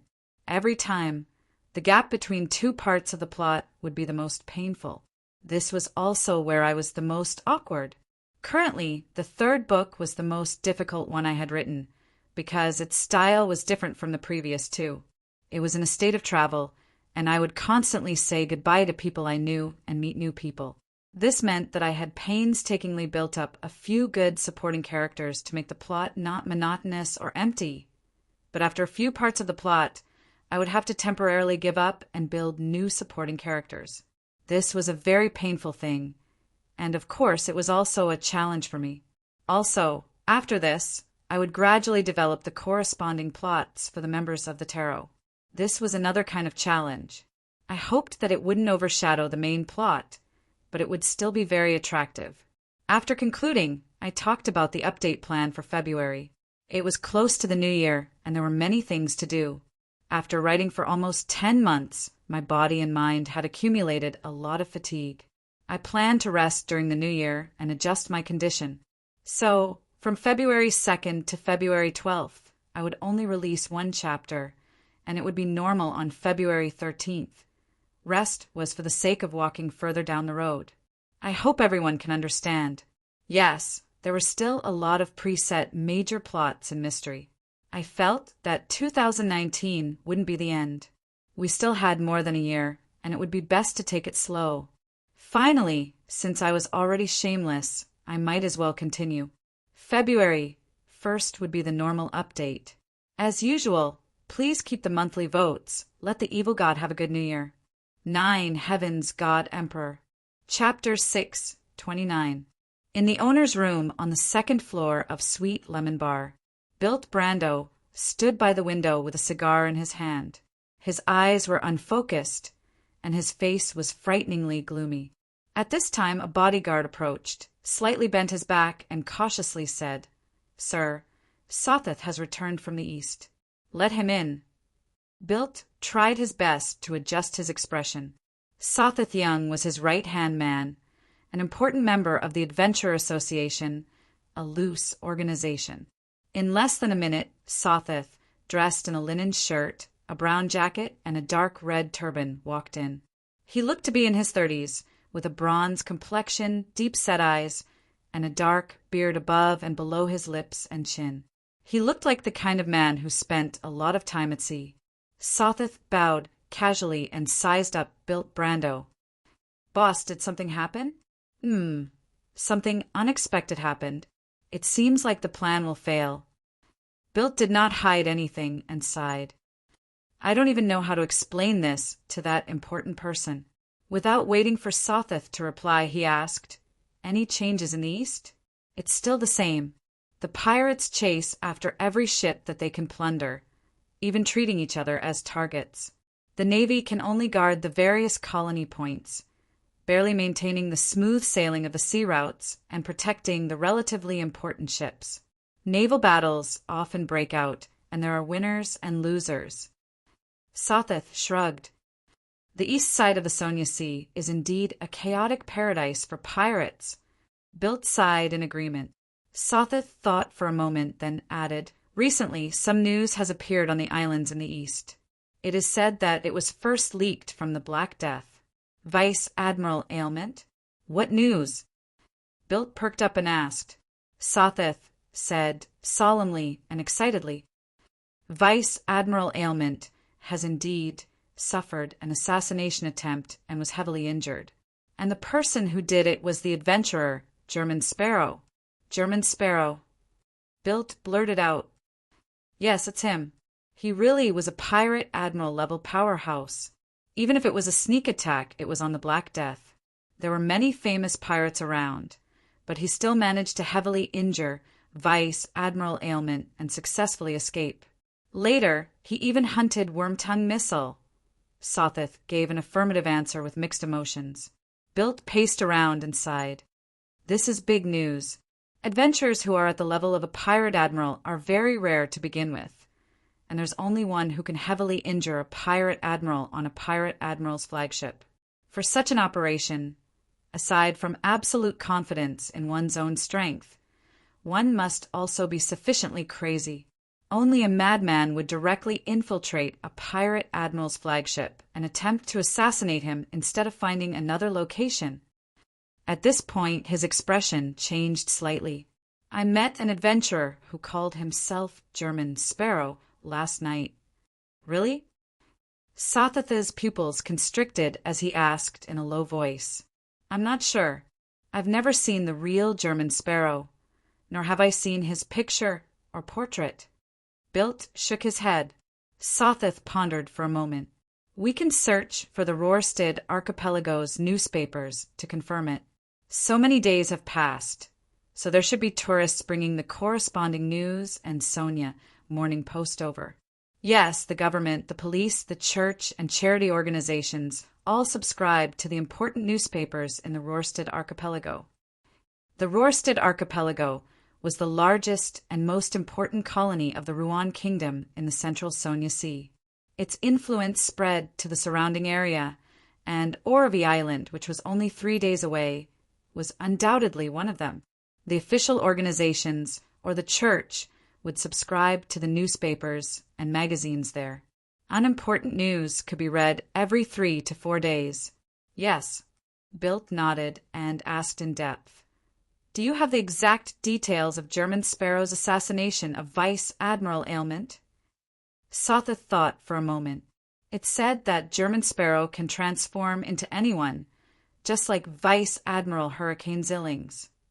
It was with this ability that he successfully infiltrated the Black Death and found an opportunity to assassinate. He can transform into anyone. Bilt's eyes lit up. No, that won't do. That's a fellow who's crazy enough to infiltrate the Black Death to assassinate Vice Admiral Ailment. He makes people instinctively fear him and want to distance themselves. Bilt's eyes dimmed. Furthermore, I don't know if it's true. He subconsciously shook his head. I wonder when the Nighthawks and Machinery hive mind will take action to deal with the abnormalities on William Street. I hope they do it as soon as possible. As his thoughts raced, Klein left the gray fog and returned to the real world. After some thought, he took out a piece of paper and spread it out on the brown desk. As the dark red fountain pen rustled, Klein first asked about Mr. Aztec's recent situation. Then he mentioned that he had discovered someone being parasitized by an outsider while searching for a mystical item that could steal the beyonder powers of others. Following that, he casually asked if there was a way to bypass the parasitized outsider to warn the host. Using this as an excuse, he mentioned that he had learned from others about the worms of time that were related to the Marauder Pathways upper sequence. He had also figured out that such an item could be used as an offering for important rituals or as a material for high-level charms. But he didn't know how to do it. Phew! Klein put down the fountain pen, folded the letter, took out the copper whistle, and blew hard at it. White bones spewed out like a fountain, forming a gigantic messenger. But this time, the messenger didn't burrow out from downstairs. Instead, like so many times in the past, it passed through the ceiling and looked down at the summoner. Klein knew that it wasn't because the messenger had become impolite again, but because he was currently staying on the first floor of the hotel. With a flick of his wrist, he threw the letter out like a dart, allowing it to accurately land in the gigantic bone palm. The flames in the messenger's eye sockets pulsed as though it was staring at Klein, but nothing happened in the end. Its body disintegrated into a waterfall of white bones that drilled into the ground one by one. After doing all of this, Klein didn't unfurl the paper crane and erase what he had written before. Instead, he used the same content to consult Snake of Mercury, Will Septon. This was because he had discovered something bad. The paper crane wasn't a mystical item or beyonder weapon. It was just an ordinary folded piece of paper. After being repeatedly rubbed by an eraser, it had already shown signs of weakness. A few more times might cause it to shatter. It's better to wait until there's something very important that needs to be contacted before considering it. For example, Mr. Aztec isn't sure how to bypass the possessed grandpa to warn Leonard. Klein shook his head silently and quickly packed up the items on the table. In addition, he didn't dare to use the radio transceiver to contact a Rhodes recently. This was because the powerhouse sent by the true creator was likely lingering in the vicinity in search of the all-black eyes aura. And the gray fog scent might have also attracted the attention of the true creator, who had informed his believers. I'll continue being a traveler today and relax. Tomorrow I'll begin seeking opportunities for real acting. Klein reined in his thoughts, put on his coat, took off his top hat, and walked out of the hotel room. He wanted to go to the mountain outside Oroville Harbor to watch the sunset. This idea originated from a best-selling book written by a man named Leon Mustang. He was born in Oroville and settled in Bakeland at the age of 20. In the book, this gentleman described the sunset of Mount St. Draco with great emotion, believing that it was the most beautiful scenery he had ever seen.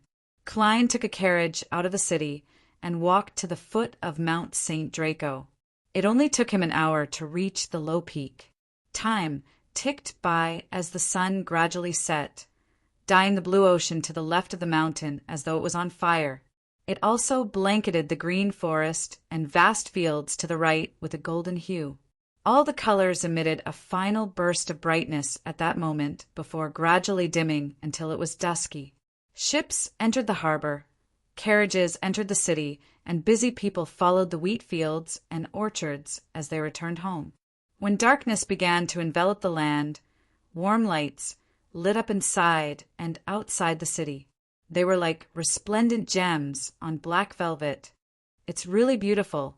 Klein admired it for a moment until the lights that represented the families reflected in his eyes. He turned around in silence and followed the mountain path. Under the protection of the black-stained trees, he returned to the bottom. Then he walked for a distance and hired a carriage at the edge of the harbor city. The carriage moved forward steadily, and the iron-black, elegant lampposts quietly moved backward under the dim yellow light, moving into the distance. After an unknown period of time, Klein returned to the inn, took out his key, and opened the door. Inside the room, the bed, desk, and chair were all quietly lying in the thick darkness as they silently reflected the crimson moonlight. Klein closed the door very slightly and walked to the window. He stood in the shadows created by the curtains and remained motionless for a long time. The lights outside were still bright. Early the next morning, Klein turned on the tap and splashed the cold water on his face, jolting him awake. He had already thought of a way to find an opportunity to act. It was still a hospital where the dead could appear at any moment. In the past, Klein had only gone to those places for a simple stroll. It was indeed difficult for him to find a suitable target.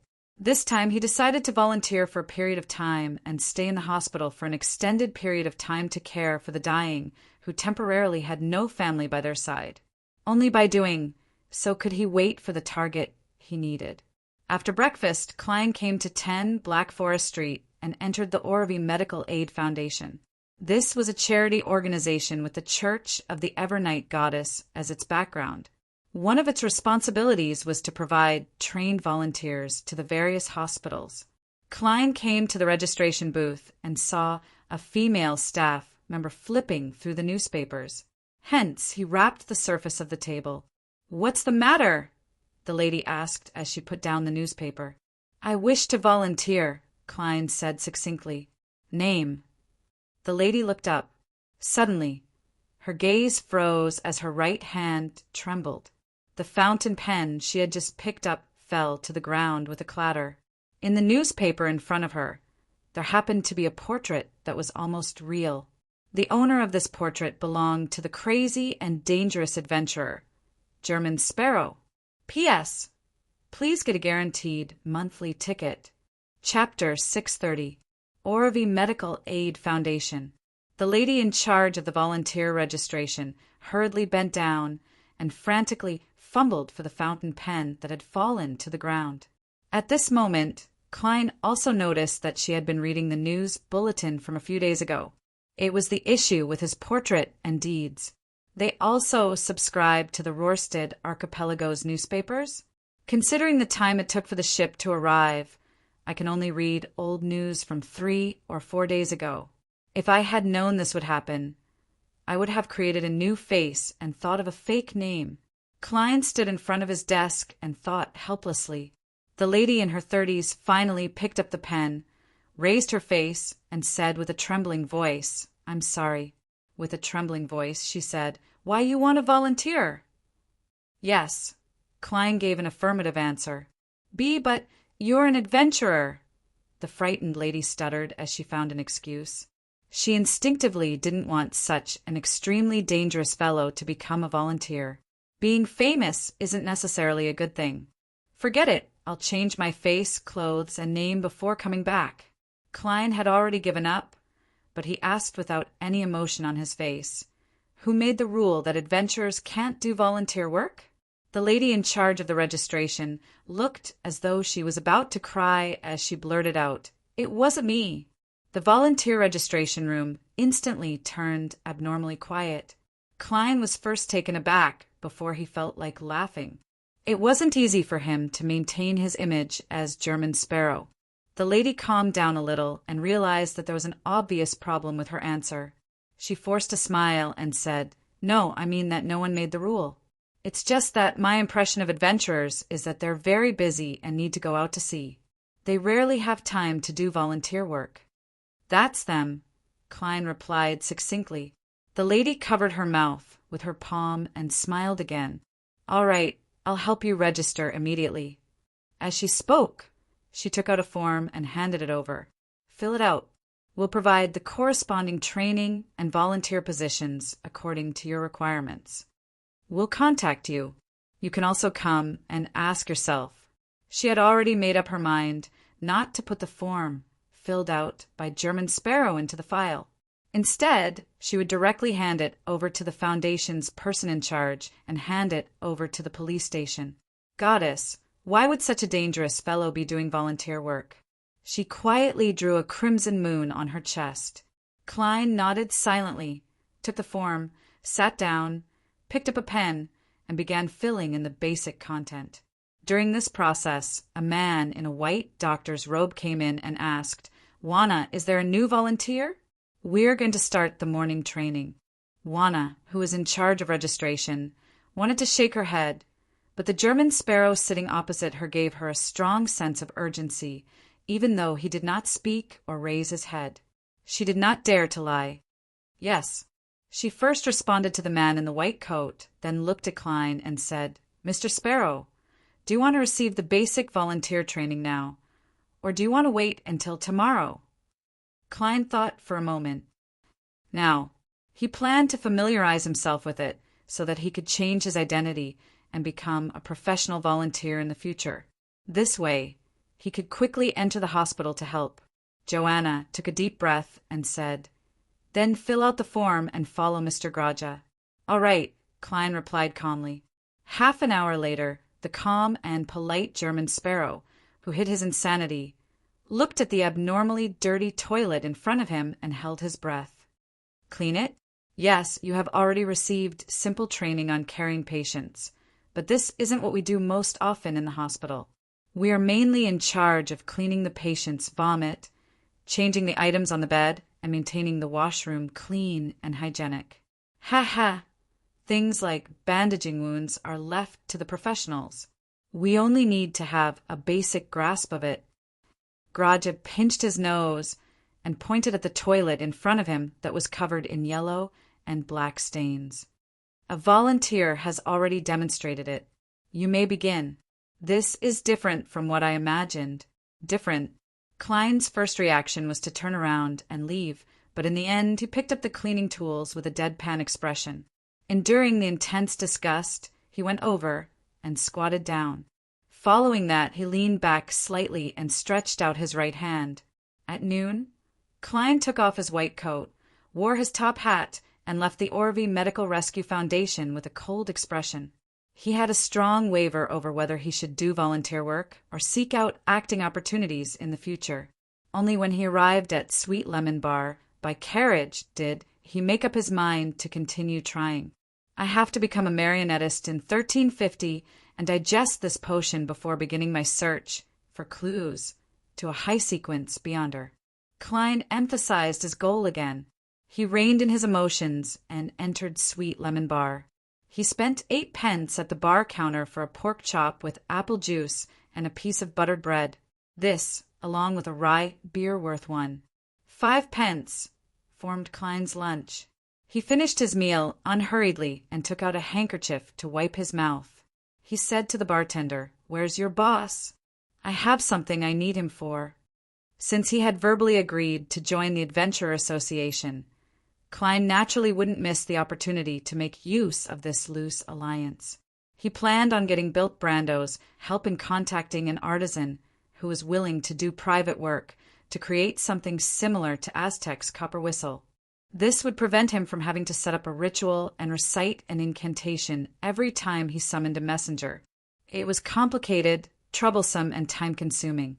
Of course, if Bilt Brando didn't know an artisan, Klein wouldn't force him.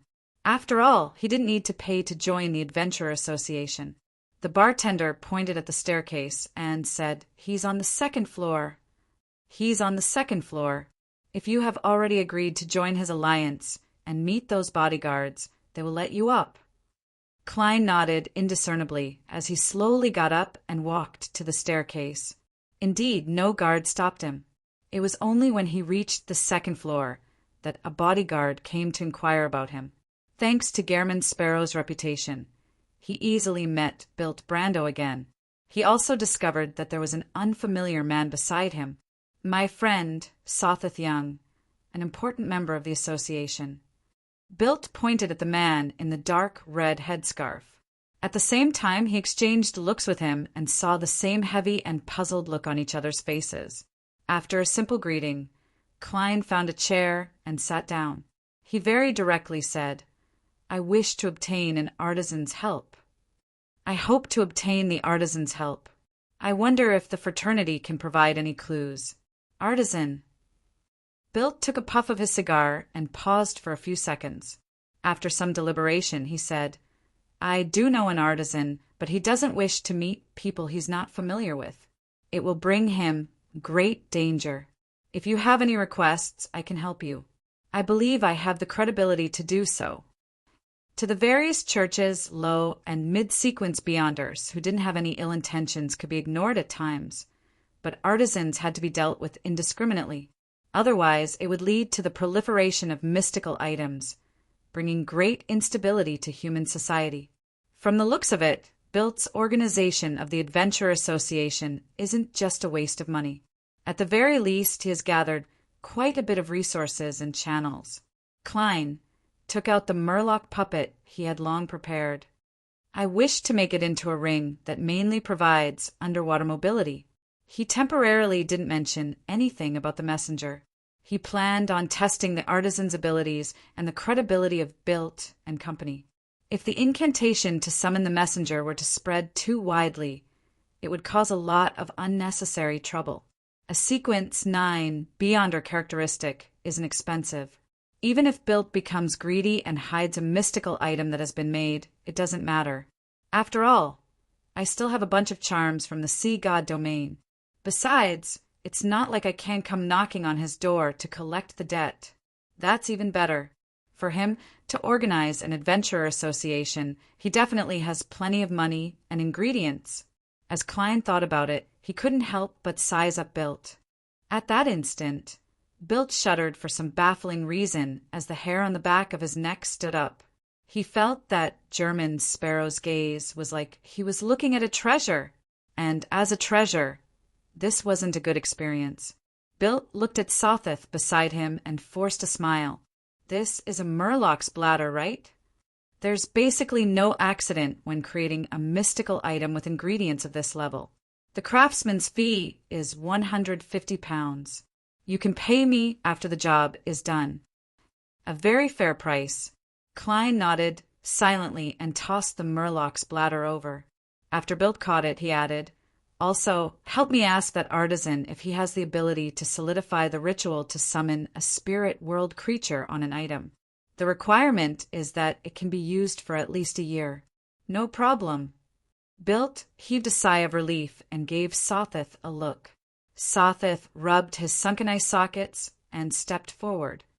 "Mr. Gehrman, do you have any interest in going out to sea? We already have a few good ships and are planning to gather people to hunt pirates in the East." "Interesting, but my current focus is on digesting the potion." Klein calmly shook his head. The smile on Sothith's face froze for a moment before disappearing. He didn't say anything else because it was a rejection from an adventurer at the level of a pirate admiral. He and Bilt had already gathered the corresponding newspapers and confirmed the authenticity of the German Sparrow. Klein slowly got up, pressed his hat to his chest, and bowed slightly. "Thank you for your help." Bilt's facial muscles contorted as though he was forcefully holding back something as he was about to say something. Finally, he slowly drew a breath and revealed a smile. "I should say that it's been a pleasure working with you." Klein sensed Bilt and Sothith's abnormality, but he repressed his puzzlement and didn't ask anything. "I can't ask. Once I do, there'll be trouble and something will happen. I need to focus on digesting the potion." Klein turned around, walked to the door and turned the handle. "Mr. Gehrman," Bilt suddenly blurted out. The corners of Klein's mouth twitched as he calmly turned his head and looked over. "Nothing? Haha. What I mean is that, as a member of the fraternity, it'll be cheaper for you to drink here," Bilt said with a forced smile. "Do you think I'll ask what's going on?" "TSK." Klein nodded slightly, opened the door, and walked out. Watching his back disappear, Bilt was taken aback for 2 seconds before he let out a long sigh. "P.S. Please guarantee a monthly ticket for the new year. Divine King of the Nine Heavens." Chapter 631. Inside the room, upon hearing Bilt's sigh, Sotheth pressed down on the edges of his eye sockets and said in a deep voice, "Boss, that important figure will be arriving the day after tomorrow." Bilt looked back with a heavy expression. "I know. We only have 2 choices. 1. Regardless of whether German Sparrow is trustworthy, entrust the mission to him and hope for the best outcome. The second is to immediately abandon our business in Orvie and leave with our cash and jewelry. We'll become pirates out at sea. I'm confident that I can get most of the sailors and adventurers on the Pirate Hunter to follow us." Sotheth paused before adding, "Boss, back when you were an adventurer and led us on a ship to hunt pirates, you were so resolute. I believe you've already made up your mind. There's no need for me to do anything else." "Haha, there's no need to flatter me." Bilt laughed bitterly. "I'm no longer the pirate hunter who showed no fear amidst blood and gunfire. The long and comfortable life has unknowingly corroded my will. I don't even wish to continue seeking opportunities to advance. My companions who have turned into monsters still seem to live in my mind. Phew!" He exhaled as his expression turned solemn. "However, you're right. We don't have time to hesitate. We have to make a decision immediately." With that said, Bilt turned his head and pointed at the window with his chin. Sotheth was first taken aback before he understood what his boss meant. After leaving Sweet Lemon Bar, Klein strolled along the streets and prepared to hire a carriage at the crossroad. At this moment, he heard a crash from the window upstairs and saw a figure descend. Perhaps it was because he had experienced the Antigonus family's notebook and the strange telegraph office in Bancy Harbor. But Klein's first reaction was that Bilt Brando was dead. After he visited him, he had suddenly died and fallen from the building. When he landed on the ground, his eyes were wide open. This was just like when he opened the door to see Ray Bieber's mother dead in a reclining chair. Her corpse was already highly decomposed, and her eyeballs had fallen to the ground due to external vibrations. As such thoughts flashed through his mind, Klein clearly saw that the figure that fell from the building was Sotheth Young and not Bilt Brando. Furthermore, he was in normal condition and was clearly still alive. "Oh no, trouble is knocking on my door." Klein's heart skipped a beat as he made a more accurate judgment. If he were himself, he would definitely pretend that he hadn't seen Sotheth Young jump off the building to intercept him. He would turn around and leave before Sotheth could say a word. He would run until he lost Sotheth Young, just like how Admiral of Stars was being pursued by knowledge. It's a pity that I'm now German Sparrow. A crazy adventurer wouldn't flee because of such a trivial matter. Sigh, I've gained a better understanding of myself. It's a bonus. Klein stopped and looked at Sotheth, who was wearing a linen shirt and a brown jacket. He pressed his hand to his chest and bowed. "Mr. German Sparrow, we have a very important matter to entrust to you." "Here it comes." Klein replied with a calm expression. "I haven't been free lately. This won't take up too much of your time. You can listen to the specifics before considering whether to reject or accept." Sotheth, who had a black beard, said sincerely, "I'm just afraid that I'll have no choice but to accept it after hearing it. Actually, it's fine. If Bilt Brando and Sotheth Young dare threaten me and force me to accept the mission, I don't mind turning them into gold pounds and beyonder ingredients." Klein seriously thought about it and realized that he didn't need to worry too much at sea. With the strength of a pirate admiral, he could basically do as he pleased in most places. He took out the golden pocket watch inside his clothes, opened it, and glanced at it. "I'll give you 5 minutes. All right, that's enough. Sathith pointed at the entrance of Sweet Lemon Bar behind Klein. Returning to the previous room, Klein glanced at the wall clock and said with an indifferent expression, 3 minutes and 12 seconds left. His attitude made Bilt feel at ease for some baffling reason. He began to believe that German Sparrow had the absolute ability to complete the mission. Mr. Gehrman, I heard that you can transform into anyone. Just like Rear Admiral Hurricane Zillings in the past, Bilt seized the opportunity to ask, who leaked this matter?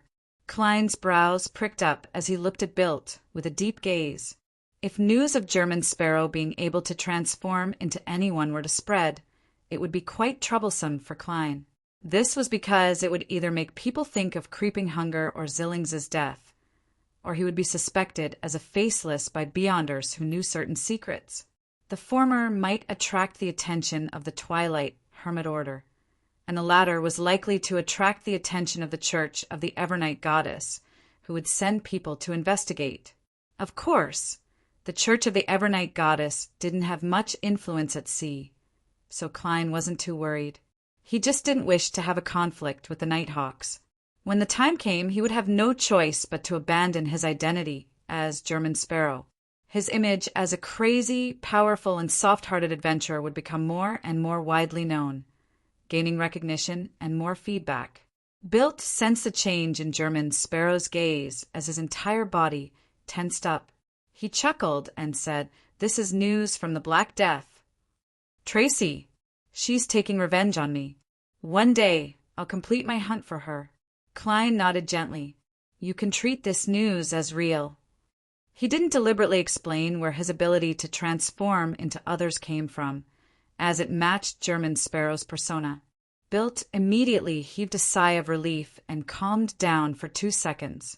"We're helping an important figure find a body double." Under German Sparrow's indecipherable gaze, he explained in detail, "That important figure needs to take action alone to deal with a secret matter that can't be known by others. That big shot needs to act alone to deal with a secret matter that cannot be known by others. Therefore, there needs to be a substitute to deal with his daily affairs, meet different guests, deal with his mistress, and not expose any problems. He should be able to return in 3 to 5 days. We had already found a person who looked like him and spent a lot of time correcting his manners and accent. We also reported the good news to the big shot, who knew that the tramp would overeat and suddenly die of an illness the night before yesterday." Chun Zhao smiled. "That important figure is about to take action on his own. We don't have the time to find another person who looks like him, so we can only seek your help." Isn't this the real acting opportunity one wanted? Klein's heart palpitated when he heard that. However, he acutely noticed something. To be called an important figure by the leader of the Adventure Association, Bilt, meant that he was definitely a truly important figure. Matters surrounding important figures were often not simple. They contained considerable risks. Klein thought for a moment and returned with a deep question. "Do you think this matter is dangerous?" "No, as long as you don't expose yourself, there won't be any danger. All you need to do is represent that important figure in the open. Ha ha, no one will dare assassinate him. Yes, I know what you're worried about. Are you afraid that the important figure will kill everyone in the know? Don't worry, the pirates have fabricated many malicious rumors about him. So as long as it ends successfully, no one will believe you no matter how you leak this matter in the future. It will only be treated as a joke," Bilt said with a smile as he spread out his hands. Klein didn't harp on the problem as he changed the subject. He asked, "What kind of remuneration can you offer?" £1,000 in cash, plus 3 opportunities to be made by an artisan. "Ha ha! I'll help you pay for everything apart from the materials." Bilt started with German Sparrow's previous request and raised conditions that he believed he couldn't refuse. Not bad, but most importantly, the real acting opportunity. Klein looked at the wall clock and said, "I'll think about it. I'll give you an answer tonight." Regardless, it was necessary to head above the gray fog to divine the danger level of the matter. considering that Bilt and Sothith were Sequence 7 or even Sequence 6 Beyonders. Klein didn't request to use the washroom in front of them to prevent them from noticing anything amiss. As he didn't divulge the identity of the important figure, Bilt wasn't worried. He nodded. "All right. I hope we can have a pleasant cooperation." On William Street, a stout Faceac man who was nearly 2 meters tall was searching for clues. Suddenly, his spiritual perception was triggered as he looked up. His surroundings were suffused with a light that resembled the first rays of dawn, illuminating the surrounding houses and street lamps as though they were illusions. At the same time, flames rose on the street as all sorts of supernatural phenomena appeared. Indeed, the Saran family has sent someone. The Faceac who had his suspicions cast his gaze forward. He saw nighthawks wearing either red or black gloves appear. He saw pitch-black gun muzzles covered in complicated patterns extend out from the rooftops and aim at him. Yet the surrounding pedestrians didn't seem to notice anything. He also saw the Church of Steam and Machinery's Archbishop of Bakelin Diocese, Horamic, and the Church of the Evernight Goddesses Archbishop of Bakelin Diocese, St. Anthony. Right on the heels of that, through the corner of his eye, he saw the Sauron family raise their hands above their heads. The powerful Faceac spied the same. They made a prompt decision and chose to surrender. Resistance would only result in death on the spot, but there was still a chance of redemption if they surrendered. At 6:30 in the evening, Klein came to Sweet Lemon Bar once again and met Bilt and Sothith. He said in a deadpan manner, "Pay £500 in advance. Then tell me who the target is." Bilt couldn't help but reveal a clear smile. As he gestured for Sothith to head to the safe, he said in a deep voice, "He's the kingdom's highest naval commander in the central Sonia Sea. His Excellency Admiral Amirius Revolt. Admiral Amirius Revolt. A true demigod. P.S. From today until 12th of February, there will only be one update at noon." Chapter 632. Admiral Amirius Revolt. A true demigod. Upon hearing Bilt's explanation, 2 words instantly surfaced in Klein's mind. "Sorry, goodbye." Seeing German Sparrow pricking up his brows inconspicuously, Bilt hurriedly explained. "This won't affect the difficulty of the mission. This doesn't affect the difficulty of the mission. Here, no one needs a demigod to showcase their strength." He cleared his throat and forced a smile. "To make this mission less difficult, His Excellency has specially arranged for the next few days to inspect the Orvie Naval Base. This way, he doesn't need to stay in the Central Sonia Seas Naval Base, the City of Generosity biome. As such, he can avoid see King John Cotman, the Rorstead Archipelago's Governor-General, George Negan, and most of his subordinates who are familiar with him. He can avoid his relatives who manage his family business there, as well as his mistress who is most familiar with him. That also means that you don't need to face the gazes of a demigod, nor do you need to face the numerous tests. Here, there are only 3 people who are familiar with His Excellency. The first is his secretary, Lieutenant Colonel Juan. He belongs to MI9 and is responsible for supervising His Excellency. He likely has used many names, but I'm not sure if that's his real name. The second is His Excellency's mistress here, a beautiful lady named Cynthia. It said that her ancestor was a noble who was stripped of his title and exiled here. The third is Orvie's Governor-General, Aston Revolt. He's His Excellency's youngest brother. Count Revolt of the House of Lords is their elder brother. It doesn't sound too difficult. Furthermore, my divination results indicate that there isn't much danger." Klein fell silent for a few seconds before nodding slightly. "I need detailed information regarding Amirius Revolt. We've already prepared it. This is his picture. This is a description of his hidden body. This is his accent.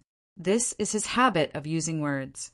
These are his different reactions and attitudes towards different matters. These are the details of his interactions with Juan, Cynthia, Aston, and company." Bilt was delighted as he immediately took out the information from Admiral Amirius Revolt. Klein first took the picture and saw a black-haired, blue-eyed middle-aged man. He had a stern and old-fashioned bearing, and his hair volume was a lot more than the typical Rouen man. He nodded slightly and then raised his head. "I know a lot of this information, but I believe you will definitely be able to memorize it in 2 days. You must be very professional in this aspect." Before Bilt's voice faded, he subconsciously took a step back. This was because the person in front of him was no longer the German sparrow, but Amirius Revolt. The arrogance he exuded was no different from the person himself. Holy storm, this is almost a miracle. Bilt scrutinized him from head to toe and could not help but exclaim in admiration. "However, your height can be increased by 3 centimeters, and your legs can be thicker. It's fine. There's no need to be in such a hurry. His Excellency, the Admiral, will arrive the day after tomorrow with the Royal Navy's Sonia Fleet's 1st B Squadron. He will inspect the Orvie Naval Base in the afternoon and host a banquet at the Governor-General's mansion. I have an invitation letter, so I can bring you in. You can observe His Excellency's behavior and attitude when interacting with different people." As he spoke, he took the £500 that Sotheth had taken out from the safe and handed it to Klein. "Happy cooperation." Klein weighed the notes in his hand and scrutinized them. "It's a pleasure working with you. Bakeland, William Street." As an inconspicuous member of the Red Gloves, Leonard Mitchell stood with his back against the wall of a building as he waited for the preliminary interrogation to end. He had his right foot raised and was only using his toes to touch the ground, appearing rather undisciplined. After a while, he saw his teammate return with a somewhat complicated expression. He was excited, puzzled, expectant, and nervous. "Townsend, there's an outcome?" Leonard's heart stirred as he smiled and went over. "Yes." Townsend nodded and answered frankly, "Both sides have confessed. They can't lie in a dream." The thinning Townsend wore his top hat again and said, "The contents of their descriptions are consistent. This street has a ruin belonging to the 4th epoch's Tudor dynasty. The entrance has been confirmed to be in that abandoned chapel. As for whether there are other entrances, no one knows for the time being." "Is that so?" Leonard didn't probe further. After exchanging a few words, he retreated to the edge and leaned against the wall again. He looked left and right and lowered his voice. "Old man, this is your area of expertise. There's a ruin of the Tudor family hidden here." The slightly aged voice immediately sounded in his mind. "You're really getting more and more impolite. In our era, disrespect to people of high status meant that one would become a living sacrifice. Also, it's impossible for a single Tudor family ruin to appear in Bakeland. Are they lying?" Leonard asked softly. The slightly aged voice chuckled. "No, it's just that they don't know enough. If my inference isn't wrong, the ruin here should belong to the Tudor-Tuluan-Sostal United Empire." "What?" Leonard was stunned. It belonged to an ancient dynasty he had never heard of. The slightly aged voice laughed. "What an ignorant kid. After the first destruction of the Solomon Empire, it was replaced by the Tudor-Tuluan-Sostal United Empire. It ruled the entire northern continent in the form of a double consul." "Double consul?" Leonard ruminated over the term. The slightly aged voice laughed and sighed. "In the ruin underground, there should be an inverted candlestick with 41 on the left and 40 on the right. There should be 2 thrones that look like they belong to giants, and ha! It might be the place where Alista Tudor became the Blood Emperor." Leonard frowned slightly before he relaxed and smiled in a relaxed manner. He smiled in a relaxed manner and said, "There must be many secrets hidden in there." "Of course, but you aren't qualified to know." The slightly aged voice sked. Leonard curled his lips inconspicuously. "Next up, we should be exploring the ruin." The slightly aged voice laughed twice and didn't say another word. A minute later, Leonard saw Archbishop St. Anthony and the Church of Steam's Archbishop Hormick end their conversation and head back. Right on the heels of that, Hormick ordered all the machinery hive mind members to evacuate. leaving the area to the church of the Evernight Goddesses Nighthawks. What happened? Upon seeing this scene, Leonard was filled with questions. At that moment, all the Nighthawks heard Archbishop St. Anthony's voice. Red gloves gather. The remaining Nighthawks are to leave the world in the mirror, find a reason to evacuate all the citizens here, and promise them compensation for their houses. After all the citizens are evacuated, Red Gloves and I will destroy the ruin that originated from the age of evil. No entry is allowed. Destroy it directly. May the goddess bless us. This, Leonard didn't expect such a development at all. At 7:30 in the evening, Orvie Governor General's office. Klein transformed into Sothoth, wearing a black tuxedo and a bow tie of the same color, and followed Bilt into the banquet hall. It was as warm as spring inside. A huge crystal chandelier hung down from the dome, flickering with countless candlelight, illuminating the entire venue as though it was daytime. In the right corner, a band in a vest and bow tie played a lively melody. On the left were long tables with roasted chicken, pan-fried foie gras, stewed lamb, Bakeland-style roasted goose, and Orvie lobster baked with cream cheese. Even from afar, Klein seemed to smell the fragrance they emitted. He planned on heading over to get a plate and fill it with food. At this moment, Bill tugged at his sleeves in a restrained manner and turned his head. He suppressed his voice and said, "Remember the etiquette of such banquets. Our current goal is to observe His Excellency's actions. Therefore, just getting a cup of wine will do. There's Mist Champagne, Ormer Grape Wine, and Southville Red Wine. They are all famous wines that are rarely seen outside. You can drink a little, but not too much. We need to maintain a sufficient level of sobriety. Yes, try your best to put on an act when drinking." Klein retracted his gaze and nodded. He and Bilt each took a golden and alluring cup of champagne from a red-vested waiter's tray. Then they approached the center of attention of the banquet, Amirius Revolt, who was dressed in a dark blue admiral's uniform. With their status, they naturally had no way of approaching the admiral. All they could do was stay a little further away and observe his every move. Amirius's figure is ordinary, and he doesn't look muscular. The corners of his mouth droops slightly, indicating his actual age. He doesn't have a beard, and his blue eyes seem to hide a dignified air that doesn't allow for rejection. His dark blue admiral's uniform is well ironed. There's a red ribbon on his shoulder that goes down to his chest. There are medals hanging down from it. There are golden nails on his sleeves, and they reflect the epaulets of the same color. He thought, the epaulets are split into 3 parts. From the inside out, they are a crown with embedded rubies, a cross scepter and sword, and 4 stars adorned with diamonds. Klein entered an extremely focused state as he used his faceless powers to memorize the admiral's characteristics, as well as his attitude when conversing with different people. During this process, he only took a sip of the Mist Champagne, not caring about its taste. After gathering enough information, Klein exhaled and stopped his mind from working so crazily. The massive expenditure of energy made him hungry. Therefore, he placed the cup on the red-vested waiter's tray and prepared to head to the long table to get some food. At this moment, Bilt came over and said, "His Excellency has given me a secret signal." His Excellency, the General, gave me the secret signal. Let's meet him at the predetermined location.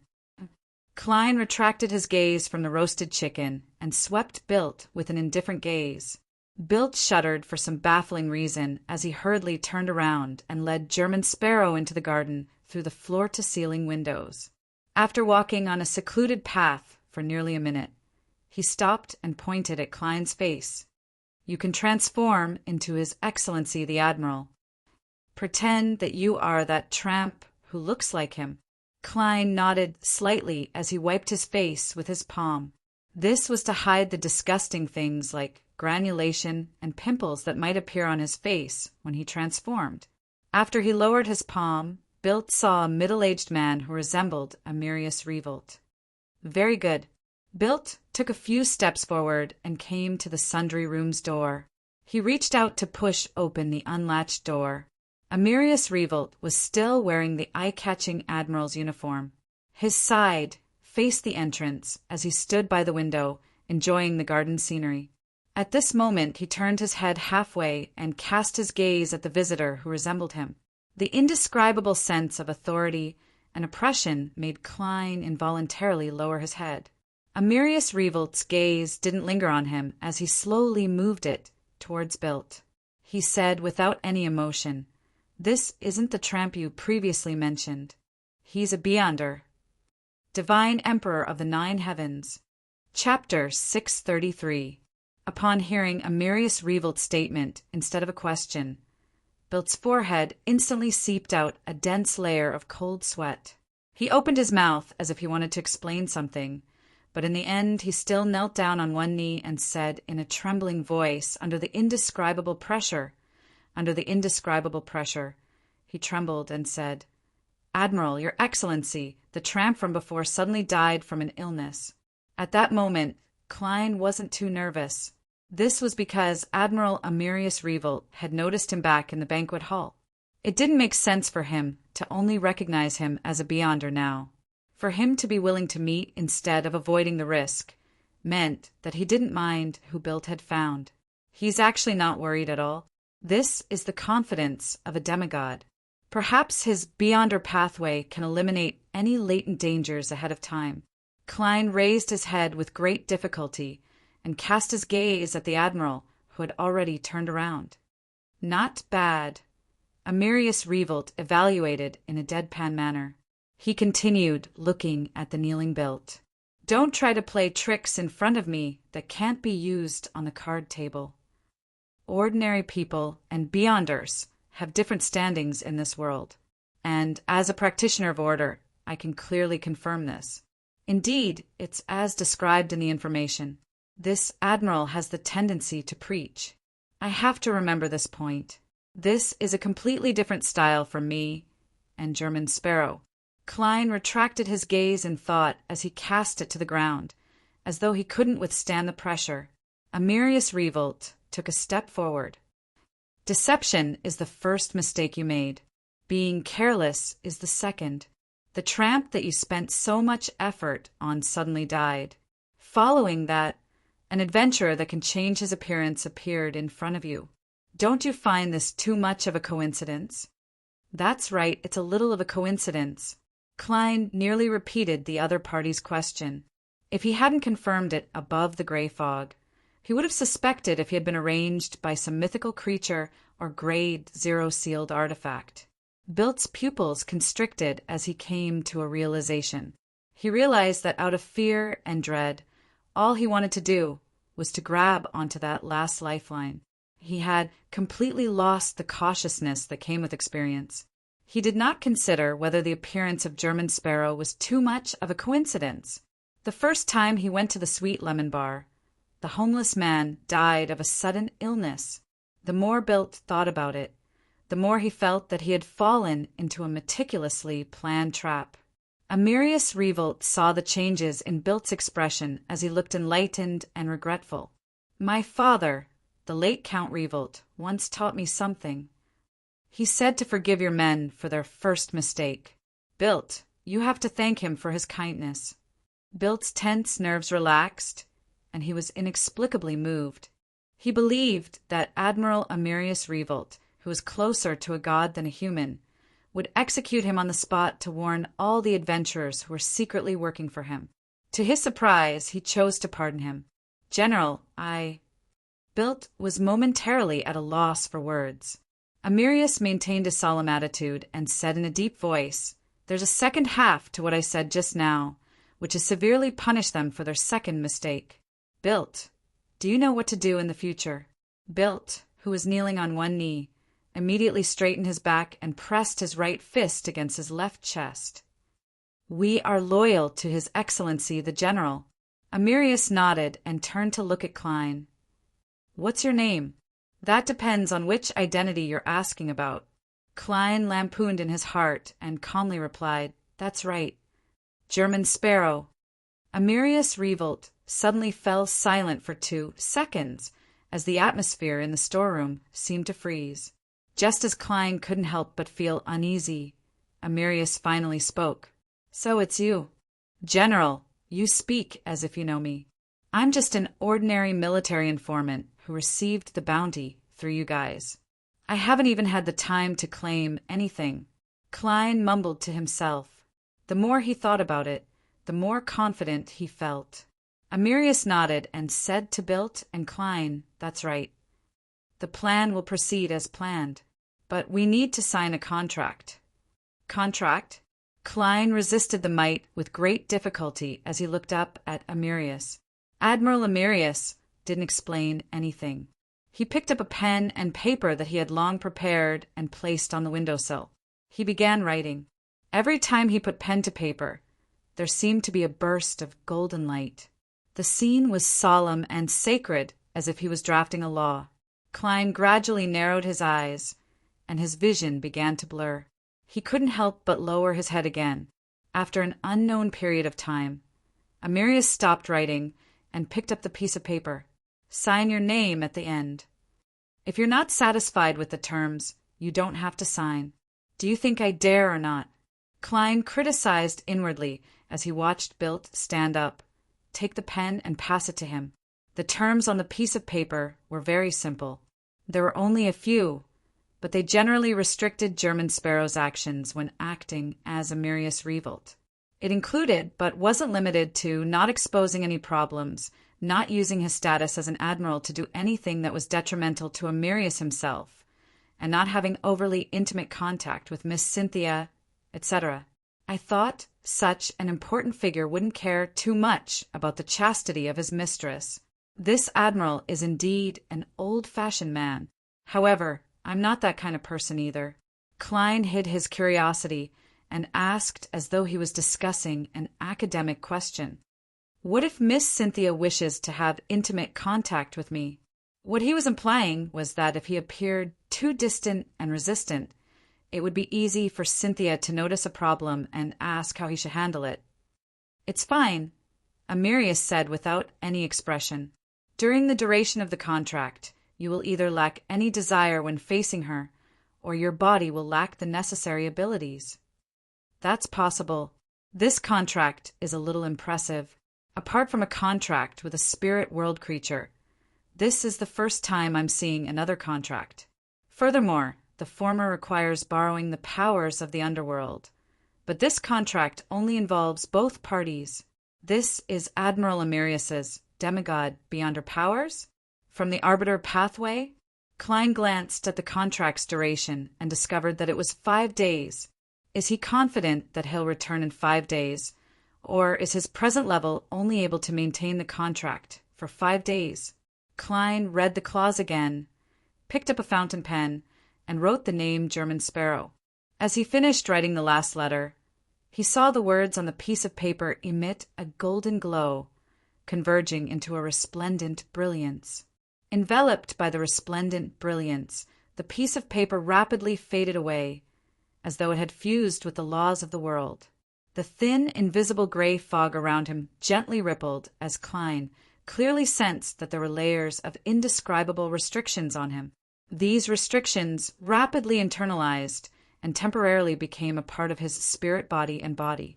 The gray fog can withstand external bad luck and good luck to a certain extent, but it can't shield the contract I've already signed. That's right. If it could be shielded, the messenger's contract wouldn't have taken effect. In enlightenment, Klein looked at Amirius Revolt again. The admiral had already converged his might as he flipped his palm to produce a dark, golden charm. The charm had symbols like Sword of Judgment on it, as well as dense, magical labels. It was completely restrained and deep, giving off the feeling of a codex. "This is a high-level charm I created using my blood, the ancient codex of the 4th epoch, and the royal family's Grade 0 sealed artifact," Amirius said calmly. "It's called the 9th Law. It can produce an authoritative feeling similar to mine when given a small amount of spirituality. This is something even an ordinary person can do.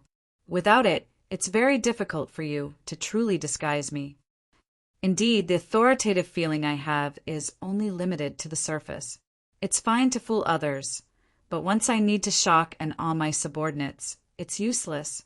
Klein secretly heaved a sigh of relief.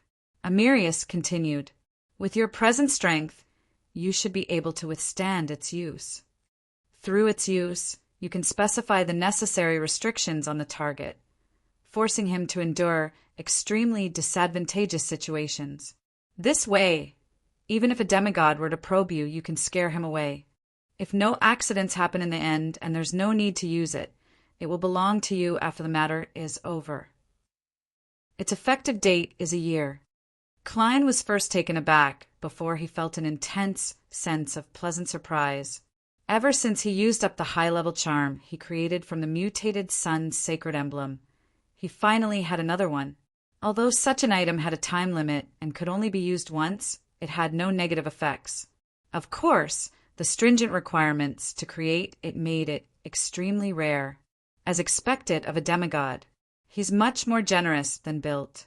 The price of bribing a tramp and an adventurer at the level of a pirate admiral are different. As Klein thought in delight, he silently extended his palm and grabbed the high-level charm named the Ninth Law. Then he saw Amirius unbuckle his belt. After a brief silence, Klein controlled his embarrassment and took off his clothes without any expression. Soon he switched clothes with Amirius, donning the dark blue starched admiral's uniform. Watching Amirius and Bilt leave through a remote path in the garden, Klein meticulously buttoned his shirt and turned to look at the glass window. Under the contrast of the dark night and the crimson moonlight, the glass window was like a mirror.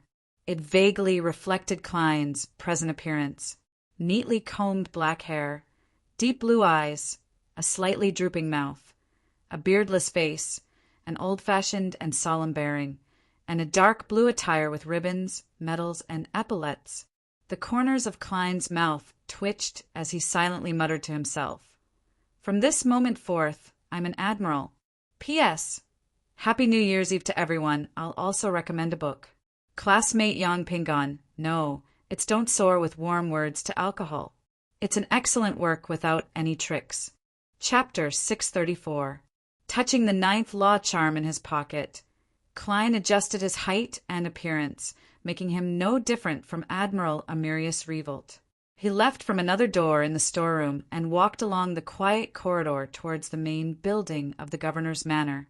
Along the way, there were occasionally waiters and maids passing by, but no one dared to look directly at Klein. As soon as they saw the Marine Admiral uniform, they retreated to the sides and bowed their heads. Any person of similar height would probably be able to sneak into the banquet hall if they put on this outfit.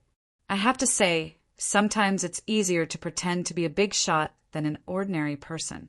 Klein looked straight ahead and maintained his solemn posture as he walked unhurriedly toward the black-tiled aisle. A melodious and beautiful melody could be faintly heard, and the elegant wall lamps on both sides were burning with gas, lighting up the dark environment. As soon as Klein approached the lounge, he saw the door open, and a middle-aged man walked out as if he had been waiting for him. The man had black hair and blue eyes. His facial features resembled Amirius, but his forehead was slightly higher. His eye bags were slightly swollen, and the corners of his mouth hadn't drooped down. He was Amirius Revolt's younger brother, Aston Revolt. This gentleman had once served in the Navy, and with his contributions in the southern continent colony, he rose all the way to the rank of colonel. Later on, he grew tired of his military career, and coupled with the political balance, he accepted the appointment and became the governor. In the 5 to 6 years he had been in Orvie, he had pushed the Revolt family to purchase a large amount of land and manors due to the importance of the island's location and resources. He had also taken advantage of the situation to own a large amount of land. This wasn't to say that they had obtained it completely through power. The Aston and Revolt families had paid a sufficient sum of money and even borrowed a sum of money from the bank. They didn't forcefully occupy the land that originally belonged to the Phasacians at a very low price like they did on the east coast of Balam. Of course, if he wasn't Governor-General Orvie and his brother wasn't the supreme commander of the Central Sonia Seas Navy, the Revel family wouldn't have been able to convince the target to sell the high-quality farmland or manor so easily. The test is here.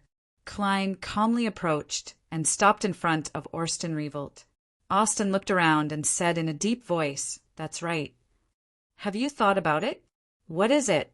Klein was at a loss at first before he recalled an introduction in the information. If Aston requests a private talk or directly asks for an answer to a certain matter, tell him that you will give him an answer when you leave Orvie. Indeed, it's within Amirius's expectations. All I need to do is pay attention to my attitude and tone. Yes, as well as the unique words and pronunciation of Rouen nobles. Klein nodded gently and said solemnly, "Wait a few more days. I will tell you the answer when I leave Orvie." Austin did not suspect anything and chuckled softly. "You seem to be waiting for something to give you the power to decide. The matter that forced Admiral Amirius to act alone?" Klein's heart stirred as he familiarly used the tone of a high-ranking person. "Put away your speculations." With that he turned and strode towards the banquet hall. Orsten Revolt stared at his brother's back. His expression gradually turned cold as he shook his head slightly. After entering the banquet hall, Klein surveyed the area and walked to the long table where the food was placed. From time to time, he would stop and exchange pleasantries with the people who approached him. During this process, he realized that he didn't need to understand the topics brought up by the people he was conversing with. All he needed to do was nod occasionally to allow the conversation to continue in a harmonious and pleasant atmosphere until it came to an end. Indeed, the status of an important figure makes certain aspects of acting simple, but correspondingly other matters will be difficult. Klein tore through all the obstacles and finally arrived at the long table. He randomly picked up a plate and told himself that Admiral Amirius liked fish, beef, and lobster, and hated chicken and goose. Therefore, he avoided roasted chicken and Bakelin-style roasted goose and chose steak, pan-fried dragon-bone fish, and Orvie lobster baked with cream cheese. As the metal utensils were lined with asbestos, red-hot coals, or containers filled with hot water, the food was still maintained at a sufficient temperature. When Klein took his first bite, he was so touched that he nearly lost his persona. He tried his best to maintain his image as Admiral Amirius. He held his plate and conversed with the port city's counselors, navy agents, and all sorts of people. He listened to them attentively and would stuff food into his mouth from time to time. He noticed that a young man in a tailcoat was constantly following not far from him. The man's blonde hair was neatly combed back with a slightly high hairline. He had a pair of light blue eyes, and he looked delicate and refined, identical to the picture Amirius's secretary won. Klein controlled himself and didn't size him up. He quickly filled his stomach before the banquet ended. After leaving the Governor-General's office, Klein boarded a carriage that was protected by the Admiral's guards and sat beside the wine cabinet. The blonde secretary, Juan, followed him in. His leather boots stepped on the thick, soft carpet as he silently moved to the opposite side of Klein. He sat down, but there was only a third of his buttocks touching the seat. The carriage began moving as Juan took out a stack of documents from his black briefcase. "Your Excellency, this is the consolidated accounts for 1349 submitted by the Orvie Naval Base." Klein extended his hand to receive it and casually flipped through a few pages. What? A roll of toilet paper costs £1? The naval base's bathhouse was renovated 20 times in a year? Klein did a rough calculation and discovered all sorts of ridiculous points. Isn't this accounting method a little too simple and crude? I can even open a course for them and specially teach them how to claim expenses.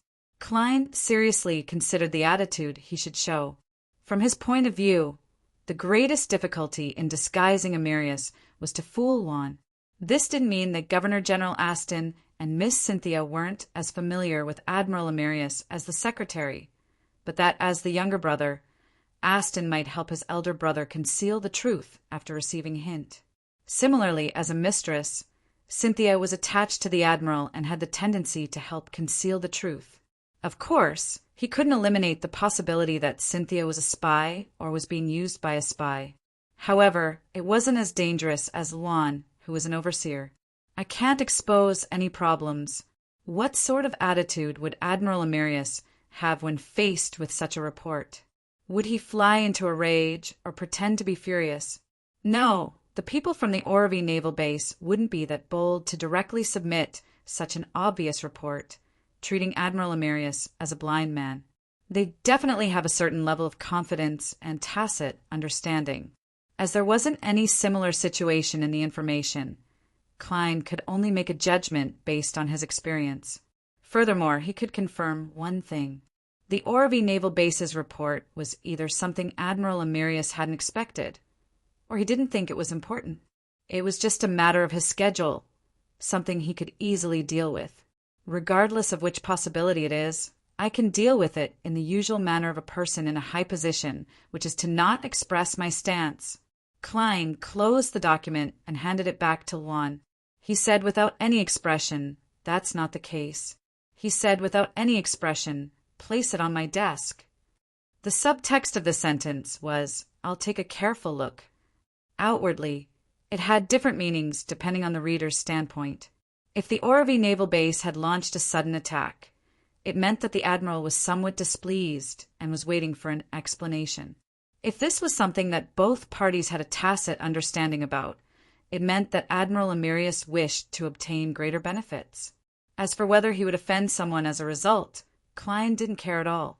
After all, he wouldn't be Emerius Revolt in a few days. He believed that the true demigod had the means to repress his subordinates' anger. In addition, he was especially thankful that Emerius wasn't a demigod from the Church of the Storm. Otherwise, he would have to consider whether he should nod in approval of the report or throw the document back angrily and throw a few people into the sea to feed the fish. "Yes, Your Excellency." Lon's expression didn't change as he stuffed the document back into his black briefcase, as though he had expected it. For the rest of the journey, Klein leaned against the carriage wall according to Emerius Revolt's habits. He half closed his eyes, as though he was pondering over a problem. However, he wasn't thinking of anything. Lon maintained his silence and didn't rashly say a word.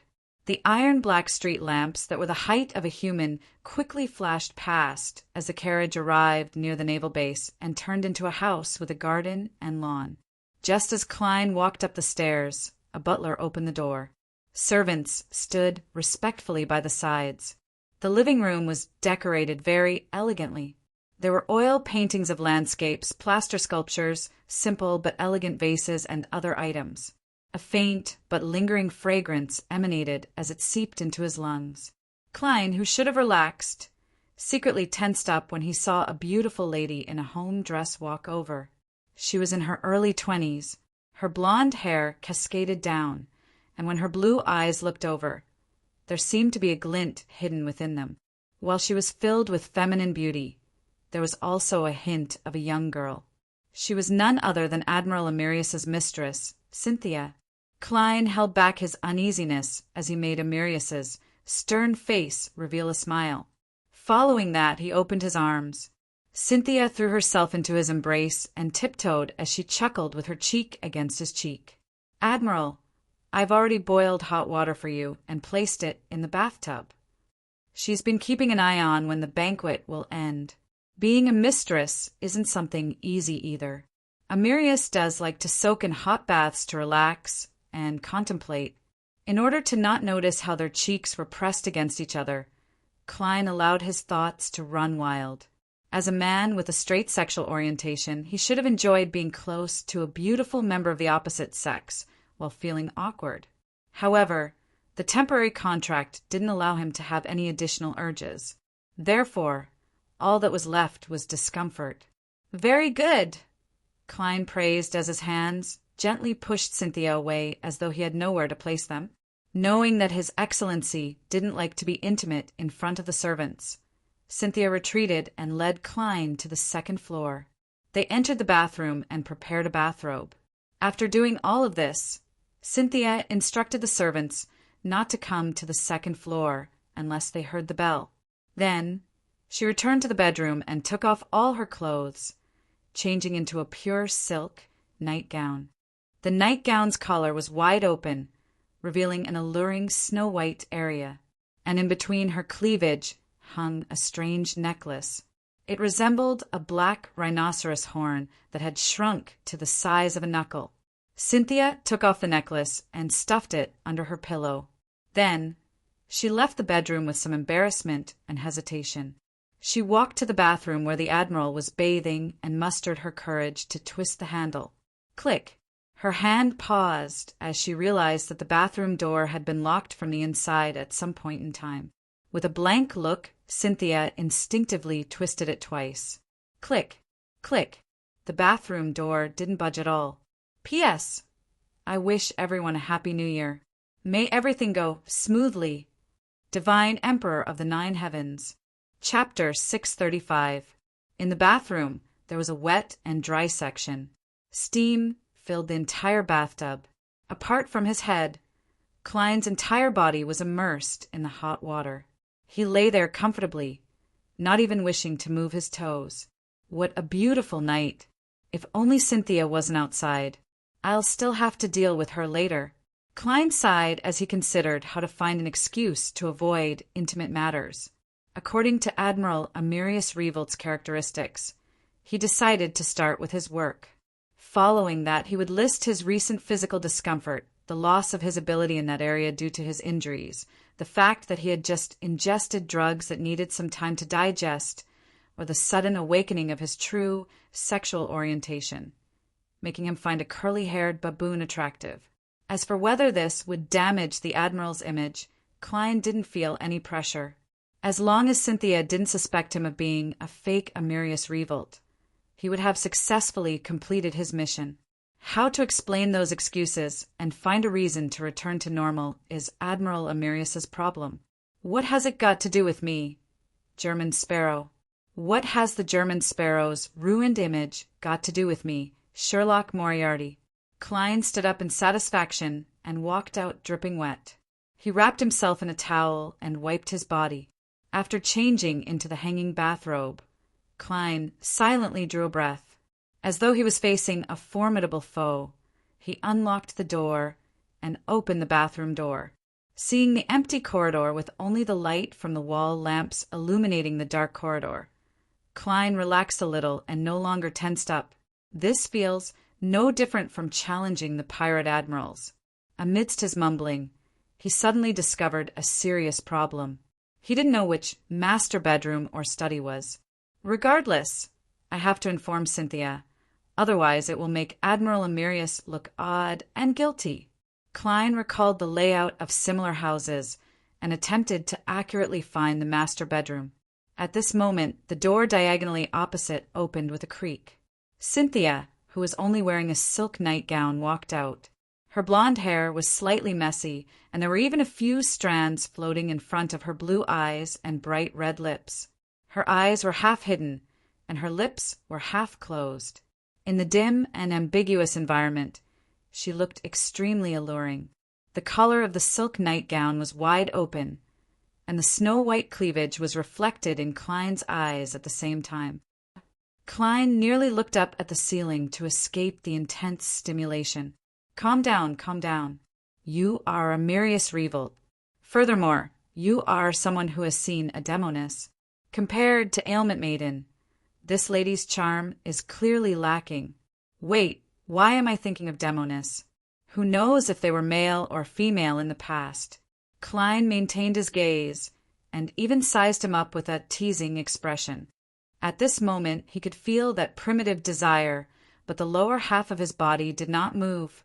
Is this the second sign of a temporary contract? Actually, there's no need for Admiral Amirius to go through so much trouble. Even if I have the urge, I can control myself. What haven't I seen before? Cynthia is a little different from the records. Isn't it said that she has only been Amirius's mistress for a year or two, and that she doesn't see him most of the time? Isn't it said that she can't let herself go when it comes to such matters? Why does she have the inclination of taking the initiative to seduce him today? Is it because she feels that her position isn't stable, or has she been replaced? Ever since he became a faceless, Klein found everyone fake. Cynthia's eyes drooped. The courage she had mustered vanished bit by bit under Amirius's scrutiny. Her face was gradually dyed with a heart-stirring blush as she felt embarrassed and a little proud. Then she heard the Admiral calmly instruct, "Prepare some coffee for me. Help me prepare coffee and put it in the study. I have many things to settle tonight. You don't have to wait for me." Cynthia looked up blankly, her face still blushing. She was momentarily unable to understand Admiral Amirius's words. Klein secretly drew a breath and went forward to hug her. He gently kissed her forehead. "I'll accompany you properly in a few days." Such a response came from the records. All he did was change his words slightly. To be frank, if he hadn't known Amirius beforehand, Klein would definitely believe that Admiral Amirius would wear a deadpan expression when interacting with his mistress or exercising in bed. Everything he said and did would be extremely serious. However, this demigod also had a gentle tone and a flirtatious side to him. He just wasn't good at saying sweet nothings. This made him realize something. Many people were unable to imagine what he was like in private just by looking at his surface. To put on a true disguise, a faceless needed to do detailed research and have sufficient understanding of the person. It was just like how magicians didn't perform unprepared. Cynthia revealed a clear look of disappointment, but she quickly reined in her emotions and forced a smile. "All right, Admiral, your pajamas are in your room. A bathrobe isn't suitable for handling matters. This is consistent with the information. She's rather considerate and knows how to understand others." Klein watched as Cynthia turned to enter the room and pull the bell. He took this opportunity to take off his bathrobe and change into a dark red pajama top and pajama pants of the same color. Cynthia diligently opened the door to the study and cleaned up the slightly messy table. Then she waited for the maid to brew some coffee before personally taking it from her and bringing it in. During this process, Klein flipped through the documents and information, pretending to be very professional. But in fact, he knew almost nothing about the relevant data and design concepts of ironclad warships and warships. He was no different from an illiterate. In such fields, he only knew the concepts of aircraft carriers, air supremacy, large warship cannons, and multiple cannon turrets. From the corner of his eye, he saw Cynthia silently leave and close the door. Klein heaved a sigh of relief, knowing that he had managed to muddle through the night. In the master bedroom, Cynthia pursed her lips and took out the necklace from under her pillow. She held the black, rhinoceros, horn-shaped item that was the size of a knuckle in her palm. She stood there and prayed softly, "Great Mother Tree of Desire, please make me even more alluring. Great Mother Tree of Desire, please make me even more alluring. Make Admiral Amirius even more infatuated with me. Let him experience extreme joy from me and give me a child." In the quiet study, Klein rummaged through the documents in front of him. According to how the information was handled, he simply picked out the ones and signed Amirius Revolt's name. The reason why he could imitate the handwriting was that a faceless could remember a target's traits, while Clown provided him with precise control. As for the complicated ones that he couldn't quite understand, Klein wrote similar comments. "Let's do some more research." After busying himself until dawn, Klein covered his mouth with his palm and yawned. "No, I need to sleep. There are still many challenges tomorrow. I need to maintain my energy." Klein thought for a moment and gave up on returning to the master bedroom. He raised his right hand and pressed down on his two half-closed eyes. With a sudden pull, he moved them to the sides of his nose bridge. Right on the heels of that, Klein tore open two slits where his eyes originally were. He used his flesh and blood to disguise them as a pair of fake eyes. After becoming a faceless, I'm really becoming more and more like a monster. If only I had such a godly skill back in school. He sighed silently as he half-crouched his body. His real eyes were tightly shut while his fake eyes were open to look at the documents as he fell asleep. The clown's special made him instinctively maintain his balance and remain motionless like a marble statue. After an unknown period of time, Klein suddenly jolted awake from his dream. He sensed that a force was attempting to pull him into a deep slumber and invade him. Who is it? I haven't done anything recently. Why would someone want to enter my dream? That's not right. I'm now Admiral Amirius Revolt. Klein's heart stirred as he immediately changed his appearance. Even in his dream, he became that demigod. At the same time, he felt his consciousness contract as though he was hiding from something. This is different from a normal dream. I've clearly regained my rationality and can struggle free and wake up, but I can't leave the dream. Klein discovered even more oddities after some attempts. He knew very well that he was sleeping, and he could sense and control his body outside the dream. But regardless of what he did, he couldn't wake up. Right on the heels of that, a blurry white gas emanated in front of him, condensing into an indistinct figure. Klein narrowed his eyes slightly as his psyche penetrated the dream, allowing his body in the real world to silently move. Then he placed his palm into his pocket and touched the 9th law charm. At this moment, the blurry figure calmly said, "Do not participate in Austin and Company's matters. This is a warning." That's impressive. To actually warn a demigod. What are Austin and Company up to? Klein thought for a moment and slightly emanated his spirituality, allowing the 9th law charm to emit a deep might. Then he mimicked it and expressed a similar feeling in his dream. Following that, he said in a deep voice, "Who are you? Who do you represent?" The blurry figure was taken aback before he sighed and said with a smile, "As expected of Spell Weaver Amirius. As expected of Dharma Weaver Amirius. He's actually able to maintain his lucidity under such circumstances. No. Although Amirius is known as a spell weaver, he isn't good at such matters. You should say that as expected of Lord Fool." Klein lampooned before saying solemnly, "Answer my question." The blurry figure chuckled. "You don't need to know who I am. You don't need to know who I am. Do not defy the fate of an era, which is also its trend. This will only make you a sacrifice of history.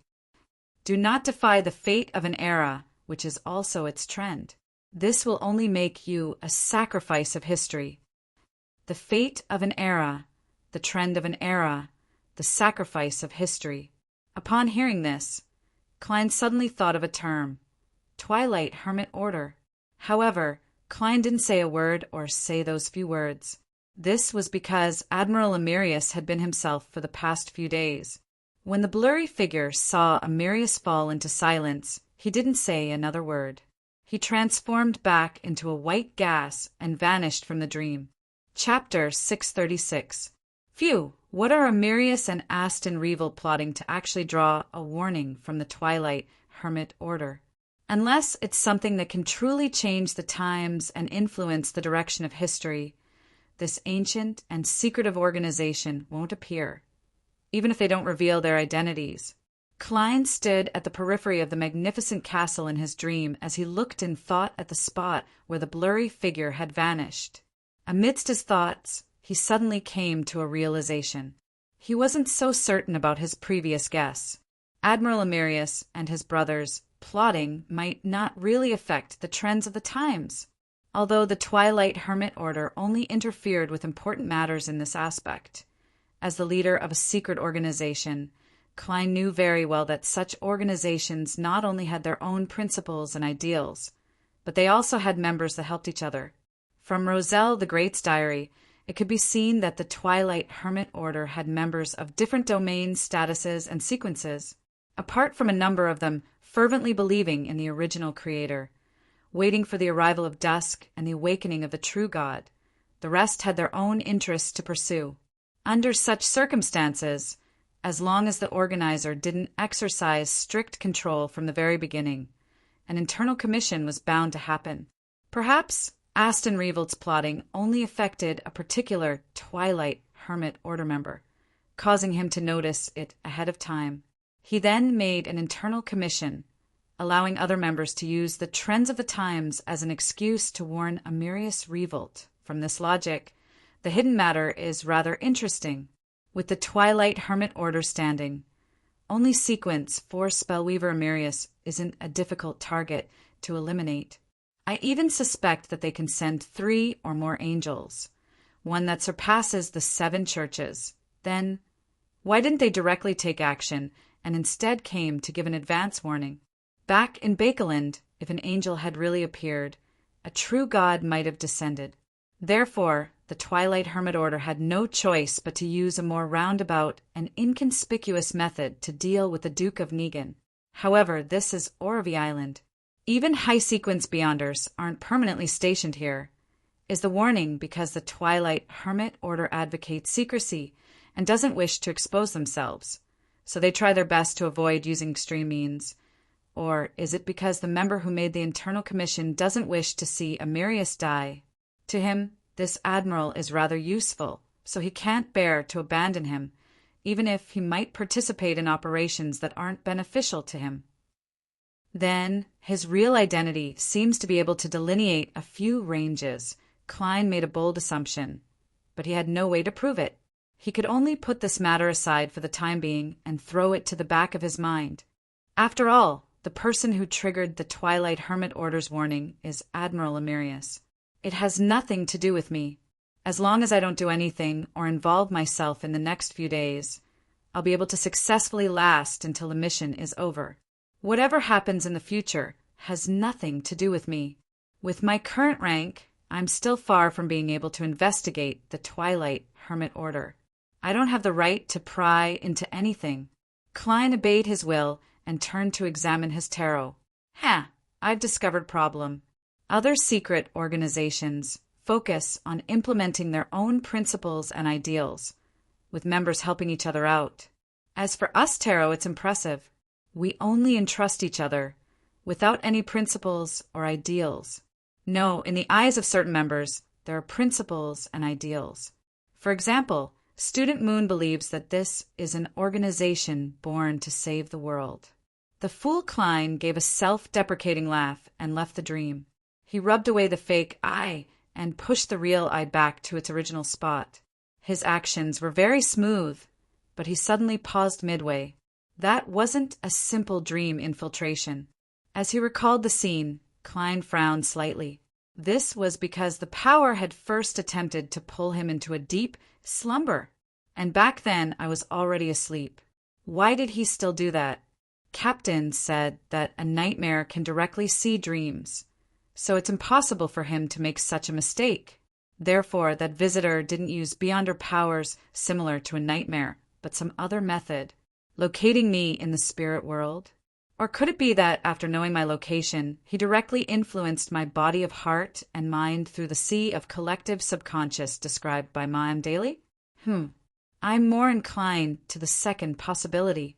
This is the only way to explain why I can't break free from the dream, even though I've regained my sanity. Emperor Roselle also mentioned in his diary that the organization he's part of is suspected to be the Twilight Hermit Order. It gathers through a real dream that covers the entire continent. A real dream, Klein nodded and laughed silently amidst a sigh. Admiral Amirius definitely didn't expect the Twilight Hermit Order's warning. I'm the only one who managed to hire me. If it were anyone else, they would have been exposed. At least I didn't let down the 9th Law Talisman. City of Silver, inside the spire, in the room belonging to Chief Colin Iliad. Derek Berg, who had been summoned, once again saw the demon hunter with white hair and old scars on his cheeks. He felt a little uneasy. After he finished his greeting, Colin looked him up and down and said, "You've advanced." "Yes, I'm already a sequence, 7 High Priest of Sunday."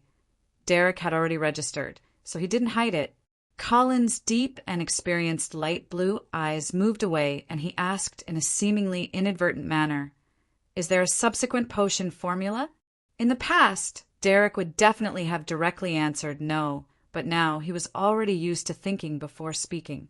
If I were to answer no and later advance and lack the corresponding experience to support it, it would definitely be confirmed as problematic.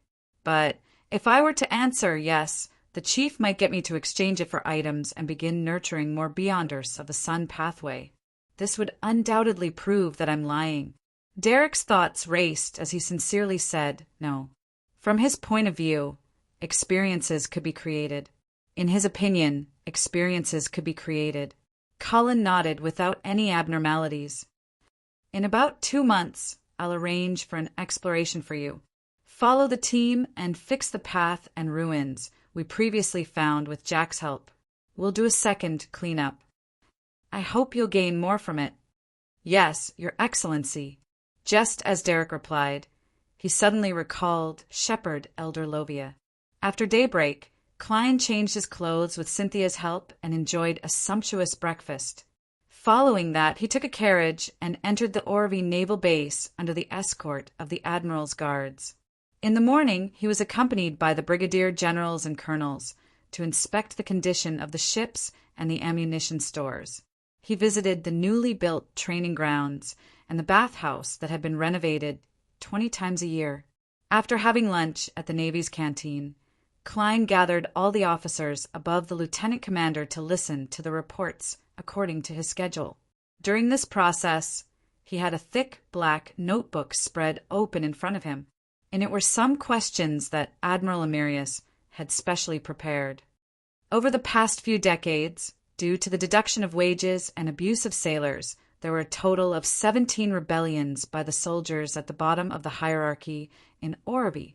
After the Royal Navy's latest regulations were promulgated, thanks to Your Excellency's guidance, we have already changed this culture. In the past 3 years, there haven't been any similar incidents. A colonel of the Orvie Naval Base stood at his spot as he reported the overall situation. From time to time, he would raise his head to glance at Admiral Amirius Revolt. He discovered that His Excellency was listening attentively and constantly taking notes. The rustling sounds made the officers sitting in a circle not dare to slack off. They similarly focused on recording the important points. Having received such a positive response, the colonel's reporting voice unknowingly turned a little louder. How boring!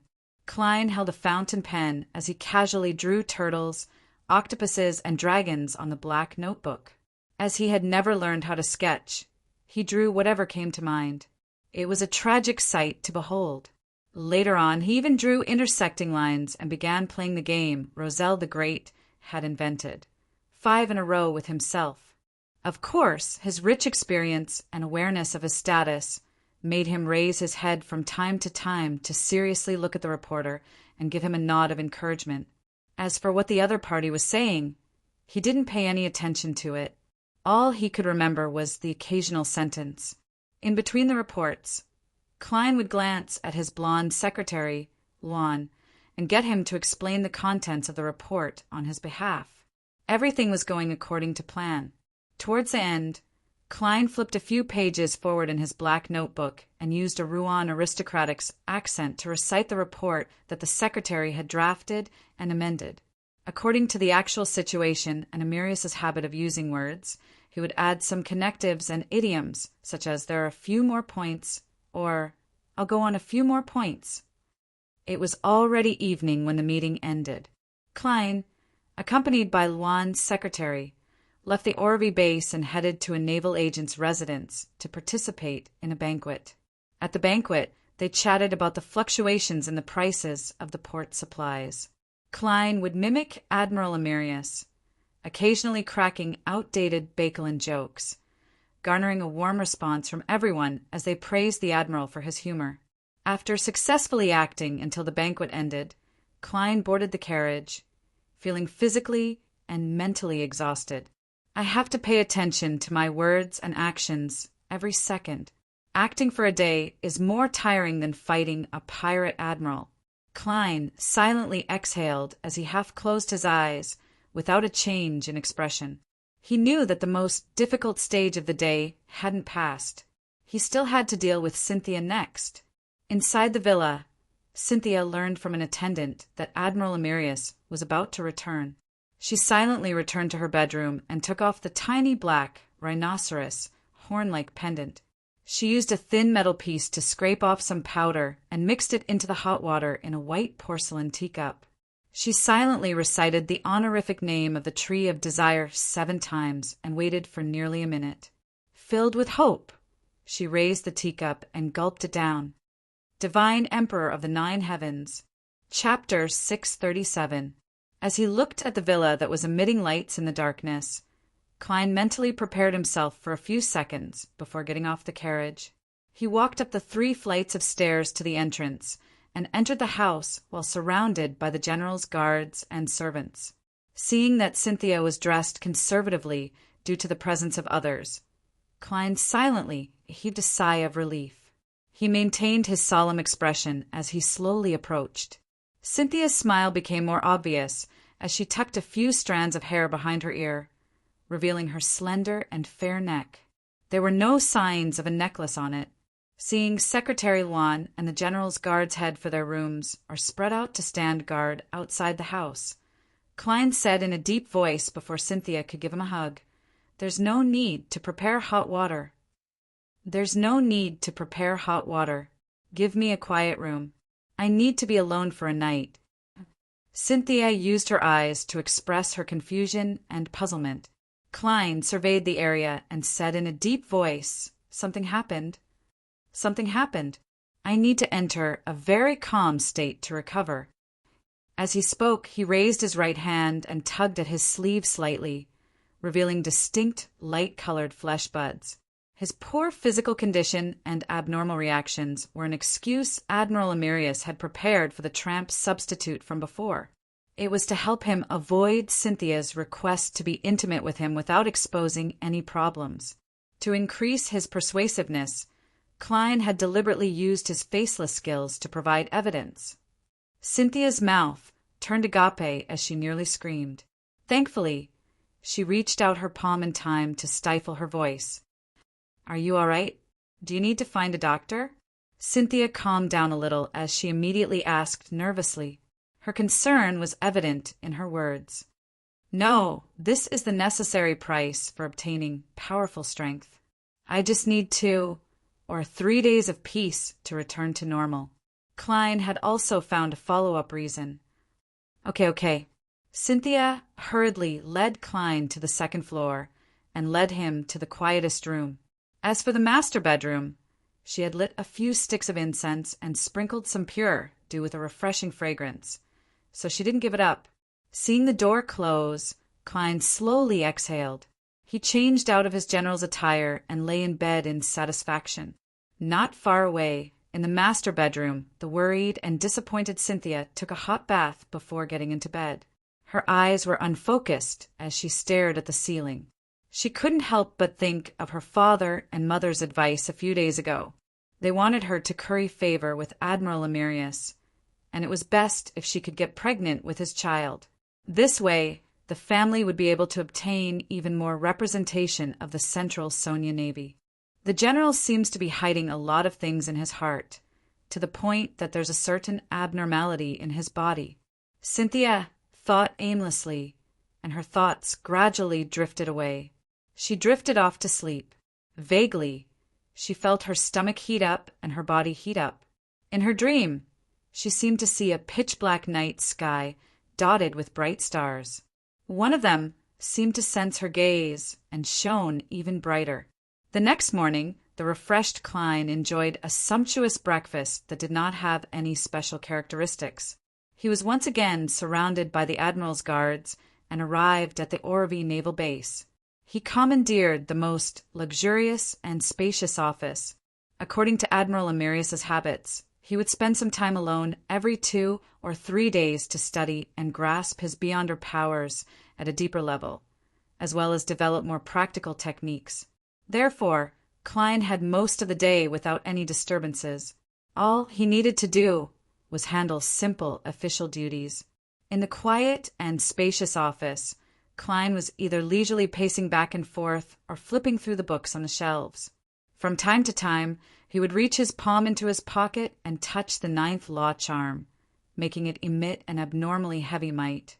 This was to make the blonde secretary, Juan, believe that there was nothing wrong with Admiral Emerius.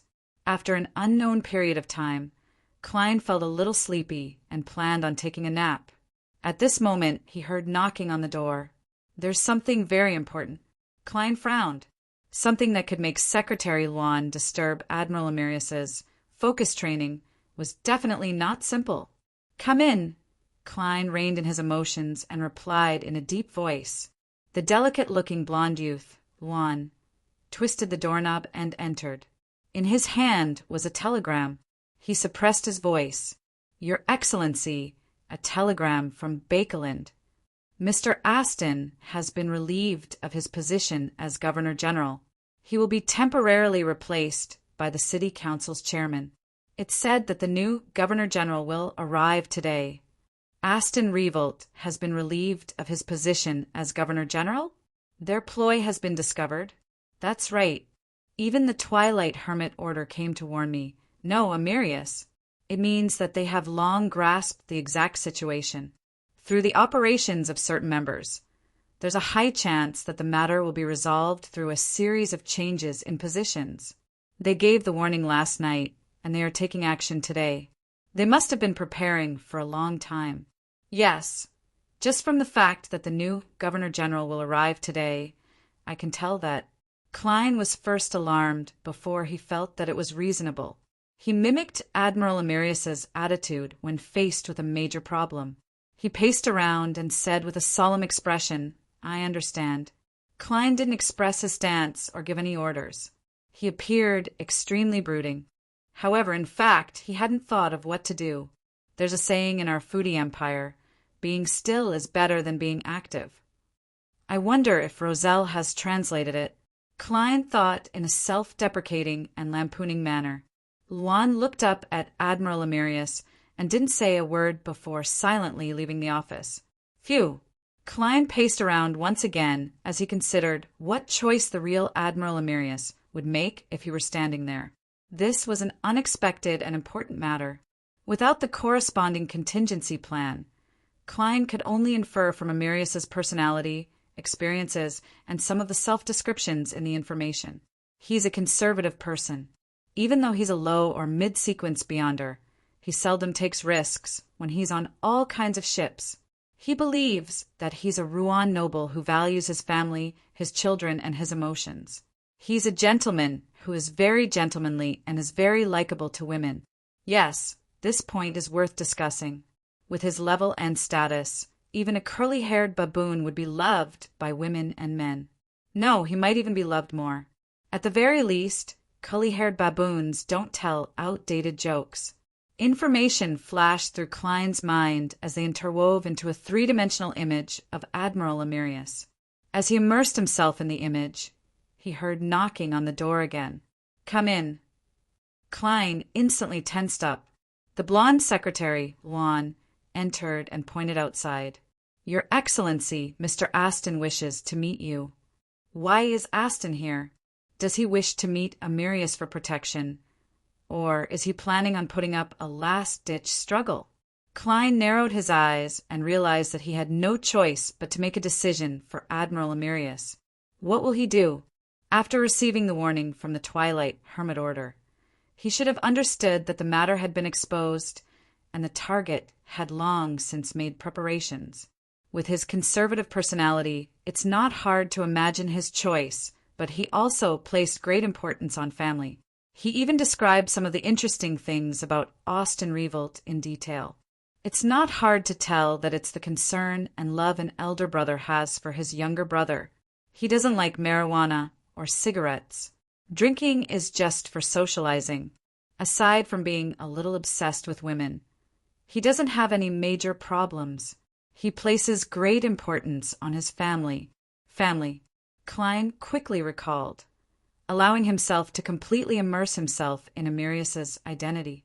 He experienced the emotions and the importance he placed on matters. Family. At that moment, he seemed to transform into Amirius, but he was analyzing all sorts of problems in a detached manner.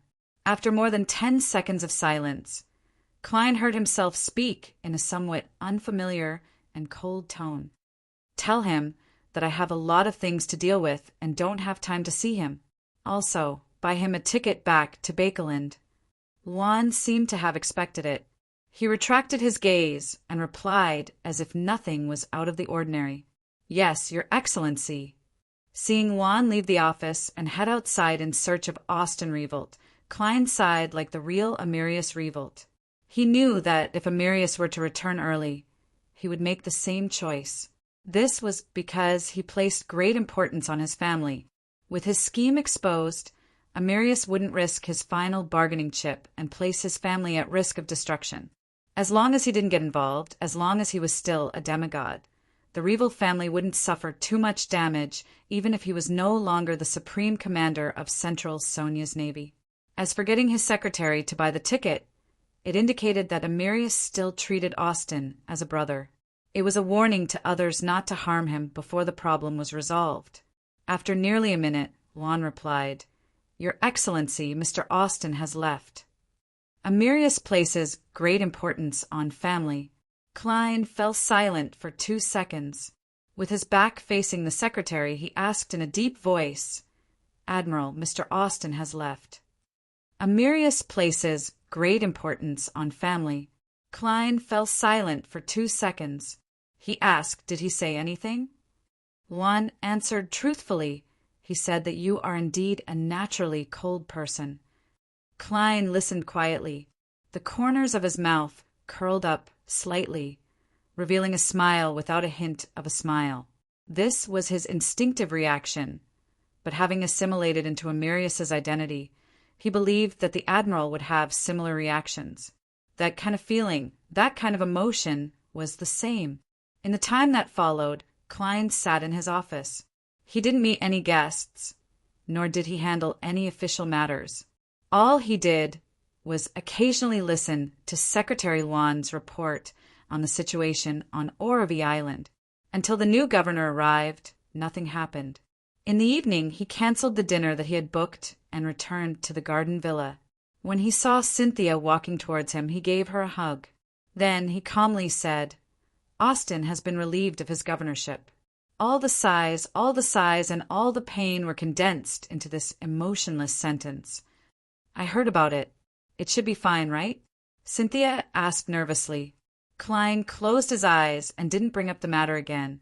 He only let out a soft That sentence just now was the most obvious expression of emotion that a serious, old-fashioned, conservative, and introverted person could make. 9 Heavens, Divine Emperors. Chapter 638. Cynthia could vaguely sense Admiral Amirius's restrained but deep pain and helplessness. She didn't say anything else as she hugged him tightly. She used her companionship and dependence to give him the strength to calm his emotions. After a simple dinner, Klein took a hot bath and entered the quietest guest room as usual. He lay in bed and stared at the ceiling in a daze. He knew that he was immersed in the role of Admiral Amirius. This was because the helplessness towards fate and the hiding of pain were similar to his own life experiences. It resonated strongly with him. If I hadn't figured out the method of blending in and separating myself, I might have lost myself a little. Ha! This is just like certain actors in my previous life. They're too immersed in their roles and are unable to extricate themselves, resulting in mental problems. And to be honest, mental problems might be magnified. While Klein felt depressed, he knew who he was. I never expected that a high-ranking Navy admiral, a demigod saint, would still experience such helplessness and pain.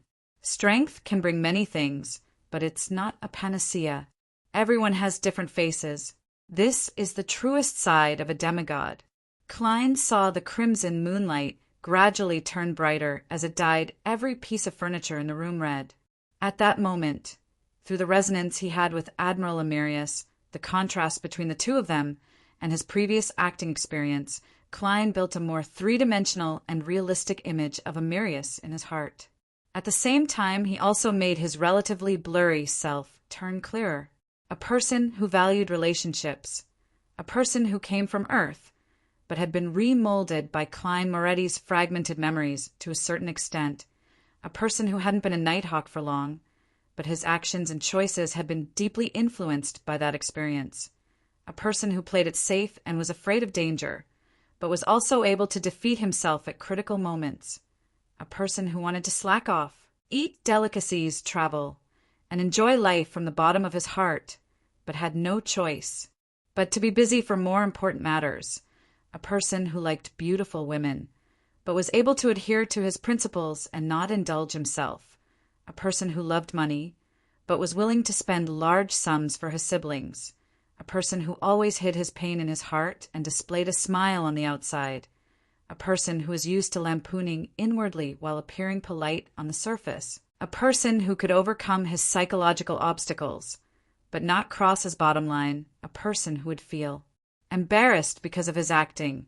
He was also a guardian, a pitiful wretch who was constantly facing danger and madness.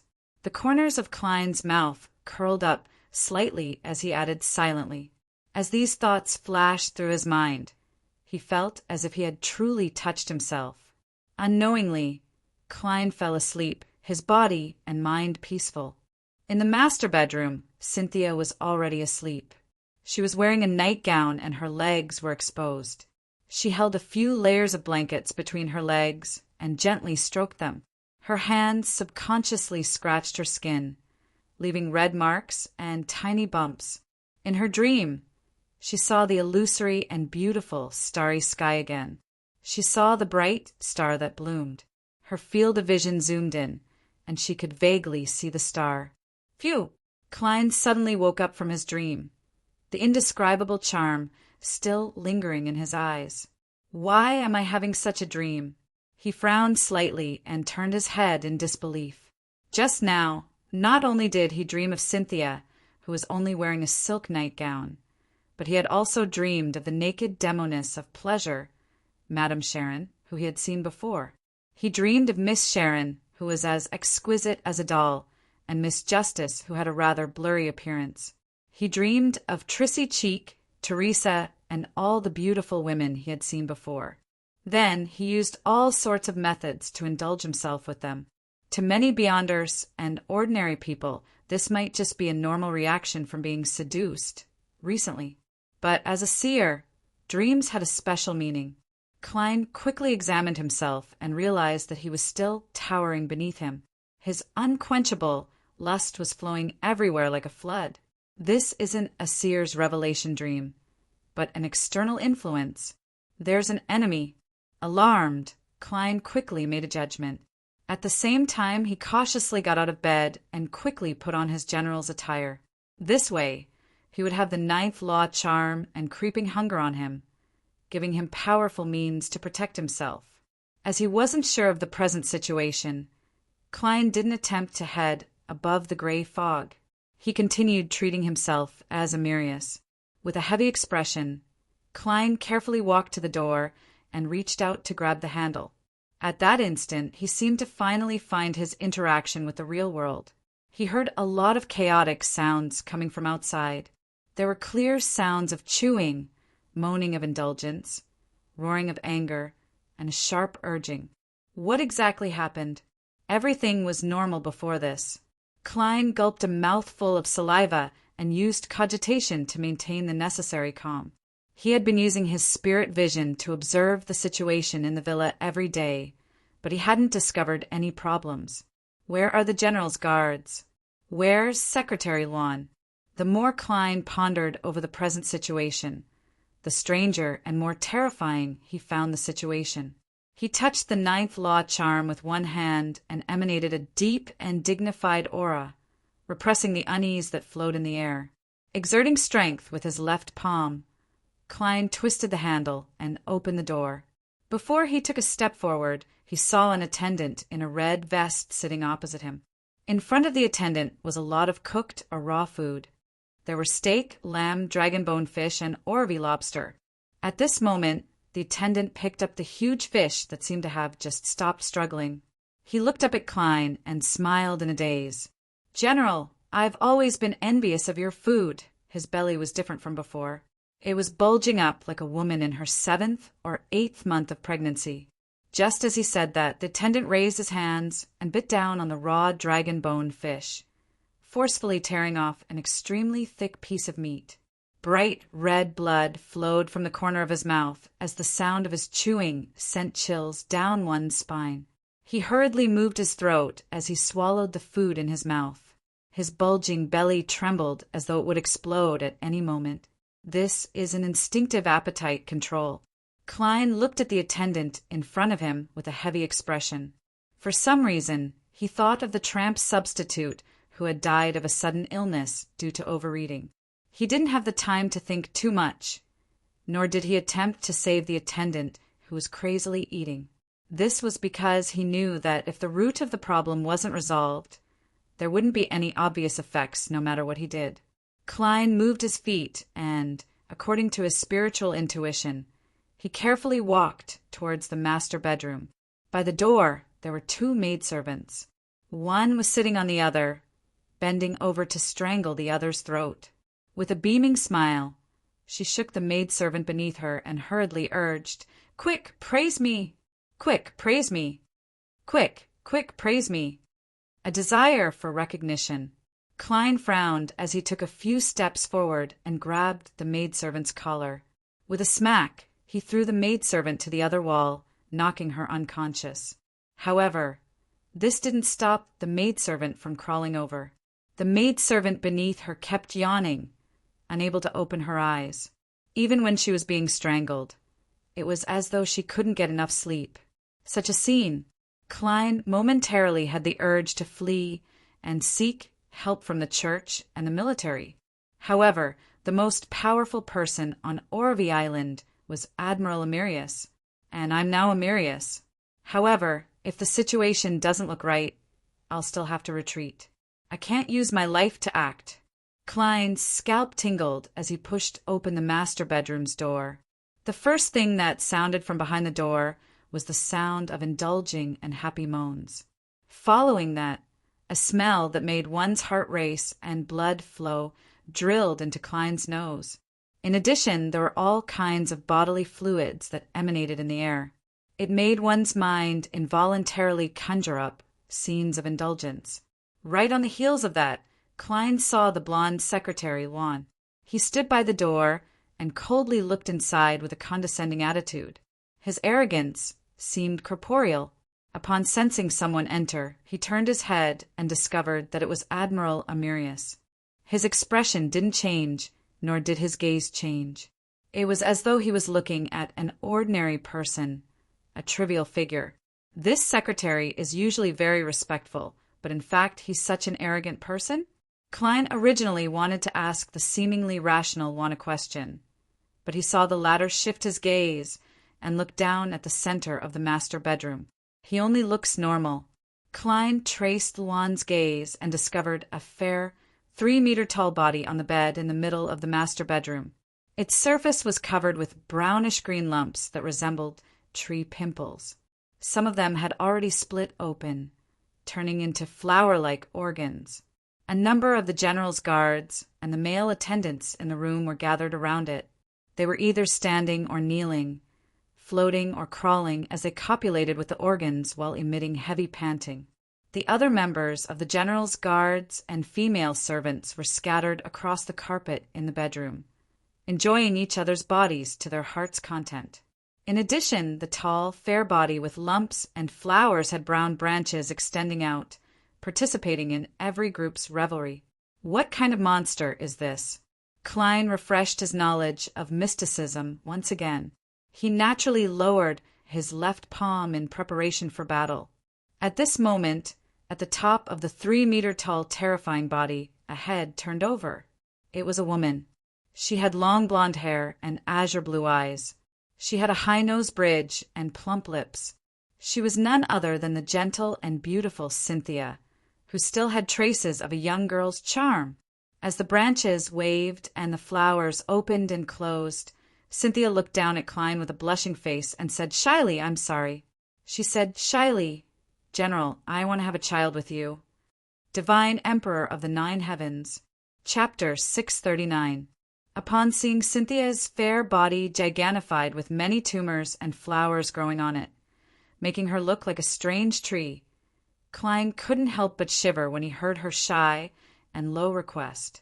All his hair stood on end. Such a scene was terrifying beyond human imagination. Even in his dreams, he had never seen such a scene before. If he were facing Magos and Tinjin, Klein would have definitely been affected by such a scene. He would have temporarily lost the ability to react due to his horror and panic. But after experiencing so much, he was a seasoned beyonder in the truest sense of the word. At the same time Cynthia's words entered his ears, the glove on his left hand silently changed color. It turned deep black, exuding a noble and sinister feeling. This meant that Klein had activated Creeping Hunger and switched to Wormtongue Missile Soul, transforming into a baron of corruption. In that instant, he distorted Cynthia's words, turning General, I want to have a child with you, into General, I only want to have a child with you. This way, Klein believed that the General's guards and male attendants surrounding the tree-like monster would definitely be pushed away by Cynthia, who had her wills distorted. They would be thrown far away to gain a chance to catch a breather. As for whether this would expose him as the real Admiral Emirius, he wasn't concerned. At such a moment, a person who cared if true acting could be completed was definitely someone with severe obsessive-compulsive disorder, and he clearly wasn't one.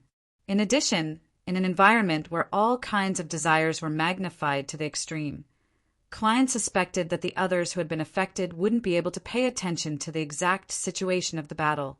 The Baron of Corruption's distortion powers were silently activated, but Klein was surprised to see that the men surrounding Cynthia didn't have any changes in their actions. They weren't repelled at all. It's clearly already distorted. The mutated Cynthia is actually able to directly resist such effects. Klein's pupils constricted as he suddenly jumped 2 steps to the side. Where he was originally standing, a brown tree branch drilled out. At its tip was a flower that was dripping with sticky liquid. The flower was abnormally large, and when it bloomed, it seemed like it could devour an entire person. Although Klein had never seen the man-eating flowers in the southern continent's primitive rainforest, he didn't believe that they could be more terrifying or exaggerated than this. Pa, pa, pa. The same branches drilled out of the walls, floor, and ceiling.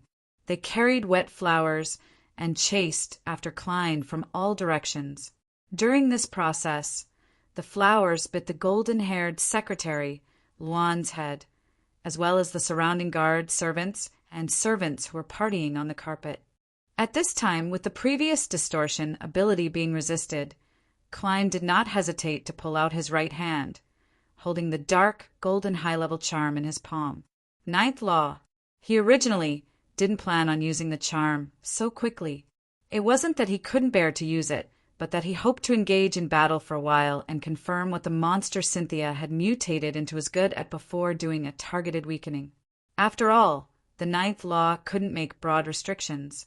The content had to be sufficiently specific. For example, it couldn't make any Beyonder powers lose their effectiveness, but it could designate one Beyonder power to be ineffective. To maximize its value, careful observation and keen judgment were the prerequisites. However, the present situation left Klein with no choice but to use his trump card. Otherwise, he suspected that he wouldn't be able to harm the tree-like monster at all. If the 9th Law charm can't create an environment that can kill the monster, I'll immediately use it to escape the villa and lure Cynthia outside. Then I'll find an opportunity to pray and head above the gray fog to use the sea god Scepter to launch a blanket attack. As this thought flashed through his mind, Klein, who was constantly jumping between the branches and flowers, chanted a word in ancient Hermes. Law! As the activation incantation reverberated, the dark golden charm in Klein's palm turned ice cold, a coldness that made one lose all emotions. At that moment, Klein used this to reach an extremely calm state. While throwing out the 9th Law charm, his thoughts raced as he considered what he should restrict. His first reaction was to forbid any desire, but he knew that it was too broad. Therefore, he thought of changing it to forbid the desire to procreate. After all, Cynthia's wish was to have a child with Admiral Emirius. The influence she showed on her surroundings was mainly in this aspect. Just as the 9th Law charm flew into the air and transformed into dark, golden points of light that emanated in every direction, Klein suddenly thought of a problem. Cynthia was an ordinary person in the past, This was an undeniable fact. Over the past 3 nights, Klein had used spirit vision and divination to repeatedly confirm that Cynthia wasn't a Beyonder. Similarly, if she was Admiral Emerius, who could directly distinguish ordinary people from Beyonders, would have long discovered her. Therefore, the reason why she suddenly mutated into a monster was a problem that he had to pay attention to. Could it be that she was like Magos, and through some ritual, she became a vessel for an evil god's descent? No, if there was a ritual, it's impossible for me not to discover it. My spiritual intuition would have warned me not to activate my spirit vision or look directly at Cynthia. There's some item or characteristic on her that allows external powers to project over. Therefore, nothing happened the first 2 nights, but the sudden change tonight. Regardless, her horror comes from the outside world and not from herself. Klein quickly made a judgment in those 2 seconds. Without any hesitation, he seized the opportunity and said in a deep voice, "Interaction with the outside world is prohibited here." Ancient Hermes that was filled with mystery instantly spread out as the scattered, dark, golden light interwove to form countless symbols and magic labels that resembled laws before fusing into the void. Hum! Klein suddenly heard a light hum in his ears, as though he saw an invisible light filled with desire being repelled outside the room. Following that, an illusory and resplendent starry sky appeared in front of him. A star that was emitting a bright light appeared. Pa! Pa! Klein's eyeballs exploded as a mixture of blood and liquid flowed out in a hideous and terrifying manner. Although he had used the 9th law charm to isolate the external influence, the level of the power was extremely high. Just a normal backlash was enough to penetrate the natural protection of a high-level charm and blow up his eyes. The damage was rapid and without any warning. Klein didn't even have the chance to use paper figurine substitutes, just like Nimblewright Master Rosago. If not for the 9th law charm, his eyes wouldn't have been the only thing that exploded. He might have even become a monster like Cynthia. At the same time, the towering, tree-like Cynthia came to a halt. Her body suddenly disintegrated, turning into a pool of flesh and blood with brownish-green tumors. The surrounding guards and male attendants collapsed to the ground, unconscious by the bedside or on the ground.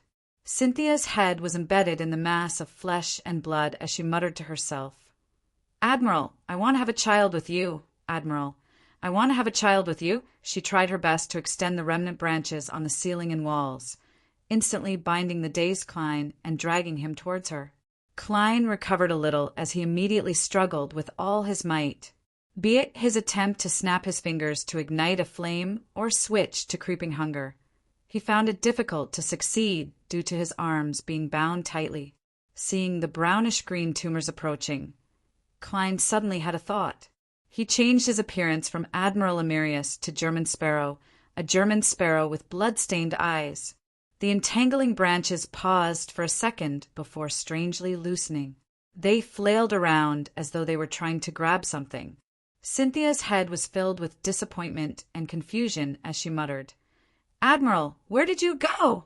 Admiral, where did you go?" Without any external resistance, she was finally influenced by the Baron of Corruption's distortion. All she wanted was to have a child with Admiral Emerius and spare German Sparrow. Klein flipped to his feet and pressed his right hand to his eyes. With a sudden pull, he transferred the ruptured wound to his left shoulder. While his left shoulder turned into a bloody mess, creeping hunger was dyed with a pure and resplendent glow. Klein looked pitifully at Cynthia's head in the pile of flesh and blood as he spread his arms to the sides. A bright pillar of light with holy flames swirling around it descended from midair, enveloping the monster that had been reduced to a pile of flesh and blood. P.S. The rhythm has been disrupted. This chapter has fewer words, so I'll update it first. M.